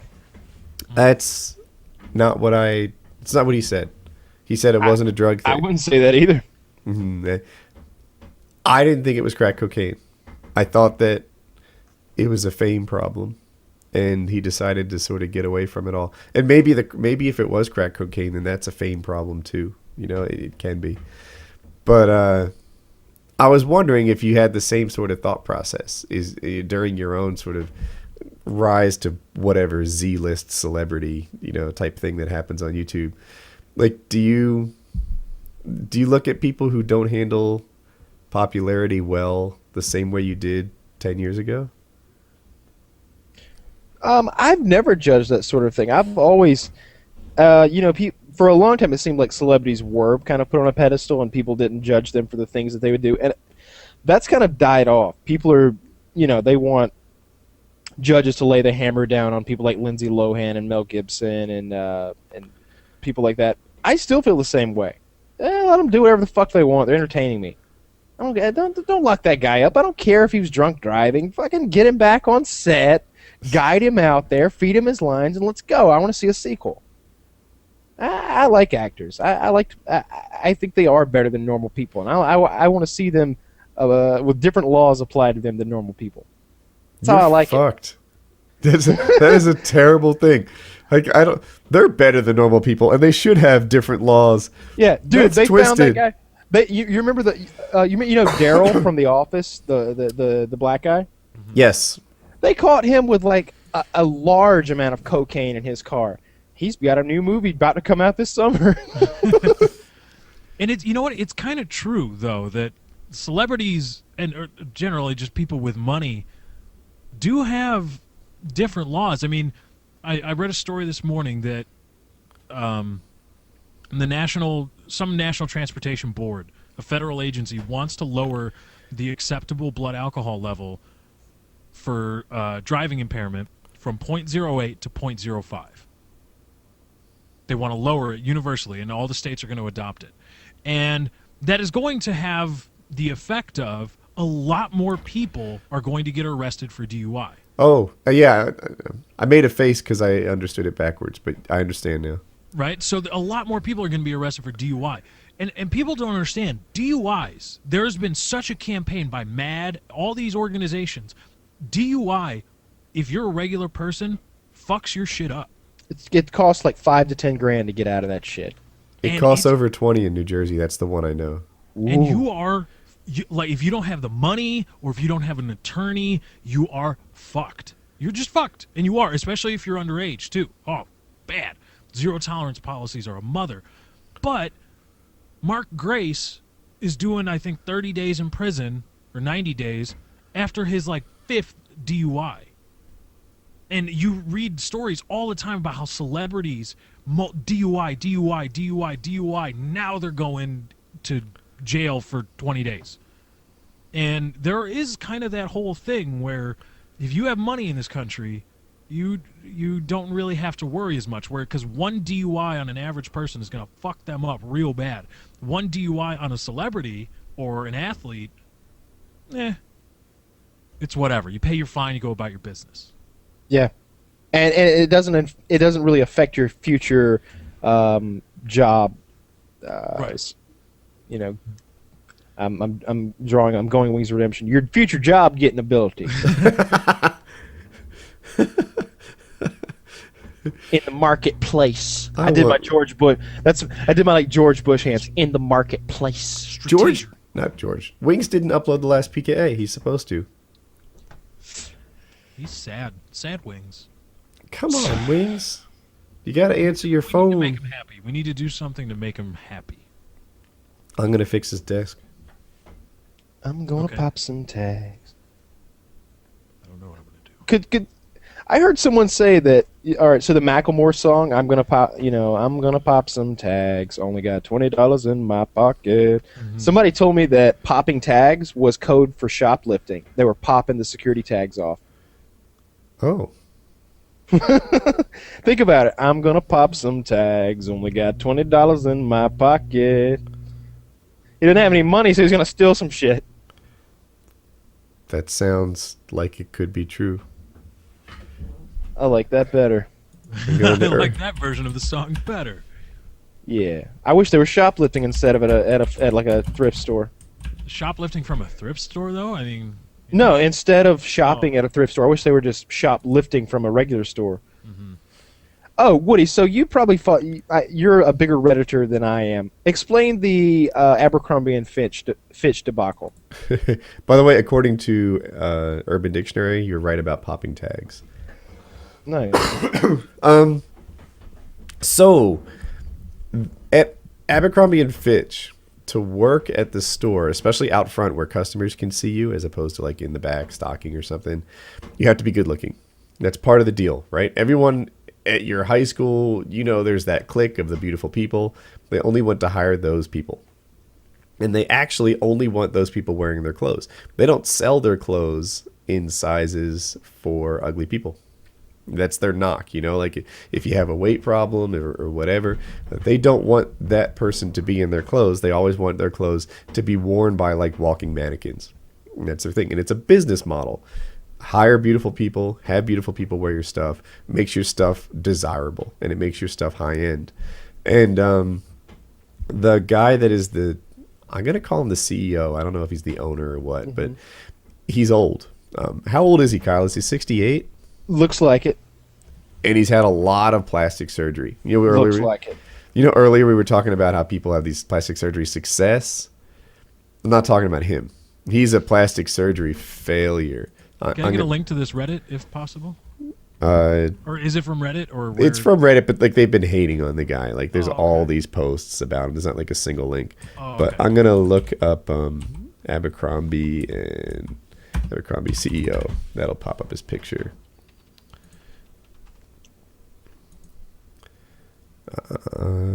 got his picture. I just want to. Dude, wow. Oops. Yeah. So here he is, trying to get like a nice big image of him. That was better before. Anyway, that's what he looks like, and he's. I mean, it just didn't work out well, right? One of the related images is middle-aged Biff from Back to the Future. He's like one of those plastic surgery warning stories, and they like to hate on him because he's ugly, yet he only wants beautiful customers and employees. So I think that's what you were looking for, Kyle. Well, that's not fair to hate on him for. He's got a good bit. That's a business model. I'm trying to think of a good metaphor. That's what I thought too. Like, it's not that I love him for it. Okay, I think he's kind of a dick. I got one. That would be like, what if? All right, so I'm drawing a blank. What he's saying is everyone who represents our product is a model. Period. If you're wearing your clothes, if you're wearing our clothes, you're one of our models. That would be like if Dana White was a really wimpy guy and everybody was going after him for only choosing the best fighters. Yeah. Like no, it doesn't matter if Dana White can fight or not. He's running a business about fighting. Mm-hmm. He didn't say he was a fighter. He said he runs a fucking clothing business. He runs a fighting business. He doesn't have to be a fighter to do that. Mm-hmm. I don't get it. Yeah. I wouldn't, even if the guy who owned Abercrombie & Fitch was literally too fat to wear his own products, I wouldn't care. I would make him respect him more. Because here's a guy who is, going against his own people to make more money. I like that. Yeah, I just see both sides of the story personally. Like, I recognize it as a business model. That's what he's doing. He recognizes the risks associated with excluding people. He also recognizes the upside. Mm-hmm. So, I don't know. Run your business. It's not dishonest, right? Like, dishonest businesses I really dislike. People who take money that's not deserved, I really dislike. People who con. People who profit off of other people's pain. I don't really see him doing that. It just seemed trying to make his brand exclusive. And is he a dick? Well, yeah, he's a dick. Yeah. But, like, I don't know. I don't see him as bad. I bet he's a horrible person to know in real life. I wouldn't doubt it. But I guess I just don't see him as a thief. And when I'm evaluating a businessman, if you're not that, then... If he tried to hide it, then he'd be a thief, and he'd be a con man. If he was like, no, we want everybody to shop in our stores, but then continued to do the whole that we don't make a size larger than a large. Yeah, no, I mean, I read an interview with him in some business magazine like years ago where he was, just flat out saying it. Yeah, we want good-looking people to work at the stores. We want good-looking people to wear our clothes. It's part of our business strategy. Okay. There you go. So. Yeah, I got no problem with that. Yeah, I hope it doesn't hurt you guys' feelings or anything, but it's fine with me. I'm not an Abercrombie model, and I probably never will be. That's fine with me. I always will be. I wear a large. I wear a large shirt, and my jeans are like a 33 waist. I like carbohydrates. Oh, dude, aren't carbs good the best? and sugar? Good. It's the best stuff, man. It's hard not to just go to town. Animal with that fat. Oh, love animal fat. The fatty part of a steak, best part of the damn steak. Not the marbleized thingy though. That like. No, that's the best part. Really? Oh, yeah. That's good stuff. I don't know if I've even eaten that. Are we talking about the actual fat of a steak? Yeah, the actual it's like clearish. Nah, bro, I'm not eating that. That gets cut off and goes to the wayside. I have to. Good. I sort of want to nibble it now. Like all these years, I've been. You don't want to eat it every day, but once in a while, yeah, just put that shit in your mouth. Hell yeah. That's what she said. Please, we need a 10-minute loop on that. What was I gonna say? Oh, Kyle, Living Legends. Are we going to that Brazilian? What is it called? Barbecue. I don't know if there's one in Chicago. Is there? Oh, that's where we went last time. Yeah.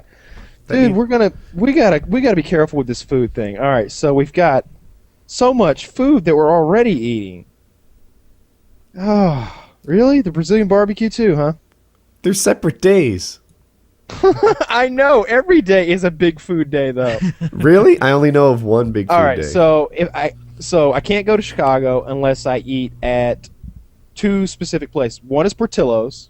That's the hot dog, hamburger, and Italian beef sandwich place. I don't know if you went there with us last time. It's delicious. I don't think so. It's really good. It's good stuff. Their French fries come with a melted cheese sauce to dip them in. It's horribly bad for you, but it's really, really good food. You ask anybody in Chicago, they'll tell you Portillo's is one of the best, like as far as like burgers, hot dogs, and Italian sausage.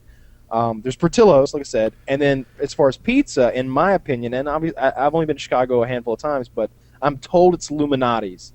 Illuminati's makes this deep dish pizza that's literally about 1.5 inches, 2.5 inches. Is that where we went? No. Okay. No, it's not. Unfortunately, but the pizza we had delivered that one night, that was Illuminati's. Illuminati's is good. They actually ship it across the country. Uh-huh. Some people get on a plane with Illuminati's pizza and bring it to you wherever you are. Yeah, it's Wow. incredible pizza. It's really, really good. And it's like a pizza pie. Like it's no joke. And I like deep dish pizza. Always have. And then obviously, I guess now Brazilian barbecue, which for those of you who don't know, you basically sit down, and there is a salad bar. And when I say salad bar, I mean it's a huge salad bar. It's many rows deep, and there's good stuff on the salad bar. There's like cocktail shrimp Salad bar. You don't remember the salad bar because you ate nothing but meat. But Yeah, you gotta dude, go to the you know why? Because I got a fucking swinging cock and balls, and when I show up at a Brazilian barbecue, something's got to die. Joe went to the salad bar. Anyway, the salad bar is My like the point best still salad bar stands. you've ever been to. It has everything you can imagine. There's like lobster bisque at their salad bar, but you basically sit at the table with a plate, and waiters come around with skewers of meats, and you tell them how much you want, and they give it to you, and it's everything from like goat to filet mignon to barbecue chicken.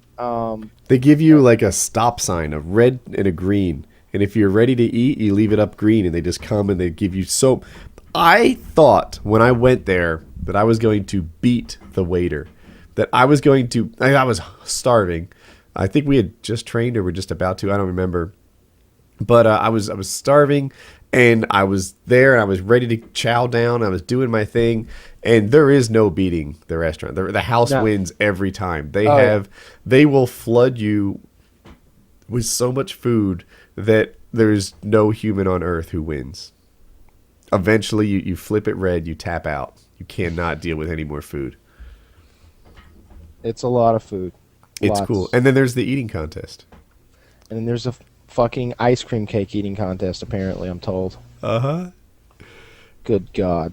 White boy is in. Woody's gamer tag is in. It's going to be a mess. Yep. Joe Lozon's in. It's going to be bad. Dude, ice cream cake is going to... Such a brain freeze, man. Mm-hmm. Yeah. I'm not even in it to win it. I just want some cake. But you're the defending champion. You have to suffer through this shit. Nobody beats me at things like this. It's just not going to happen. If it's something where all I got to do is endure a little pain, you're not going to beat me at that. What, eating? Holding my breath? You're just not going to win at those things. Oh, I'd like to take you on in holding your breath. I got you. I can hold my breath for 2 minutes is easy. 2 minutes is no problem. It's approaching 3 where the problem starts coming in. I've held it for 3.5 before. I know that's not like anything on like a world record scale because those guys do some kind of weird breathing techniques and stand on their head and shit and hold their breath 10 or 20 minutes. But yep, yeah, we'll do it. Someday we'll find ourselves in a pool and we'll compete. Mm-hmm. I think I'll win. I don't know. See, here's the thing. A little pro tip about aging. There's shit that I used to do really well. And psychologically, I think I can do those things. And it's almost random as to what you can do and what you can't do. My daughter can't do a cartwheel. I have no idea why. They're easy as hell. And I was like, I could do that. Turns out I can. I can still do a cartwheel. But I didn't know. Some shit's just been removed from my repertoire. I used to be really good at climbing ropes. That's something apparently I can still do. But there's other things I can't do. Like, let me just say this about you climbing the rope. Woody went up a fucking rope like 25 fucking feet and slapped the like sign on top at this like military training facility. At this military training facility. It was one of the challenges for these spec ops guys. And I'm like, I can't climb that fucking rope. Woody's like, really? I go right up that son of a bitch. I'm like, do it. And he's up it. He's just going. Like a ladder. I climb ropes like people can climb ladders. Like I don't know why. I've just always been good at that. But there's other shit. I think it's your calves, and he was using his legs a lot, and his willingness to have them get rope burned. I don't know. I've got hair on my legs because I'm a man. Oh my god. Oh yeah, because hair stops rope burn. It does. It does. What are Try you, using your mammoth? feet. Try using your feet. For people who don't know, Kaz got the hairiest freaking feet of anyone you've ever met. I joke that he's second generation to walk fully upright because he's got freaking Neanderthal feet. But yeah, but there's other, like when I played ice hockey, right? And I'm not good, right? I'm sure there's some Canadians out there listening who are like, I wonder how good Woody is. Not as good as you, right? But I played B League ice hockey and sometimes A League. There was a season where I got more MVP awards than anyone else in the league. And I was a competent player. Like, I could play. And just like my goal production just started going down. And I understand why. I thought I was just as fast. But I'm just not freaking scoring like I once did. And like other players would enter the league and I'm like, damn, like this league's really getting talented. And I think what happened was I aged. Like shit just got removed from me. And that is part of the deal. Like you're not as athletic when you're older as you were when you were 25. And so I forget how we got on. Holding my breath.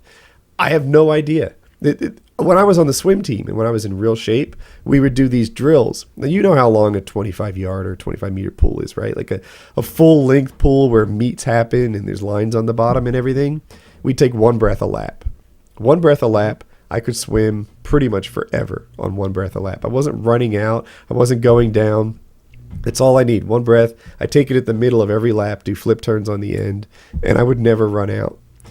But I don't know if I still have that. But I'm willing to put it on the line, see if I can hold my breath longer than Kyle. Yeah, I don't know. I know. I don't know how long the swimming pool that I usually swim in is. I don't know how long swimming. Does it have are. lines on the bottom? No. It's not that pool. Yeah.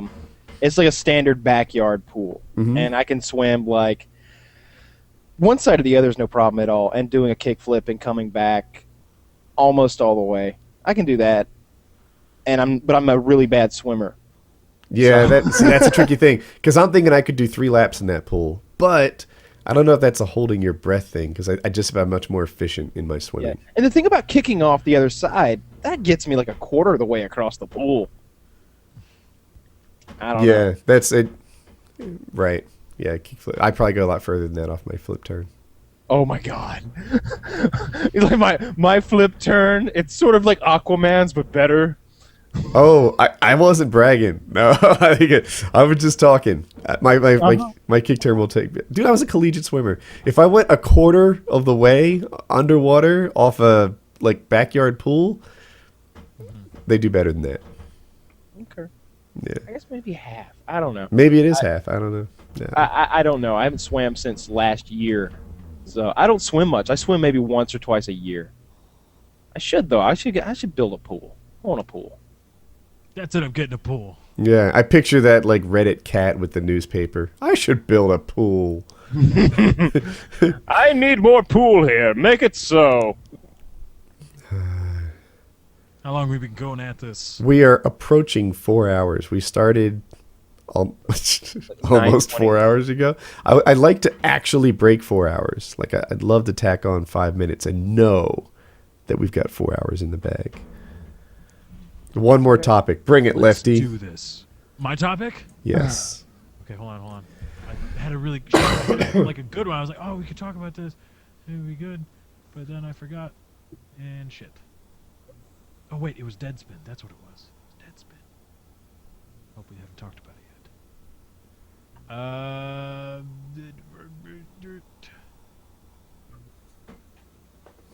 Never mind. Maybe it's not Deadspin. Let's all watch Lefty. I do this all the time, man. Mm-hmm. I came up with like 5 topics and a guest. I've got one.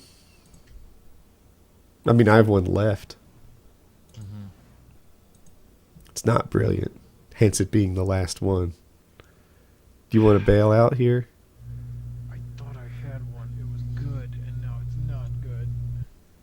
What did I do with it? Look at Lefty. All right, go ahead, do it. All right, there is a new Facebook application. You know how you install apps on Facebook? Mhm. It's called Social Roulette. And when you play it, there's a 1 in 6 chance that it deletes your Facebook account. Wow. Oh, Yeah, it's for fun. people. Like if you're on the edge of staying or leaving Facebook, this kind of puts it on there. And if you do it, then you survived and you get like a badge of honor on your timeline every time you play. Ooh. okay. Yep. It's Russian roulette for Facebook. And I'm like, I can't do that shit. Like I have 130,000 likes on my Facebook page. I don't want to throw that away. Well, But it wouldn't be for that. It would be for your personal page. But they're linked, right? I don't think. I think you're right, though. It probably wouldn't be removed. Yeah.